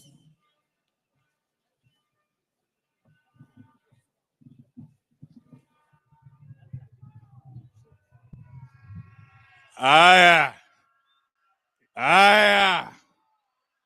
Your Excellency, President William Ruto, Mama Ida, and the family, together with the Greater Jaramogi family, I bring my condolences. Baba was particularly many things to me. He was my father figure. He was my mentor. He was my advisor. And above all, he was my role model. I must thank the Almighty God for granting me the opportunity throughout my adult life until Baba's untimely demise to work very, very closely with him. Some of the things that we went through, there were good times, and indeed there are also bad times. But the bad times were too many. Some of these things I can only perhaps in the future record in a book. As I conclude, as we send off this giant of a man today, let me say this. Early this year, Your Excellency, Baba Raila Odinga did pay me a visit in my office at the ministry. And he told me that work for your country selflessly, that support your government fully. He concluded by telling me, Your Excellency, that he has been in many political arrangements.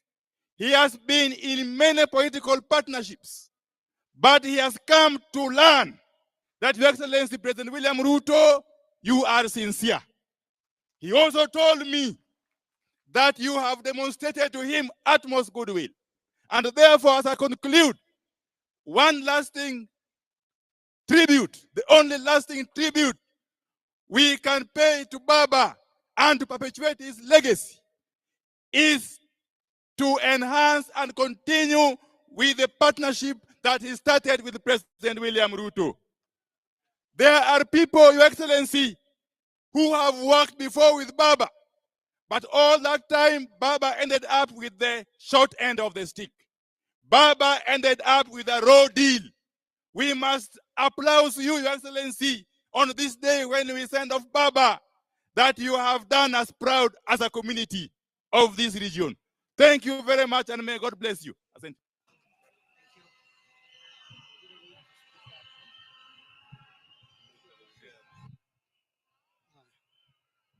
Thank you very much, Your Excellency the President, Mama Ida Odinga, Menping, the lady whom I think the entire community should be very proud of, together with the entire Raila Odinga family. Leaders who have come here, I have a few remarks to make because this is the most difficult day of my political career ever since I joined politics. I know the reason why I've decided to be strong is that I'm aware that if I went ahead of Raila, he would be strong for me. And therefore, I've decided to be strong for Raila Odinga today. But it was not an easy day. Let me say the following. Many of us here know Raila as Baba. Many know him as Jacom. Many know him as Agwambu. We know him as Tinga. We remember him as Nyundo. He is Okegonea. He can be everything. He sounds very big.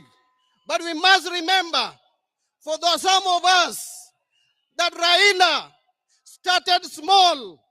Raila worked hard. Raila remained resilient. Raila remained patient to reach where he is. I remember in 1992, 33 years ago, when I was a student at the University of Nairobi, Raila was running for Lang'ata parliamentary seat. He could come to my room, block J, room 19. Later, block B, in Malindi, block B, room number 2. Planning on how to win Langata. That time, the politics of Nairobi was volatile and violent. There was Jeshi la Mzee, led by Fredo Mulogumo. There was in Embakasi, David Mwenje. In Kibra, in Langata, we had Kimani Regendo of Opoda. Very violent campaigns. All the university students from main campus, Parkland and Chiromo were in the payroll of Mulogumo. He had to come to Lower Kabete, where I was leading the student leadership to get support to win his seat in Langata parliamentary seats. That is how Raila started. Raila is a patient man. That is why he has reached where he has reached. But let me say the second. Raila was a forgiving man. Many people here betrayed Raila in one way or the other. Betrayed Raila in one way or the other. I remember in 1996, when Raila took on Wamalwa Kijana for Ford Kenya chairmanship, all the leaders of the Luo community, members of parliament, Raila only remained with Dr. Buru Odinga, his brother. He remained with Jobomino from Kisumu. He remained with Fibasio from Homa Bay. He remained with Orwajode. He remained with Tom of Nyatike. And he remained with Owina Chola. And remained also with Ochiengbeo from Madari. All those people, apart from Omino and Fibasio, all those won their seats in by-elections. Raila soldiered on, despite the fact that the Luo leadership had deserted him. But now, he has died when all the Luo leaders are behind Raila Odinga, Agwambotinga. I am happy that, Baba, you are going ahead of us without me betraying you. I was behind you. You are with me. You gave me positions of leadership when nobody imagined that I could lead. You made me the assistant minister in the office. You made me the longest serving chairman of your party when you were alive. You made me minority leader. You made me Minister of Finance, the first Luo to be a Minister for Finance in the Republic of Kenya. Baba, thank God that I never betrayed you. Even when you gave me the sad news that I was not going to be the governor for Homa Bay County, I still stood behind you because I know why you made that decision. Baba will not disappoint you. I will not betray you. The only place where we disagreed and you allowed it is that you are supporting Arsenal and I'm supporting Manchester United. Allow me to say the last word, my brother in Kijaluo.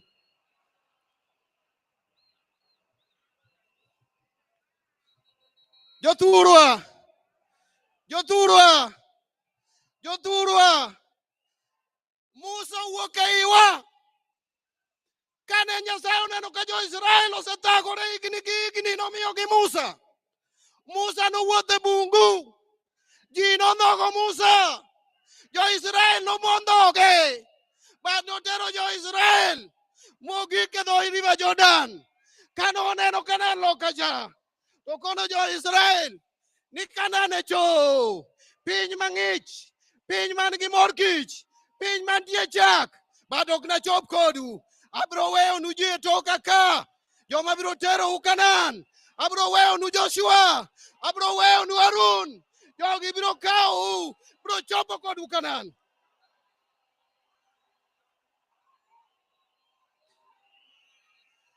Buda mawantiere ni, Raila osedhi, Awamusa osedhi, ang'eyo ni Joshua nika, Harun nika, kisomo Deuteronomy, chapter 34, verse 8, kijaki kisomo Numbers, chapter 20, verse 29, jo Israel kane Musa to, Harun boto, negi kwayo 30 days, magi yuago go jogi, wakwayo 30 days kako ganda, mono wa mon Raila, bang 30 days, wabiro miyo direction, kamo ganda luodhi ye. My last word. My last word. My last word. As a community, Your Excellency, and I want to tell you this, don't be shaken. As a community, there is something we believe in, that a leader, before he dies, a leader knows his death, but he doesn't talk about his death. He will show his people, before he dies, what he wants to be done. He will show his people where to take everything that he has. Raila showed us. Raila showed.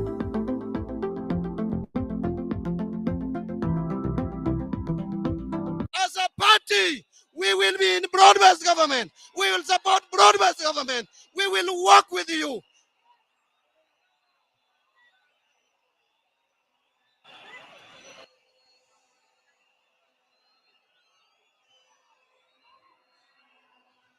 Mara yud tuolo mamoko, aywago siepna.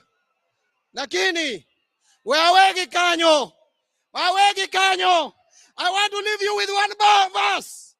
That is Luke chapter 9, verse 49.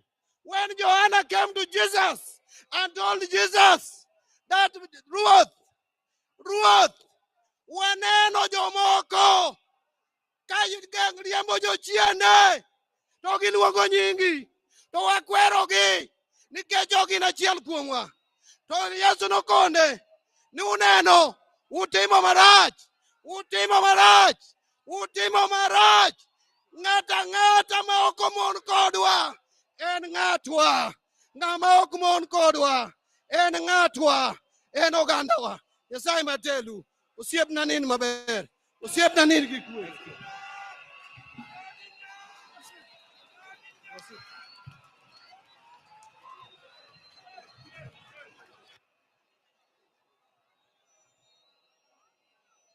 Your Excellency, the President of the Republic of Kenya, Mamangu, Mama Aida, and the Odinga family. Your Excellency, let me confess that kwa muda mrefu, I have never been in a situation where I have struggled to think of what I'm going to say about someone. And I will not be, Your Excellency, nimeona kama kuna ka contest of some sort. Who was called last? Who spoke about what? Who was assured what? Who was informed of the unknown? But for me, Your Excellency, I want to take this opportunity. Number one, to pray for Raila Amolo Odinga. May his soul rest in eternal peace. Your Excellency, I was a very young man. I was a very young man from Kisauni, where nobody knew me or had an idea of who I am. When I developed the ambition of wanting to become a leader, Your Excellency, there's a guy called John Maya Ndiwo. He was living in Mombasa, nikamwendea nipeleke kwa Raila. Babangu hajakuwa kwa siasa, mamangu hajakuwa kwa siasa, shangazi yangu hajakuwa kwa siasa, Hassan Joho hajulikani na mtu yoyote. I walked to see Raila na akanibeba mkono. Nikawa mbunge, nikawa governor, na sasa mimi ni waziri. Na mimi, Your Excellency, nataka tuchukue fursa hii mimi mwenyewe kibinafsi, nimwombee Mwenyezi Mungu Raila aende apumzike na kutana na wazee wetu mbele ya haki. Na lile la muhimu, Mbadi said here that he has never betrayed Raila. I want to tell Mbadi, you're not on your own. Mimi, I have never betrayed Raila. Akiwa hai, and I assure you, I will not betray his cause hata akienda mbele ya haki. I assure you. And some of us, mimi, siwezi kuwa mahali ambaye Raila kunipeleka. Tuelewane? Siwezi kuwa mahali ambaye Raila hakunipeleka. And I must say it today here, I was taken to government of William Ruto by Raila Amolo Odinga. And Your Excellency, that is where I belong and that is where I shall stay. La mwisho, watu ya ODM, many speakers have heard you, munasema, we want to assure you, chama haiendi mahali, chama isambaratiki, chama haiwezi vunjika. Mimi, the values of the party, the values and the principles of the party, zimewekwa katika roho yangu na Baba Raila Amolo Odinga. And I want to tell you, whoever imagines that anaweza kuvunja chama cha ODM, yeye ndio tutamfukuza, my friend, na ahame, chama kitabaki. Tuelewane namna hiyo. Ukijaribu kugawanya chama, ukijaribu kuvunja chama, wewe ndio utafanya nini? Utahama. Atafanya nini? Atafanya nini? The party will be here to do what? To stay. Mwenyezi Mungu awalinde na wabariki. Asanteni sana.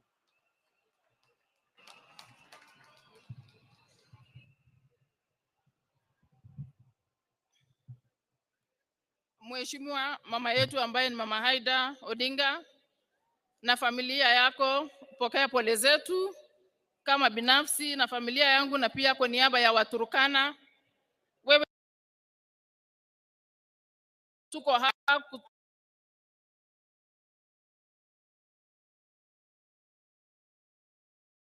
It was early in my early 20s. Mama wa kwanza aliyeniintroduce kwa siasa juu aliona talenta niliyokuwa nayo ni Mama Daktari Raila Odinga, akiwa mpatron wakati huo wa League of Women Voters. Hapo ndio aliona talenta niliyokuwa nayo. Baadaye hapo baba akanipata. Wacha nikwambie Mheshimiwa Rais, kuanzia 2002 wakati nilianza kupiga kura, sijawahi piga kura nje ya Raila Amolo Odinga. Kwa yale majukumu baba amenipa katika uongozi wa chama na hata yale mengine amenipa nje ya chama, sijawahi piga kinyume, nimedeliver zote. Wacha tu niseme kwa upana, wakati baba aliniweka kwa mambo ya BBI, nilivote yote kati ya gavana aliyokuwa wakati huo alikuwa hataki, sisi tulikuwa tunataka, na kwa sababu nilipewa hiyo majukumu nilideliver hicho kitu almost 90%. Kwa mambo ya kura nimekuanga agent wa baba na Turkana is very clear. Tuna voting zaidi ya 70% kwa baba. Kwa yale mengine baba alinipa ni kusimamia kura ya ODM kama commissioner. Hiyo yote nilifanya wakati huo. Na ya mwisho ni wakati aliniambia nimchaguliwe running mate wake katika Azimio. Nilideliver wish ambaye ilikuwa baina ile mbili alikuwa ameniweka. Nikiwa mama wa kike peke yake katika hiyo jukumu. Na hata wakati ya mawaziri, wakati alinipigia simu akaniambia anataka wewe ujumuike na watu fulani hapa huwe mawaziri, niliamua nikasema baba upendavyo ndio nitatenda. Na hata wakati nilikuwa waziri ambaye nimeingia kwenye mamlaka ya cabinet secretary kwa mara ya kwanza, wacha niseme leo wasi baba mwenyewe amekuwa akinishauri vile nitaelekeza na nitafanya mambo ya community integration. Kwa hivyo mimi nakwambia Mheshimiwa Rais, wakati ulikuwa unafanya campaign, hata wewe mwenyewe ukija Turkana ulikuwa unaniona vizuri na msimamo, na huo msimamo wakati wa mwisho baba siku moja ndio akaenda kwenye dunia hii ya pili, aliniambia nyinyi mkae serikalini kwa sababu hapo ndio nimewaachia. Kwa hivyo Mheshimiwa Rais, wewe unajua tu tutawacha mambo yote, lakini yale baba alituacha hivyo hivyo. Na kwa wenye wanasema hao ni ODM tucheseni hapa Nyanza, lakini jueni ODM iko Kenya mzima. Na sisi tutafanya vile tumekuwa tukifanya. So ile ya Western na Luo mcheze tu, lakini kwetu kwingine tuko penye tumekuwa. Asante sana, tuko kazi.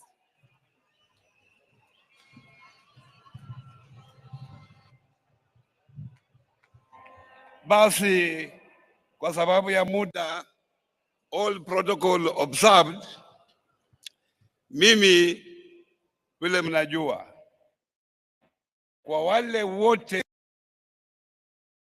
ngea hapa, mimi kwa miaka 3 iliyopita, mimi ndio nimekuwa karibu na baba kabisa. aswa wakati alikuwa amepoteza kura. Tulikuwa na yeye na tukaongea mambo mengi wakati tulikuwa na yeye, na kila saa tulikuwa na yeye na ule Kamau wa Raila, tukiona mpira, tukiongea mambo yetu binafsi na mambo ya siasa. Lakini wacha niseme hapa bila aibu yoyote, huyu baba, hiyo vyote mimi nimepata, yeye ndiye amenipa. Nilipoingia bunge miaka karibu 5 iliyopita, nilipelekwa kwa bunge kupitia kwa wamali wa kijana. Yeye ndiye alinipeleka kwa siasa. Bahati mbaya akafariki baada ya miezi 6. Miezi 6 hizo nilikuwa rafiki wa Dr. Oburu. Dr. Oburu wakati huo ndiye alinipeleka kwa Raila Amolo Odinga. Ni kuanzia wakati huo kufika saa hii tumekuwa na Raila Amolo Odinga. Na Raila amenifunza mambo matatu. Ya kwanza amesema, wewe ukitaka ufanye siasa nchi hii mpaka uwe na wananchi. Listen to what the people are saying. Ya pili, walikuwa wanafikiria Raila alikuwa a violent person. Raila was a very peaceful person. Alikuwa ananiambia, Oparanya, peace is very important to the country for the development of the country. Ya mwisho aliniambia, Bwana Oparanya, don't burn bridges. There are no permanent friends in politics. There are no permanent enemies in politics. And that's why I have decided to take you to the government under Mheshimiwa William Ruto. Na yeye amesema wakati nilikutana na yeye mwisho, alisema nilikuwa na senator wa Migori, na alisema sisi tutakaa kwa broad-based government na tuunge mkono Mheshimiwa William Ruto, na hapa ndio tutakuwa na tutaendelea kuwa hapo. Na wale ambao wamepewa nafasi ya kulinda chama, mlinde chama, mtengeneze chama kiwe na nguvu. Thank you Waziri. Chama iko na nguvu, tuendelee mbele. God bless you Waziri. Asante. Thank you very much. Sasa wale viongozi wa bunge wamekubaliana kwa sababu ya muda hawataongea. Kuna leader of majority National Assembly, kuna pia leader of majority kwa Senate, kuna leader of minority kwa Senate na National Assembly, kwa heshima ya familia and the senior statesmen we have here and the church. Wamesema kwa niaba yao Junet Mohamed aseme jambo. The family has requested we shorten the program. Makofi kwa Junet Mohamed jameni. Junet kwa niaba ya leaders.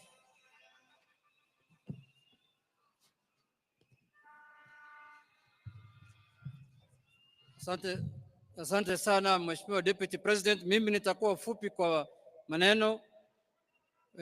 Mama Aida Odinga ambaye ni mama yangu na madada zangu na mandugu, His Excellency the President. Mimi leo ni ngumu sana roho yangu kutoa rambirambi kwa baba. Mimi baba alikuwa kwa mambo mingi kwangu. Mimi nilikutana na baba nikiwa na miaka 24, the year 2001. Miaka 23 na 4 ingine sijaona kiongozi ingine, sijaona chama ingine. Chama yangu ilikuwa baba na baba ndiye alikuwa baba yangu. Baba alinifanya meya ya Migori nikiwa na miaka 25. Aliniwekelea hapo. Akanifanya mbunge miaka mingi mpaka nikakuwa minority leader kupitia baba. Mimi nina huzuni sana kwa sababu wale wanajua vile mimi na baba tulikuwa karibu, lakini yote tunasema tunawachia Mungu. Nimeona mitandao wanashapiga bimbo, wanasema sasa huyu ni political orphan, huyu amekwisha. Lakini nimeona hapa orphans wako wengi sana, wale wameongea hapa yote wamelia. Sasa nitasanya hawa yote nikuwe chairman yao. Orphans ziko mingi hapa hata roho yangu ikarudi nilipoona orphans vile umelia hapa. Mimi nilikuwa na uzuri peke yangu, nilisema nimekwisha, kumbe tuko wengi hapa. Hiyo nimefurahi sana. Lakini mimi nataka kusema hivi, jambo la mwisho. Baba alikuwa mtu ajabu sana. And for us, he was our leader, he was our father, and he was everything to us. Baba is the only leader who knew when to fight and when to lay arms down. Baba had fire on one hand and water on the other hand. I will miss his telephone calls. Baba alikuwa engineer ya siasa na alikuwa anatunga siasa usiku, na nilikuwa napata simu yake saa 12 asubuhi. Nikiona simu yangu imelia saa 12, na sasa mimi kama fundi navaa abro niko kasi. Lakini saa 4 saa 3 hiyo ni salamu tu. Baba alikuwa mtu ajabu ambaye Wakenya wamepoteza mtu ambaye hawatapata kama yeye. Sherehe ya mwisho tulikuwa naye na baba, tulikuwa na parliamentary group hapo Mombasa Road.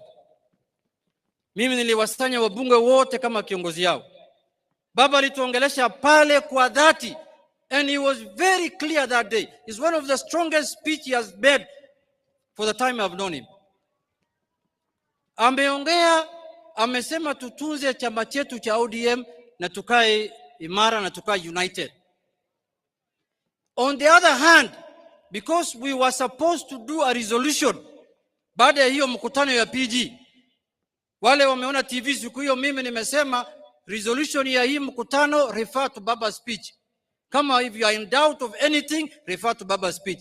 Another thing he told us, lazima tukae katika serikali ya broad base. It's on record. Wale wanasikia wasikie, wale wako na macho waone. Ya mwisho, Baba loved peace. Unajua mara mingi Baba makes very serious, important, fundamental, monumental decisions for the country. Lakini saa nyingine is not popular. Sasa zingine watu wanalaumu wengine, unaona hii maneno Baba amefanya, yule Msomali kutoka Migori ndio anahusika naye. Na mimi hata sina habari, I'm just loyal implementing what Baba has said kama fundi. Thank you. Lakini ikifika jioni Baba ananipigia simu anasema, kijana yangu usiwe na wasiwasi, in every flock there must be a black sheep. Sasa wewe ndio black sheep ya ODM. Wewe beba tu mzigo, tutasonga mbele pamoja. Thank you. So kwa hayo machache nataka kumalizia kwa kusema ya kwamba ODM party, we will hold it high, we will keep it strong. ODM in 2027, it will either form the government or it will be in a coalition that forms government. But it will not be in a coalition that has been abusing Baba when he was alive. Haitakuwa hapo. Unajua, sasa hii wanasema sisi ni political orphans ya Baba. Wale pia walikuwa wanatumia siasa yao ya kujijenga kwa kutusi Baba na kufanya Baba kama bogeyman. Hawa pia wamekwisha sasa. Sijui watatusi nani. Asanteni sana, Mungu awabariki. Kuna wenzangu hapa Kimani Ichung'wah na Aaron Cheriot, Your Excellency.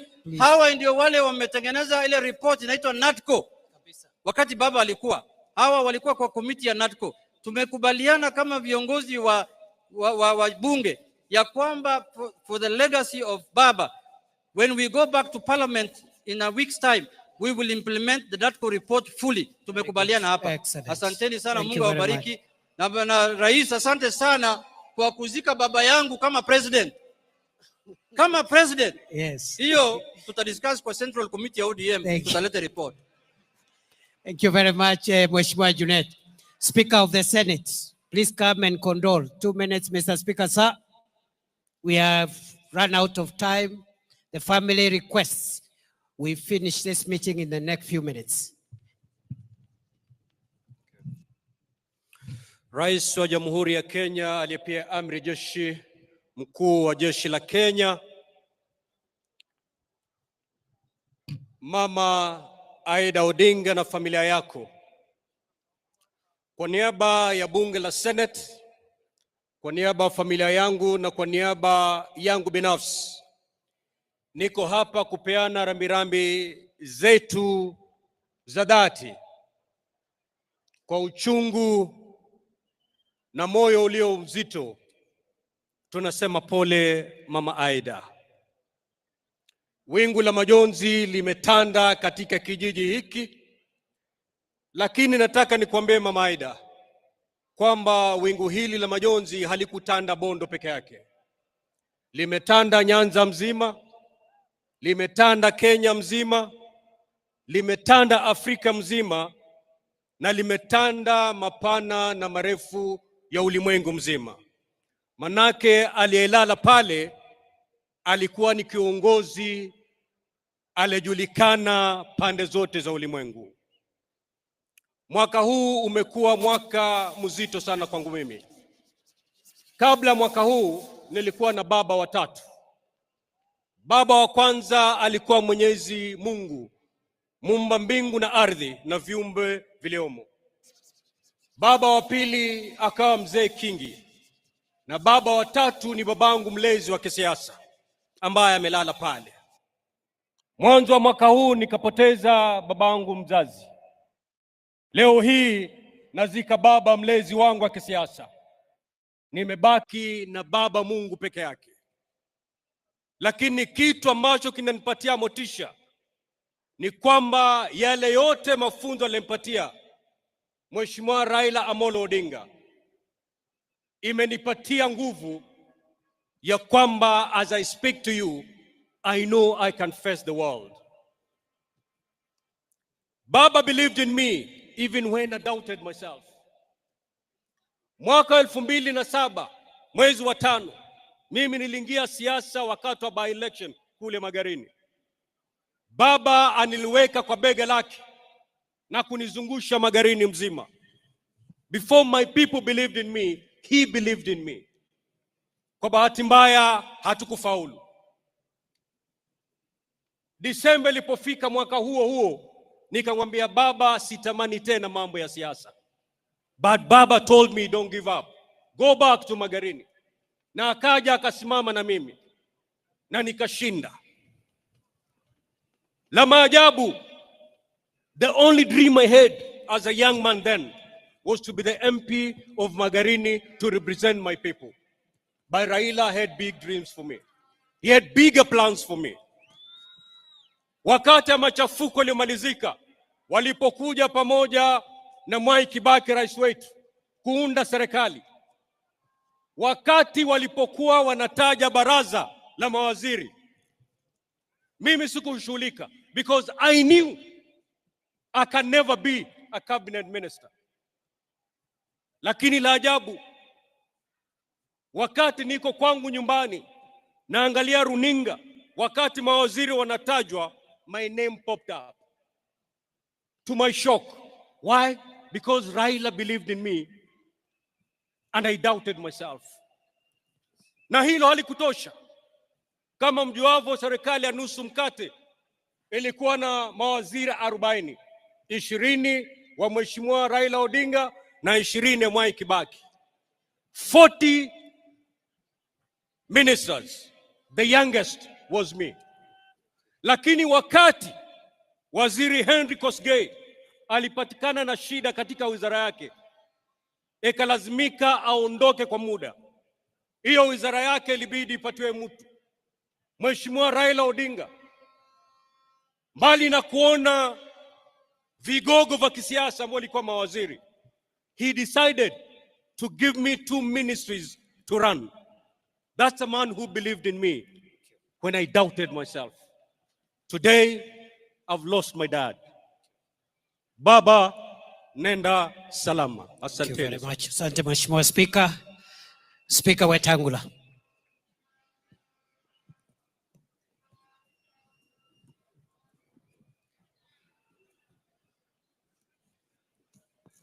Pole for the pressure. 3.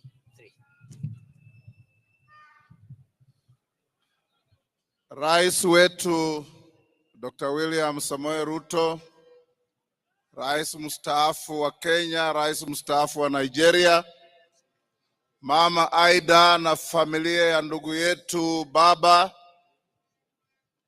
waheshimiwa wote mlioko hapa, waheshimiwa wananchi na kanisa letu. Yangu itakuwa mafupi sana. Nimekuja kuomboleza huyu shujaa, ndugu yangu, baba wa taifa la Kenya. Mheshimiwa Raila is one of the greatest sons of our soil. He goes to his maker as a public guarantor and a public trustee kwa uongozi wa nchi yetu. Amekuwa katika kila nafasi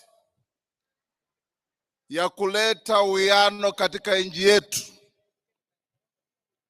na mwandishi wa vitabu vingi vya Kiswahili kutoka Tanzania anaitwa Shaban bin Robert, katika kitabu kinaitwa Kusadikika, alisema mara mingi inji huficha mashujaa wake mpaka janga kuu litokee. Mnamo mwaka wa 2007 janga kuu litokea Kenya. Kenya ikawa karibu kupasuka mara pili mara tatu. Hardliners wakasema we want secession. Ndiyo inji ikafichua ushujaa wa baba. Akaketi na mpinzani wake mkuu Mheshimiwa Mwai Kibaki, na wakaleta amani ambayo imedumu nchi yetu. He fought a strong fight, but he remained loyal to this country. Kama spika wa bunge la kitaifa, naleta rambirambi za wabunge wote ambao waliketi kwa masaa wakitoa wasifu wa ndugu yetu baba. Pia nimetoa stakabadhi zake za bunge. I've extracted from the Hansard Honorable Raila's contributions in parliament to this country. Nimeziweka pamoja na nakala za zile wabunge walisema, kutokea viongozi wetu Juneti na Ichungwa na wabunge wote. Nimeletea Mama Aida na familia ili katika library yao wajue huyu shujaa mwenye walituletea nchi yetu alisema maneno ya kujenga nchi yetu. Nikimalizia ni kuwarai wa Kenya na rais wetu William Ruto, vile muliketi na mheshimiwa baba mukasema Kenya ni kubwa kuliko mtu binafsi. Hapo ndiyo shikilia, na sisi tutashikilia hapo. Tushike nchi yetu, tuende mbele. Tusilete siasa ya furugu ya kikabila ya kugawanya wananchi. That is not what Baba wanted. Baba, even at the lowest in his political career, he preached peace. After 2017, nikimalizia, baada ya kura na wametangaza mshindi, hakuwa yeye. Akanichukua mimi na mheshimiwa Kalonzo tukaenda South Africa kwa mbuga ya wanyama inaitwa Madwekwe. Tulikaa huko kwa wiki mzima, na alituambia, my brothers, whatever the cost, whatever the price, it is not worth anything spilling blood because of politics in our country. Let's live by that mantra. Baba, rest in peace. Mama Aida na familia, sasa muamini kuna yule analinda wajane na mayatima, ni Mwenyezi Mungu peke yake. Asante sana. Thank you. May you rest in peace, my dear brother. Baba, Kenya will be the poorer without you. Thank you very much. Allow me now to present the Hansard extraction to Mama Aida for family records. Thank you. Thank you very much, Mr. Speaker.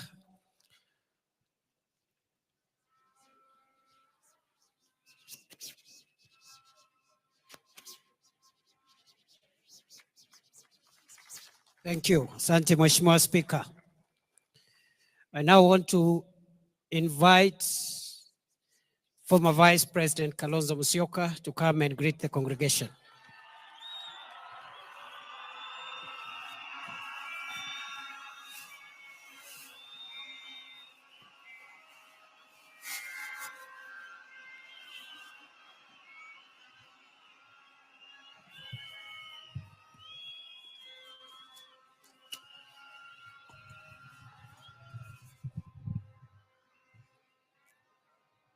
Mama Aida na jamii yote ya ndugu yetu Raila Odinga, Your Excellency President William Ruto, former President, the fourth Mambo imechemka. Did you know? Sasa unaweza convert Safaricom airtime yako to M-Pesa. Olusegun Obasanjo, whom I know to have really been close to our friend. Waombolezaji wenzangu, Jethuro Onte, mimi nimekuja kusema kwaheri kwa ndugu yangu, my brother Owadwa Raila Odinga, my osiepna. Sijui kama hiyo ni lugha sahihi. My brother. All the names were given about our brother. When we listen to our daughter Winnie, all the names that our brother has been given over time. But to me, he was a brother. The pain of it all, the struggle for justice and truth, and the fight against corruption. Huyu ndugu alale.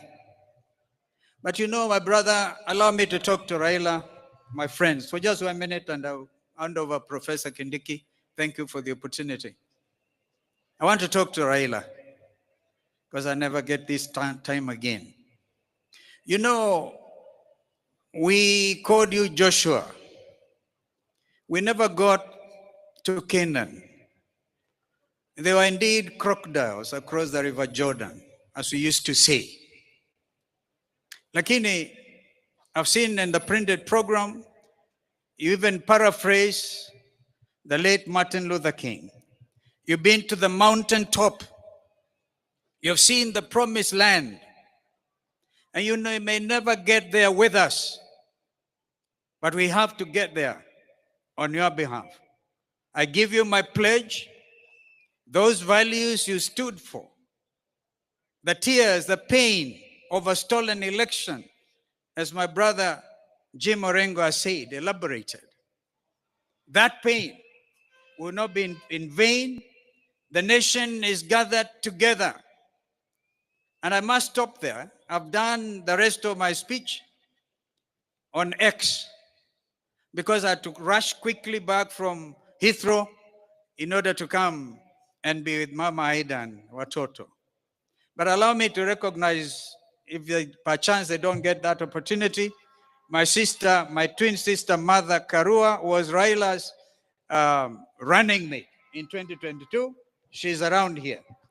If we had time, I'm sure Mother would have wanted to eulogize her. I have my other friends here. In fact, Eugene Wamalo had a poem, but I saw he brought many cows yesterday. And we also have a friend, our other brother, Fred Matiang'i here. I saw the Chief Justice Emeritus, our brother, who made that historic ruling in 2017. Kwa hivyo, Mungu alaze roho ya ndugu yetu vyema. You deserve a rest. May God be with you. Amen. Thank you very much, Vice President Kalonzo. Let me now invite Prime Cabinet Secretary Musalia Mudavadi.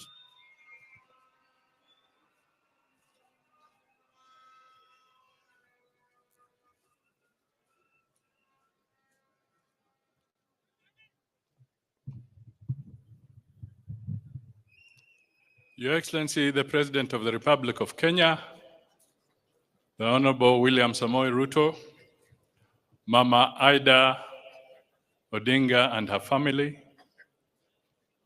And with that, Your Excellency, let me ride on all the protocols that have been observed in the interest of time. First, to Mama Aida and the family, let me extend my deepest condolences and those of my wife and family to you and your children.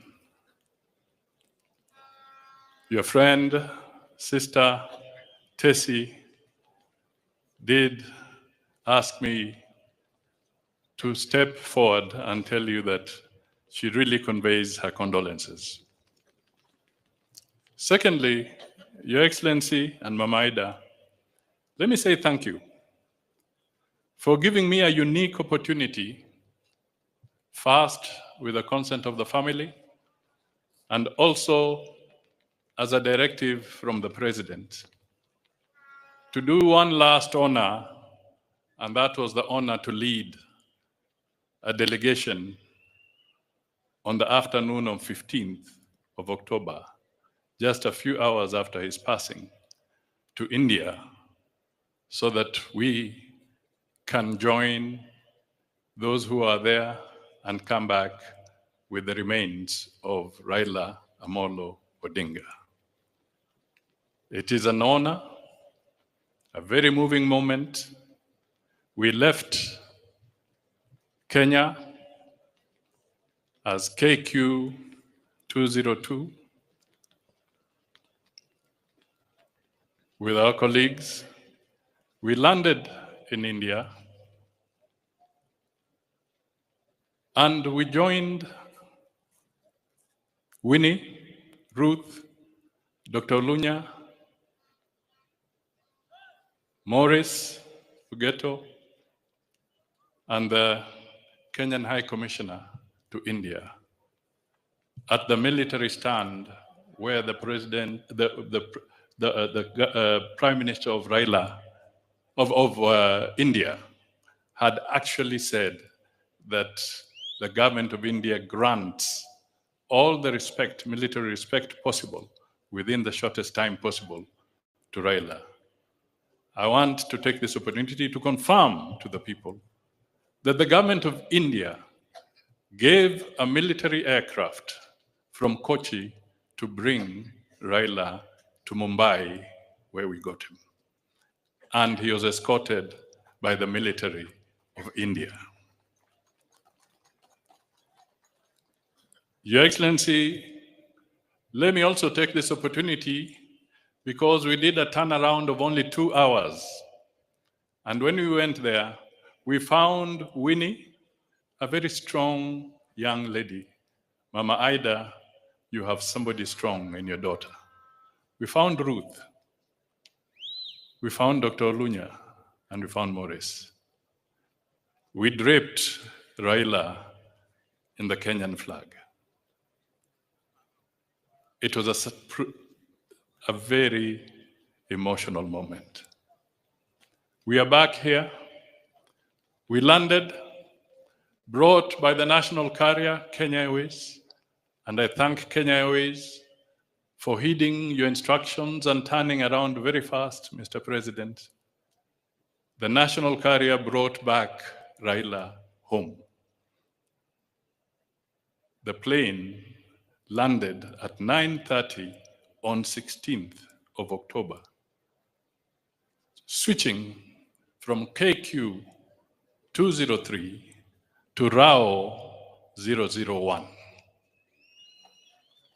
That was the title of the flight. A great honor indeed. Mr. President, today Raila is here. He would have loved a crowd like this. This was his moment of excitement, his fodder. But today, Raila speaks to us in silence, total silence. This silence is loud. It speaks to the nation. It speaks with emotion. Raila, if you wanted to know where your political fortunes were, wait until you listen to him narrating soccer on a political podium. Then you would know whether your goose is cooked or you have a chance. You would want to listen to Raila in Kiswahili proverbs, and he would explain very complex things with simple words. Ata mukia ni nyama. Raila would come up and he would say, Ikiwa mtu amekuwa hivyo, tuwe kama siafu, tutatoa nyoka pangoni. This was Raila explaining himself. He stood for a lot of things. His spirit is unbogable. Raila suffered. He had a checkered career. But one thing, Raila never allowed the history to hold him prisoner. He never took his challenges as a life sentence. He stood up, walked, and moved further. We are here because Raila lived in this country. Mama Ida, you have spoken. Your speech was so deep and powerful. I can only request Kenyans, please listen to what Mama said. There's nobody who would be able to understand Mama better than Raila.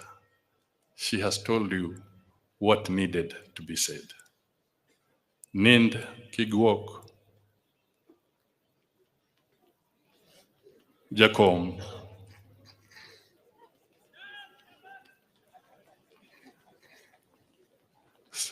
rest in peace, Jacom.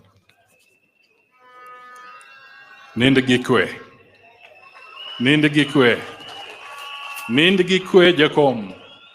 Ward Mary, Nind Gikwe. I have utilized. And in better times, Mr. Deputy President, I worked with Raila. And I remember when he brought fire into my belly. And I would go there saying, Nasa Hawa. We would say Nasa Uhuru, Nasa Ruto. But today, while Raila lies there, I'm at Nasa Sisi Wote. May his soul rest in eternal peace. Thank you. Thank you. Asante sana, Prime Cabinet Secretary. I don't know whether this mic is loud enough. Thank you very much, Honorable Musalia Mudavadi. I am extremely sorry for the many people who wanted to speak, but they couldn't speak because of time. Allow me to report that we have received the condolences of President Yoweri Kaguta Museveni formally, and those condolences are with the President. And also, he has sent a delegation which is present here, consisting of the Right Honorable Dr. Ruhakana Rugunda, former Prime Minister of Uganda, and the Honorable John Mulimba, State Minister for Foreign Affairs. I also want to confirm what Stephen Kalonzo Musyoka said here, former Vice President, that we have other guests, but I assume we just recognize them for now. Kalonzo spoke on their behalf. Even me, I'm not going to make a speech. I've just been emceeing, and I want to end this role so that we can move and do the other ceremony, which is getting late. I therefore want to request now that very briefly we go presidential. We start with the condolences of His Excellency Uhuru Muigai Kenyatta, former President of Kenya, and the fourth President of Kenya.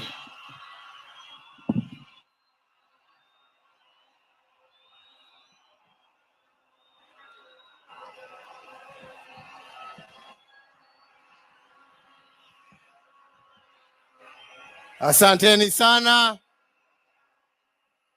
Thank you. Asante sana. Mama wetu, Mama Raila Odinga na familia, Mheshimiwa Rais wa Jamhuri ya Kenya, Mheshimiwa William Samoei Ruto na viongozi wote ambao wamefika hapa na waombolezaji wote, hamjambo nyote? Hamjambo tena. Asanteni sana. Yangu haitakuwa mengi kwa sababu ya masaa. Na vile mlijuavyo, I got my opportunity in Nyayo Stadium the day before yesterday to eulogize my friend and brother. So sitarudia yale ambaye tayari nimesema. Yale yamebaki siku ya leo ni tena kumwambia dada wetu mkubwa Aida na watoto wake na familia yote ya marehemu Raila Amolo Odinga, tuko hapa tena kuambieni pole. Tuko hapa kusimama pamoja nanyi dakika hii nzito kweli kweli. Ya pili, kwa wenzetu wa Bondo na Siaya kwa jumla, kusema asante. Mtoto wenu ambaye sasa amerudi nyumbani, back to the ancestors, mulitupea atumikie sio tu Bondo na Siaya, lakini Kenya na Afrika, na ametutendea na tunawashukuru. Asanteni sana. Ya tatu, rambi zangu na pole pia kwa wana ODM wote ambao wako hapa. Asanteni kwa kutupa kiongozi ambaye amesaidia kuunganisha hii nchi. Asanteni sana.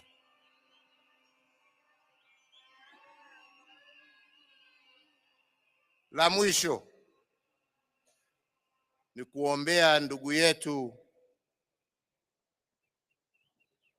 atembee safari ya amani. Mungu amuongoze.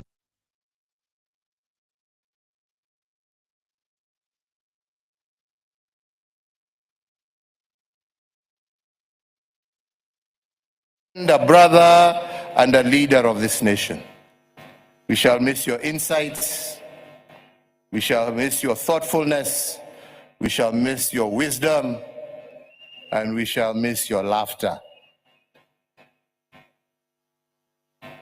Your deeds will live long, as I said, and we will remember.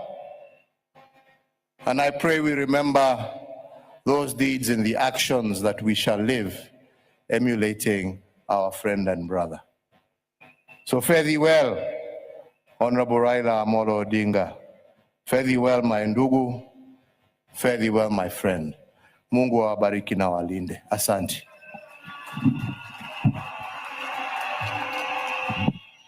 Asante Mheshimiwa Rais Uhuru Kenyatta.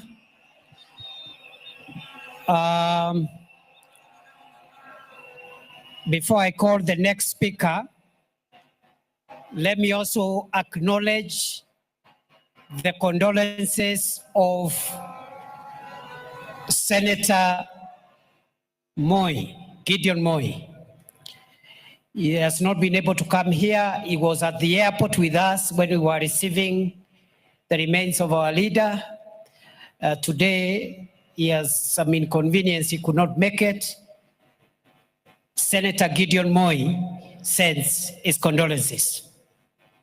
Allow me now, for fellow mourners, to invite the second last speaker of the day, a very close friend of our late leader, who is lying here.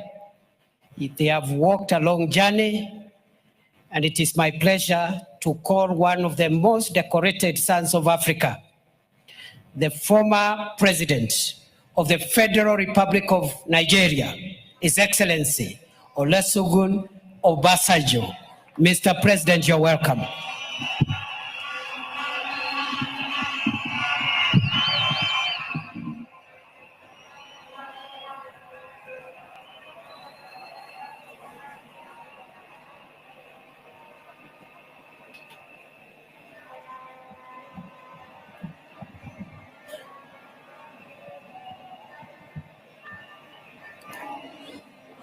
Your Excellency,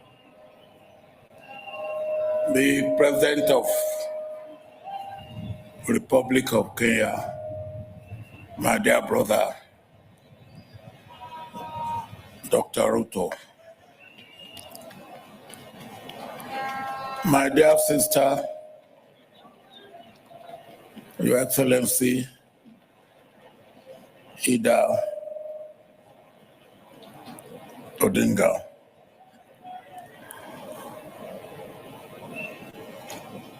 my dear brother,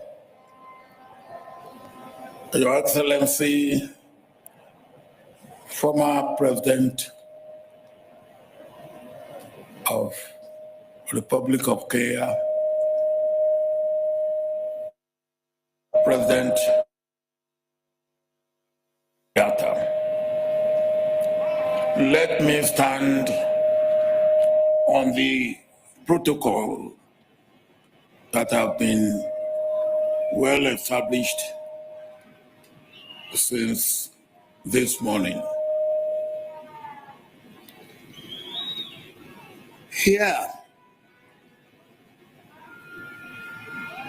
in this place, I was with Raila on his invitation 31 years ago when Jaramogi Odinga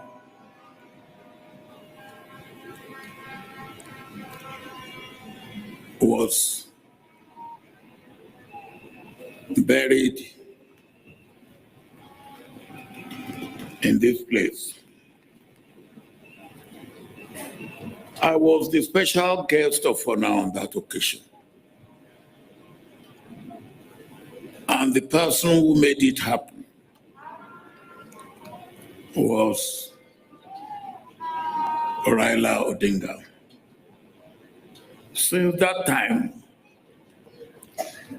we have deepened our friendship, our brotherhood, our working together for our two countries, for Africa, and indeed for the world. Over the years, I have come to know Raila very well.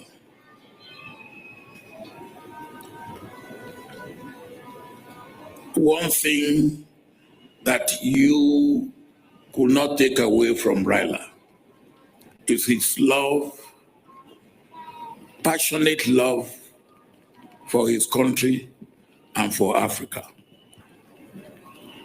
And that is what made our relationship to continue to grow from strength to strength. At this juncture, Mr. President, I want to thank you most sincerely for all that you have done to make this day a great day that it has been for our brother Raila Odinga, for the Odinga family, for the government of Kenya, for the people of Kenya, and indeed for Africa. Mr. President, the meeting we had in Mombasa, which brought you and Raila together,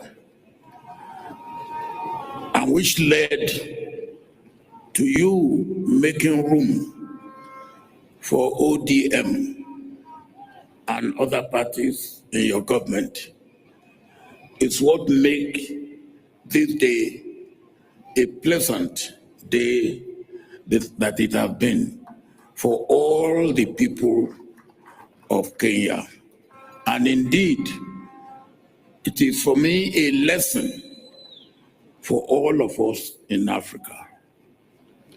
A lesson of understanding, a lesson of tolerance, a lesson of love, a lesson of accommodation, a lesson that our nation, our continent, is bigger than any individual or group of individuals in our country. That is a good lesson that we must learn. One thing that I always like about Raila is his sense of humor. Anytime we met, no matter how serious the situation may be, you can be sure that Raila will turn the tension to something to laugh about. And for me, I've lost a brother, I've lost a friend, I've lost a confidant, I've lost a co-worker in the vineyard of Africa.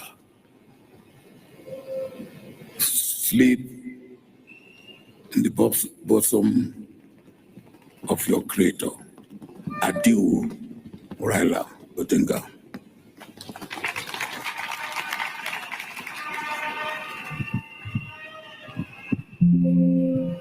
Now, the late Prime Minister Raila Odinga had other friends, and there are two other families that are represented here today. The late Raila Odinga was a friend of the late former Prime Minister of Zimbabwe, Morgan Tsvangirai, who is represented here by his wife. The family is represented here by his wife. The late Right Honorable Raila Odinga was also a close friend of the former departed President of the United Republic of Tanzania, the late John Pombe Magufuli. The family of His Excellency Magufuli is represented here today by the daughter of the former president, Jessica Magufuli. Having done that, it is now my honor to invite the final speaker of the day, His Excellency, President William Samoei Ruto, President and Commander-in-Chief of the Kenya Defense Forces.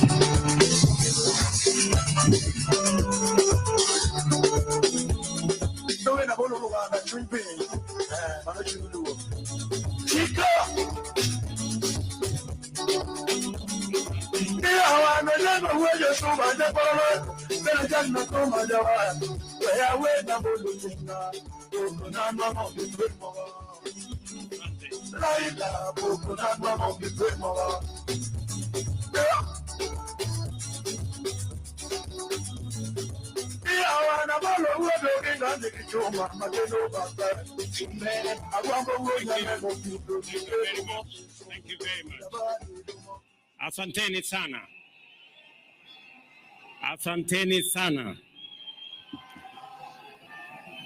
Mama Aida Odinga, mke wa ndugu yetu, rafiki yetu, kiongozi wetu, pamoja na watoto wake Rosemary Junior na Winnie. familia ya Jaramogi Oginga Odinga kiongozwa hapa na Senator Daktari Oburu Oginga, Rais wa 4 wa Jamhuri ya Kenya, Rais wa zamani wa Jamhuri ya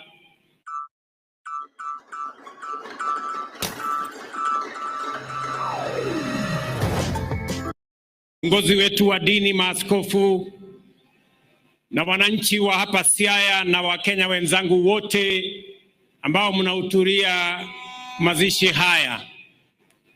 Napenda kuwasalimu hamjambo.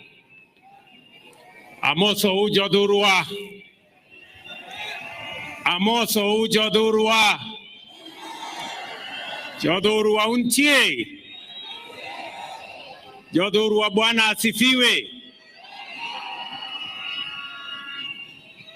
Mimi kwanza naleta rambirambi zangu za mke wangu na watoto na za serikali zima la taifa letu la Kenya kwa familia ya huyu shujaa, our brother, the leader of ODM, the foremost political engineer in our republic, as we have been told.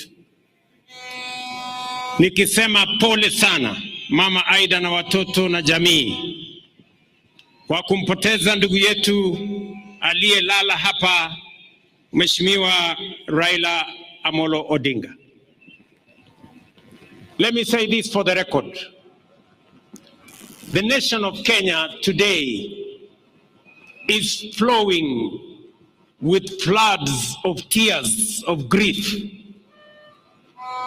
The foundations of Kenya are shaken by the stomping footsteps of mourners, and the soul of our nation is aching because of the loss of a great hero of our nation, a man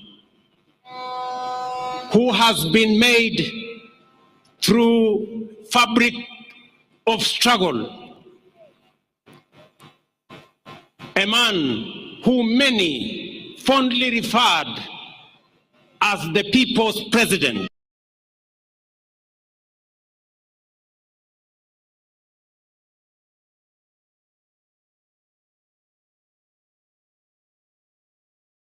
A lot of respect because of his contribution to our nation.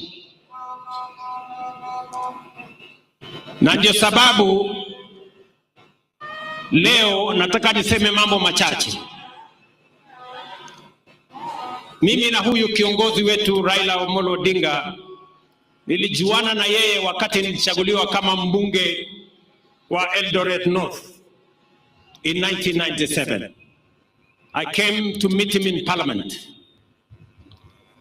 Baadaye tukawa na urafiki na ushirikiano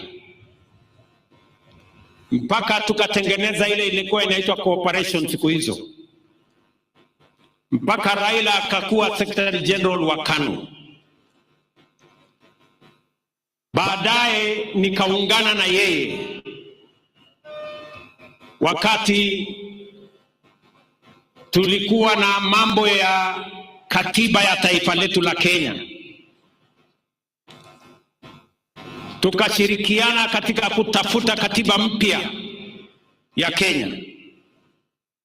Mimi nikuwa mwenyekiti wa kamati ya bunge ya katiba baada yake,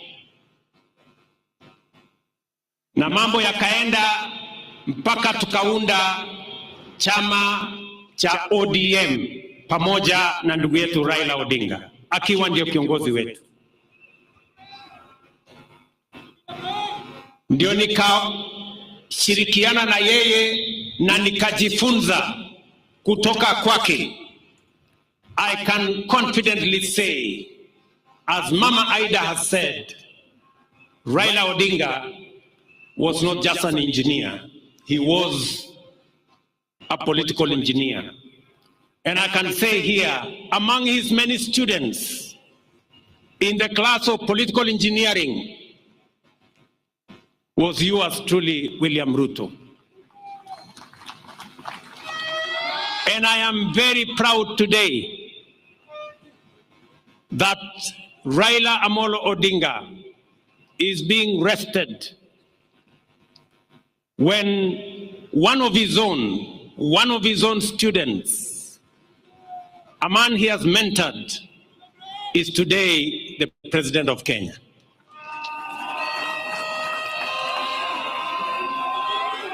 Mimi nataka niseme hivi. Mheshimiwa Raila Amolo Odinga, katika uchaguzi uliopita wa 2022, watu wengi ambao walikuwa wananiunga mkono walikuwa wanashangaa sana kwamba mimi sikuwa na wasiwasi wowote na uchaguzi wa 2022 kwa sababu mashindano ilikuwa kati ya Raila na mwanafunzi wake. And therefore it didn't matter to me the outcome of the election of 2022. Either Raila Odinga was going to win or his political student William Ruto was going to win. And that is why hata wakati waliniuliza watu wengi, wewe bana, wewe unawezaje kushindana na Uhuru Kenyatta na Raila Odinga wakiwa pamoja? Mimi sikuwa na wasiwasi kwa sababu kama Raila angeshinda hiyo uchaguzi, mimi ningekuwa nimepata ushindi, na kwa sababu nilijua yeye yale alikuwa amepanga katika manifesto ya Azimio, mpango ya housing, mpango ya universal health coverage, mpango ya elimu, mpango ya kilimo, mpango ya masomo, yalikuwa sambamba na sawia na sawa na yale nilikuwa nimepanga. It is just a student and his teacher. And that is why I can now reveal here today that immediately after the election, a few months,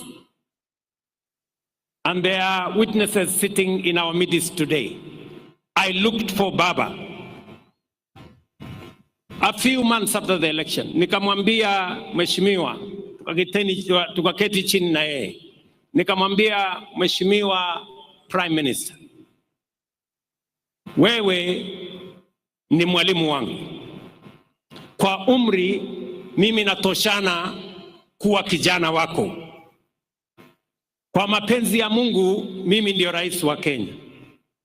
Nikamweleza mheshimiwa Raila, kwa hii serikali mimi nataka nikupatie mambo machache.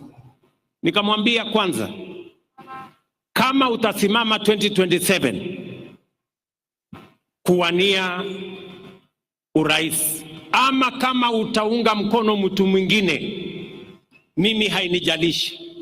Mimi ninataka kama kijana wako niliyejifunza siasa chini yako, nataka nikushughulikie kwa sababu wewe, you have made a huge sacrifice for our nation. You have made a huge contribution to our nation. And I told Baba, I want, as a person who has learned in your political school of politics, I know you have made a huge contribution to Kenya. I know you have paid a huge personal sacrifice, family sacrifice, community sacrifice. I want to right the wrongs that have been done to you in our nation.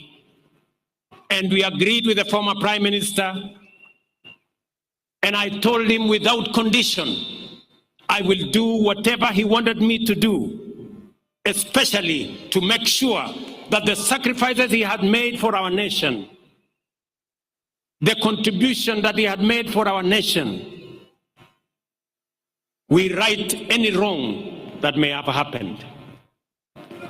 Mimi namshukuru Mungu kwamba baadaye katika safari hii ya siasa Mungu alinipatia nafasi, mbali na changamoto nyingi zilizokuweko, Mungu akanipatia nafasi nijumuishe chama ya ODM katika serikali ya Kenya. And I am very proud that today ODM is part and parcel of the government of the Republic of Kenya. Wakati baba nilizungumza na yeye, hakunipatia masharti yoyote vile ya kujumuisha ODM kwa serikali. Mimi ndio nilimuuliza, baba, mimi nataka waziri wa fedha wa kwanza wa kutoka Nyanza, mimi na wewe tupatie nafasi hiyo. Baba akanipatia huyu mungwana anaitwa Nyang, huyu John Mbadi. Leo I am very proud that Baba and I made the decision to have John Mbadi as the Minister of Finance of Kenya. Today, inflation has come down to 4% from 9.6%. Exchange rate has come down from 165 to 129.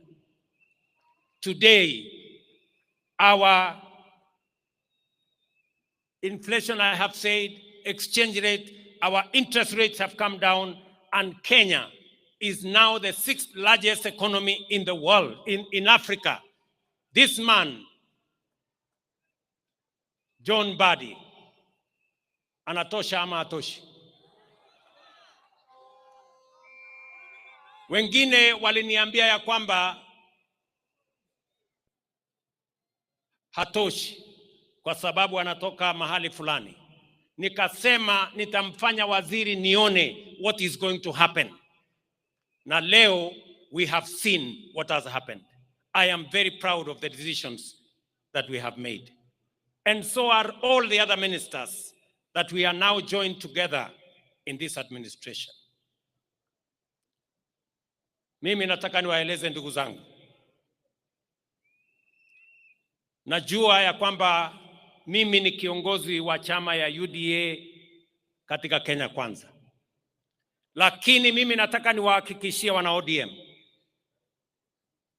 kulingana na matakwa ya Baba, because Baba believed in political parties, he built the largest political party, ODM.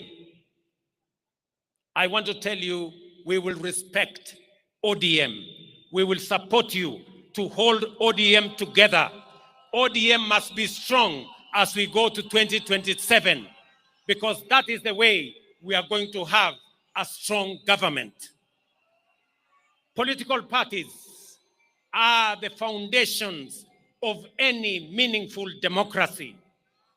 And therefore, the future of ODM, the strength of ODM, the well-being of ODM matters a great deal to me, because that is how we are going to have a strong nation, by having strong, vibrant, national political parties.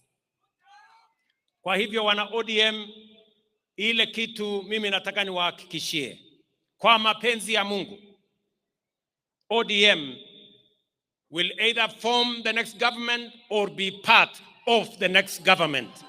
Ile kitu siwezi kukubali. Ile kitu kwa heshima ya huyu shujaa wetu, ile kitu siwezi kukubali, na nitafanya juu chini, Mungu anisaidie. Ni wale ambao wanataka kung'oa chama ya ODM na kwenda kuchezea karata ya upinzani kule nje. Hiyo haitawezekana.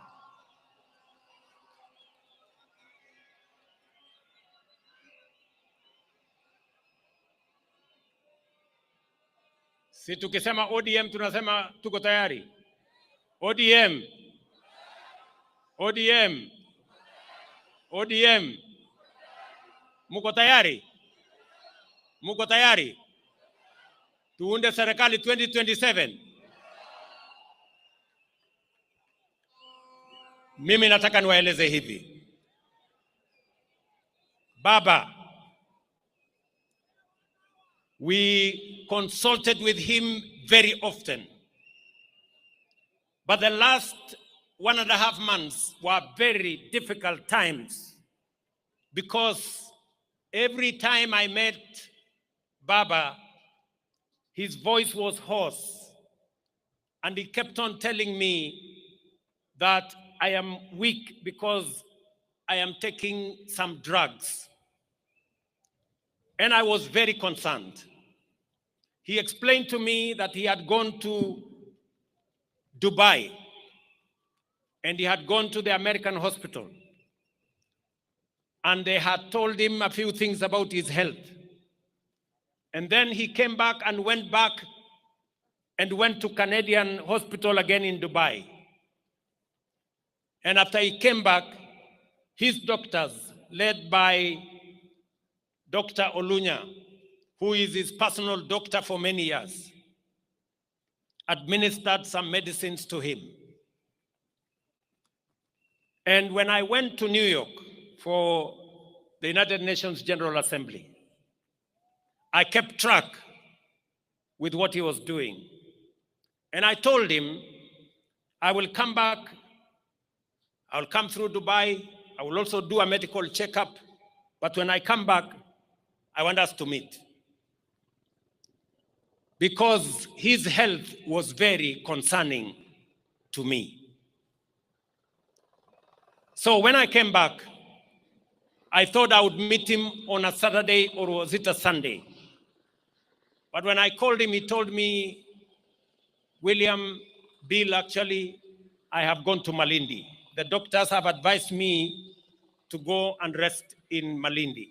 I will come back on Tuesday. So I told him, it's okay. Let me go to the farm. I will come back on Sunday. I will wait for you on Tuesday. On that Tuesday, Baba called me and told me he's coming. And he wanted to come and meet me in the office. I told him, because you're not feeling very well, you go home, I will come home in the evening. And that evening on Tuesday, nikaenda nyumbani, Mama Aida akatupikia chakula, nikawa na ndugu yake Uburu, nikawa na msichana wake Winnie, tukakula chakula cha jioni, tukaongea, akatueleza sisi zote vile alivyokuwa anajisikia, na kwa kauli moja sote pale tukamueleza hatutaki guesswork kwa mambo ya afya. Wewe mwenyewe na madaktari zako uamue. Na nikamwambia serikali ya Kenya itamsimamia akiamua kwenda mahali popote kutafuta matibabu. Kwanza alikuwa anajaribu Ujerumani, akasema pengine atajaribu China, akasema pengine atajaribu sehemu zingine, mpaka akamalizia akasema ako na marafiki ataenda kule India. And we facilitated everything that the former Prime Minister, as the leader of this nation, wanted. Sitaki kusema yale mengine kwa sababu sote tumeambiwa. But I must commend members of his family because they were always there for Baba, especially Winnie Odinga. Winnie, you are a special person to your father. You stood by your father. You were concerned about his health. You persuaded him to take his health seriously. I must also thank Ruth. Ruth Odinga, you were there for your brother. And Oburu kept calling. Mama Aida kept calling. But I want to say it was not easy, because when we thought Baba was okay, in fact alikuwa amepigia watu wengi simu kuambia mimi niko sawa sasa, madaktari wameniachilia, wamesema nirudi baada ya miezi 6, wacha sasa niende nipumzike, nitapitia Dubai nikuja nyumbani. Tulikuwa tunapanga kuja hapa Jaramogi Oginga Odinga on Thursday kwa ile investment conference, lakini mambo yakabadilika yakawa vile yalivyokuwa. So nikienda ofisini asubuhi, I remember it was about 6:40 or 6:45 there, nikaona kwa simu yangu Oburu ameniandikia WhatsApp message akaniambia my brother is critically ill. Nikampigia Oburu nikamuuliza, I thought we spoke to Baba and he was feeling okay, imetokea nini? Akaniambia amepata information. So nikachukua simu yangu nikapigia yule ambaye alikuwa ameenda na yeye, akaniambia Baba is okay. Yeye pia hakuwa anajua. Nikamwambia hebu check. Nikachukua simu yangu nikapigia mwingine, akaniambia pia hajasikia. In a few minutes, like 10 minutes, Oburu akanipigia tena, akaniambia inaonekana Baba ametuacha. He was not conclusive. So that's a few minutes after 7. After 2 minutes, Winnie akanipigia. Akaniambia, first I told her, please Winnie, don't tell me any bad news. But of course she said, the bad news have happened. My father is no more. And those were very, very difficult moments. Many commentators in the newspapers and in the media say this is a very big blow for William Ruto. Yes, it is. It is a very big blow.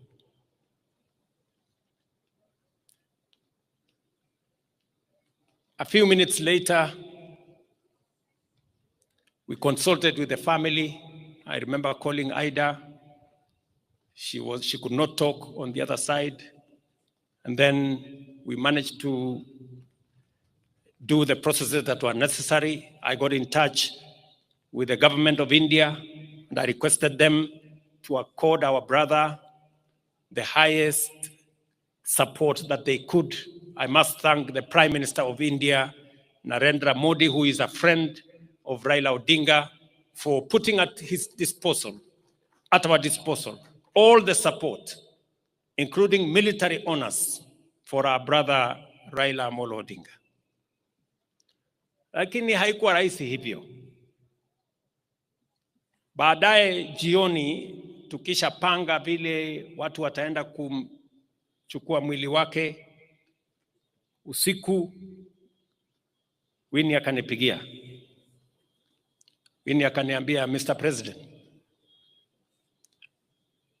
hiyo ndege ambayo inakuja kubeba mwili ya baba, mbona inaenda Mumbai? Mbona isikuje hapa mahali baba yuko? Sasa wewe unanifanya nisumbuke kupeleka mwili ya baba saa hii usiku. Ningangane naye niweke kwa ndege na nimechoka. Na hii kitu ni mzito sana kwangu. So I had very difficult moments there. Nikamwambia Winnie, unajua sasa hii ndege iko na watu wengine wanaenda kule Mumbai. Na turnaround yake tulikuwa tunataka kupunguza. But she could not take any of it. Nikawachana na yeye, nikapigia Ruth. Nikamwambia Ruth, please help me manage Winnie. Mwambie tu atulie kidogo, these arrangements we are making. But all in all, I must say the concern of the family, his children, the wife, his brother Oburu and all the others was amazing. Hapo katikati, wakati bado tunahangaika, nafikiri kama saa 3 hivi asubuhi, nimeona kwa WhatsApp, Junior amenitumia message. Nasema will ya baba inasema he must be buried within 72 hours. Huyu Junior amenitumia. And I am sending our lawyer to Mama to go and tell her what Mzee's will was. So hapo katikati sasa ikawa ni kizungumkuti. We are trying to balance between the will of the late, the reality of where he is, the requirements of culture, the state, the church. So there were tensions all over the place. That we are here Sunday to pay our last respects to Raila Odinga is an act of God. Na tunashukuru Mungu kwamba imetusaidia tufikishe hapa.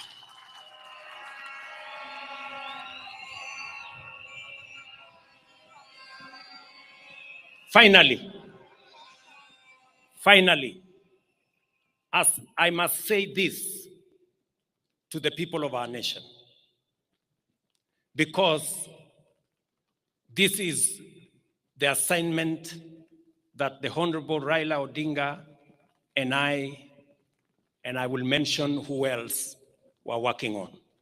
Mumesikia Mama Aida Odinga vile ameongea. Amesema Raila was very concerned about our country and the state of our development. All of us know that Raila kept on telling us about South Korea, about Malaysia, about Singapore, and about those countries that were with Kenya 60 years ago. And he was very concerned that Kenya was still a third world country. You have heard from Haida herself. It was a major concern for the Honorable, the late Prime Minister. And wacha niwaeleze wa Kenya, the last 3 months, I have been engaging deeply with the former Prime Minister. And I want to say, when I first declared that I was going to run for president in 2005, among the people who encouraged me, then, when it was not even thinkable that I would be anything, was Raila Odinga. The last 3 months, we sat together and we agreed with Raila. And I want to say here in front of his body, we agreed with him that we must do whatever it takes to get Kenya out of this third world status and move it to the first world. We sat down with this man here.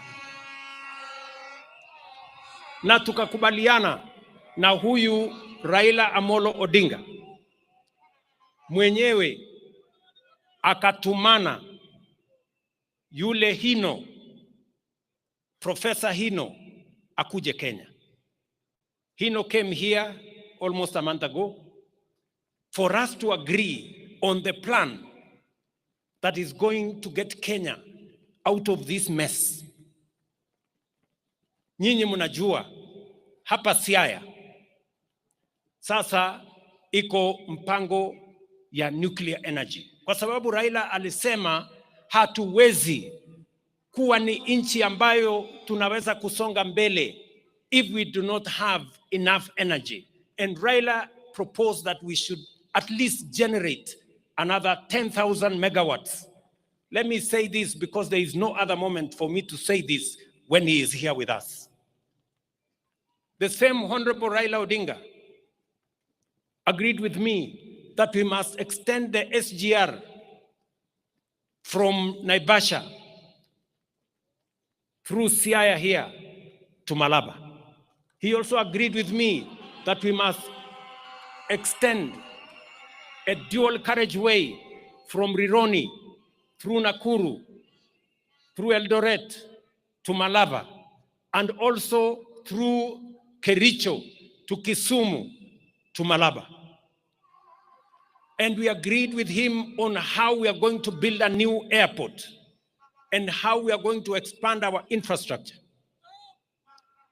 Haya ni mambo niseme mbele yenu, the late akiwa hapa.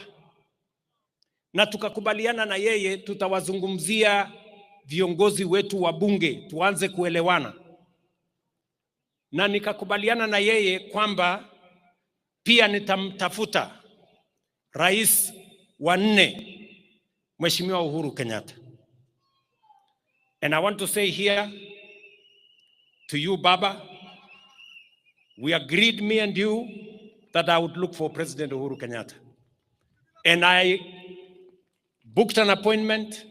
I sat down with President Uhuru Kenyatta, and we discussed what I had discussed with Prime Minister about the future of our country, how to think big, how to get rid of the average and the usual and the normal and the ordinary, so that we can stretch this nation to the extraordinary and to the excellent. And you remember, President Uhuru Kenyatta, I came to your office, I sat down with you, I explained to you what I had discussed with my brother, Prime Minister, and I want to thank you immensely that you shared in putting this country together, eliminating division and tribalism, and making sure that we can forge a unity that would lift Kenya from a third world status to a first world status. Ndugu zangu waombolezaji, Mama Aida, I have discharged my responsibility to a friend, to a brother, to my mentor, a man I went to his school. Wengi walijaribu kuniambia ya kwamba Raila hakukuwa rais. Kwa hivyo heshima yake ishushwe chini kidogo. Mimi nikawaambia hata kama hakuwa rais, he was the people's president.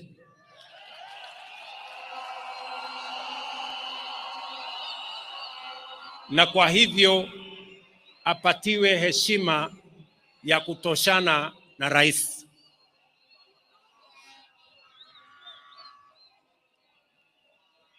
Ndugu zangu, mimi sitaki kusema kuzidi hapo. Nataka ni mheshimu Mama Aida kwa kutusaidia kuchunga huyu kiongozi wetu, watoto wake by standing with their father, familia nzima ya Jaramogi for the contribution they have made and for allowing Raila to be part and parcel of many families, not just the Jaramogi family. He became part of the family of Kenya. Today here we have leaders from across Kenya who associate with Raila Odinga, who have been mentored by Raila Odinga, who are supporters of Raila Odinga. I must thank his security people, Maurice Ogeta especially. Thank you very much, Maurice, for standing with Raila always. I remember Maurice, in our days of ODM, this Maurice used to wipe our shoes when we came late from campaign. Maurice, I want to tell you, government of Kenya, as we look after Raila's legacy, you too will stand guard with us to look after Raila's legacy. Together with all the other people who worked with Baba. To this community, I want to assure you that by God's grace, we're going to journey together in the footsteps and in the direction that our friend and brother Raila Odinga has pointed to us. And I will not betray the cause upon which I have agreed with him. Asanteni sana, poleni nyinyi wote, rest in peace. Raila Amolo Odinga, our leader. Thank you very much. One. Makofi tafadhali. Thank you, Your Excellency. And allow me now to just give the exit protocol before I invite the right Professor David Kodia to lead us in a closing prayer. Our exit protocol, and I'll request that the pallbearers, we can take our positions right now. We'll have the clergy leave first, followed by the casket, and then family and His Excellency the President. At the request of the family, it is a private burial. Kwa hivyo wananchi tunaomba ya kwamba tafadhali tutizame kwa runinga, tusiende pale nyumbani kwa sababu jamii imeomba ya kwamba iwe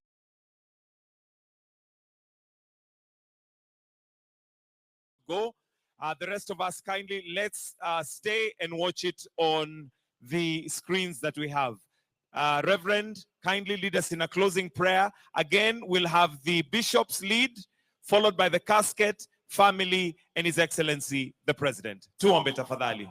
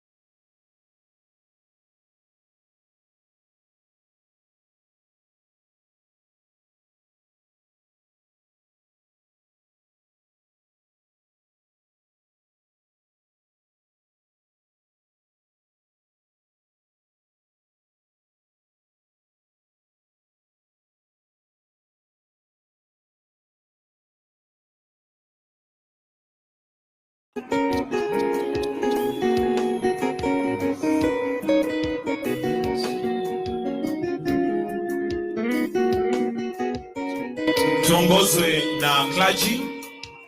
After that, we shall have the caskets, followed closely by the family and His Excellency, the President. So, if I may kindly request that the family, we may begin to make our way so that when the casket is being loaded, we are ready to get into the vehicles and proceed. Ikwara mogia juang, akwayo ugi muolo, ni mondo wabeda beda kama wantiere no, wangi proceedings e TV, wawe mondo familia, odhi kendgi nikech kacha tin, okwanyal chopo wate. Akwayo wakwaya gi muolo. Well, Reverend Professor David Godia, they are summing up today's emotional ceremony that has seen speaker after speaker eulogize the former Prime Minister as a man who put the country before anything else, starting from, of course, President William Ruto, all the way to the family members, just giving us an insight of exactly who former Prime Minister Raila Odinga was and what he stood for. Every leader, of course, praising his ability to make friends, go back to the very bridges that he had crossed, but also ensuring that indeed this country stood in unity, even in most difficult situations. The procession now leads to Kango Kajaramogi, which is about 2 kilometers away from where we are. The pall bearers leading the way, closely followed by family members, and then lastly, what follows is president, and then the rest of invited guests. Remember, this is going to be a private affair at Kango Jaramogi. The family has requested, because of the space that is actually available at Kango Jaramogi, just to allow family members, high-ranking government officials, and those invited to attend the ceremony, the private ceremony that will be happening there. That is the ceremony of interring the remains of the former Prime Minister Raila Amolo Odinga. That has always been the case, even when his son Fidel Macarius Odinga died.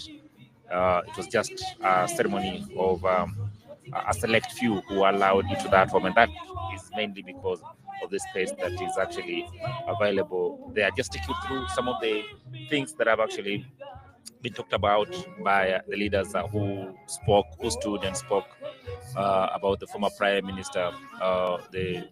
Talking about the political class, of course, describing him as a mentor par excellence, a teacher who taught most of them how to do politics, how to navigate through the murky field that is Kenya's politics, how to ensure that indeed they remained afloat. One of the key elements that have actually been brought to the fore has been that of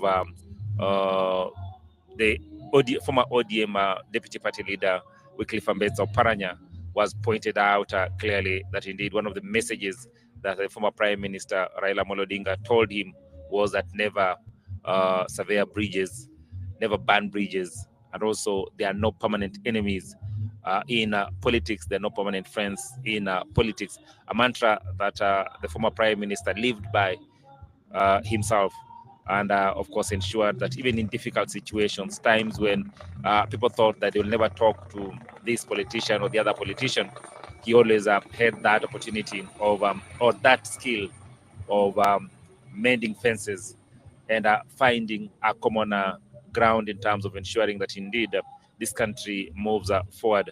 The president, of course, moving the crowd with revelation of finer details of exactly what happened in the last 3 months. The president saying that he was concerned about the former premier's health, and he indeed asked the premier to seek the best available medical attention. And of course, there were a number of options, and eventually he decided that he's gonna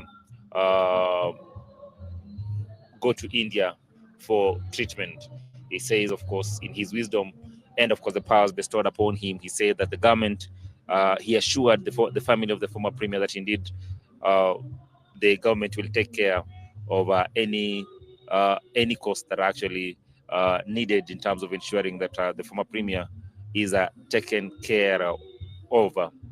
And indeed, he says he was abreast on almost on a daily basis of exactly what was happening in India and the treatment that indeed the former premier was undergoing. He also says that he also recounts on the fateful day when we lost the former premier. He says he received a call from Oburu Odinga, the elder brother to Raila Odinga, and then shortly after he received a call again from Oburu Odinga, and then he tried calling Raila Odinga's daughter Winnie, who has been by the father's side for quite some time, and then shortly after Winnie called back.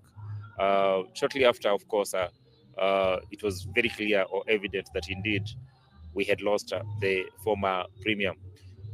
President William Ruto, of course, also revealing finer details of the last moment engagement with the former premier in terms of just what he wanted for this country. He says the former premier, again in his true element, was worried about this country's position as a third world country. And one of the resolve they had actually made together with the president and the former president Uhuru Kenyatta was to find ways of ensuring that they moved this country from third world state to a better position. And he says part of the issues they had actually discussed on was infrastructure development and general development of the country. And he says that the former premier had actually sought the services of a former, of a renowned professor, Japanese professor, who was to come and find a solution in terms of giving a structured steps of how the leaders and of course the government would actually find ways of ensuring that indeed this government, this country moved from its current state to a better state. President William Ruto also revealing that indeed that is a commitment he undertook to ensure that indeed is actualized. And here amongst the issues that they had actually discussed, he says, was the extension of the SGR from Naivasha all the way to Siaya and all the way to Malaba. He also says that the dueling of Rironi, the dueling of the road from Rironi all the way to Eldoret and to Malaba, of course, also ensuring that it passes through Kericho all the way to Busia. Those were some of the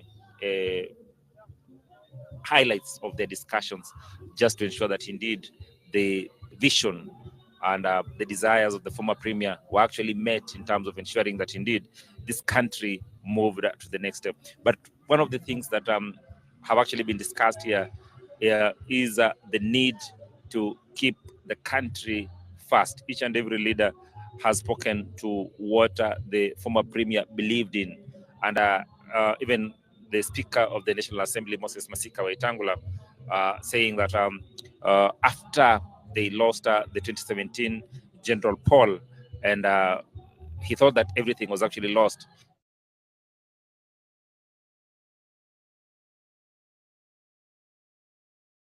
South Africa for a week, and he says that the message that constantly came from the former premier was about the need to ensure that indeed this country remained united, this country remained stable, that indeed he says that the country, the unity of the country superseded any other interest, according to Raila Amolo Odinga.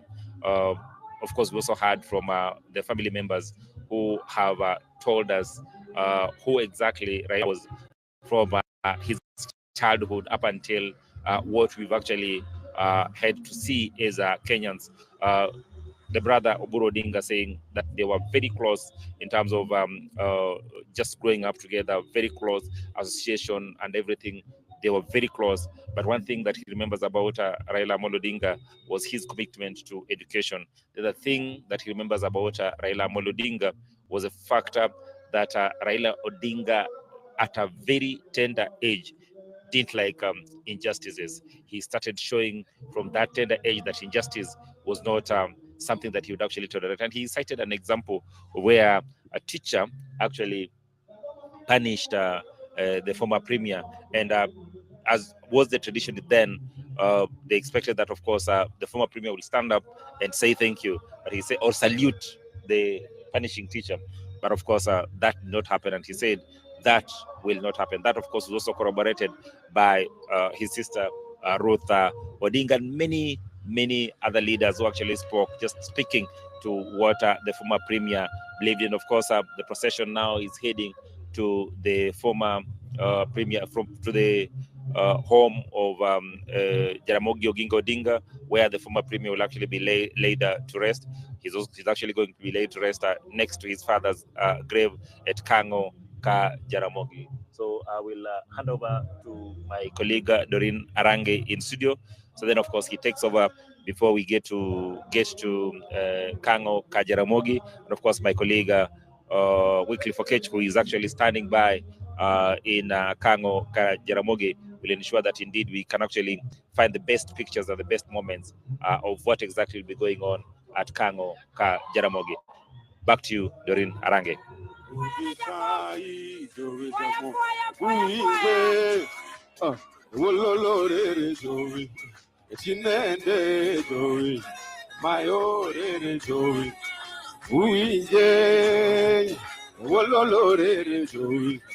Chinende joy, mayore joy, olobuije, ololore joy, chinende joy. Magora lambo wendo makolimo di gimbo yudo emo kwalo chalo koda uka ogalagala magoro kalausi. Aworo magoro limo kajara mogi mokwanyo woda juma gino lit na yo.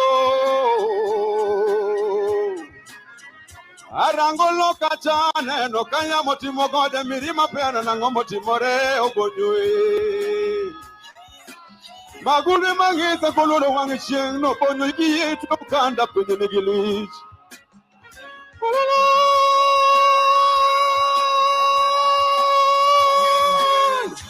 Hey, wololore joy, chinende joy, mayore joy, todala buije joy, wololore joy, chinende joy, mayore joy, buije, wololore joy, Nyikwara mokiajwa. joy, Wamiel kipiny, wamiel kipiny. buije, wololore joy, chinende joy, mayore joy. Oh, oda ele ywa kubudu gingani.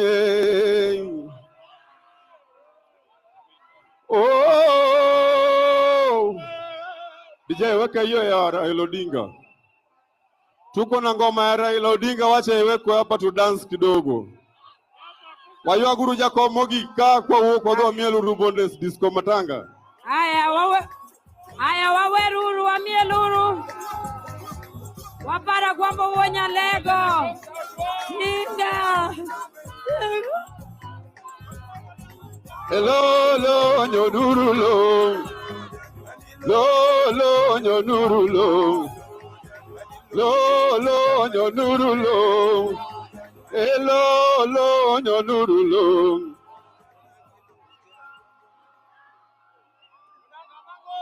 Ne, waloruru stage, obeduru gi order.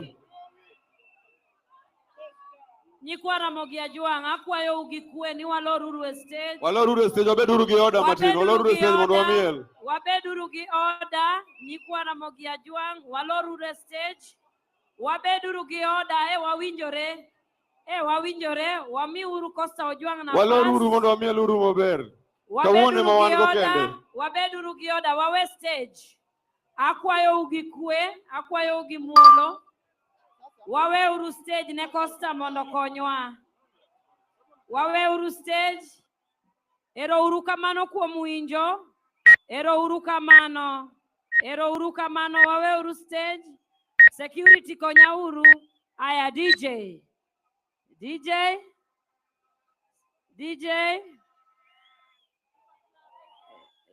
wawe uru stage. Ero uru kamano DJ.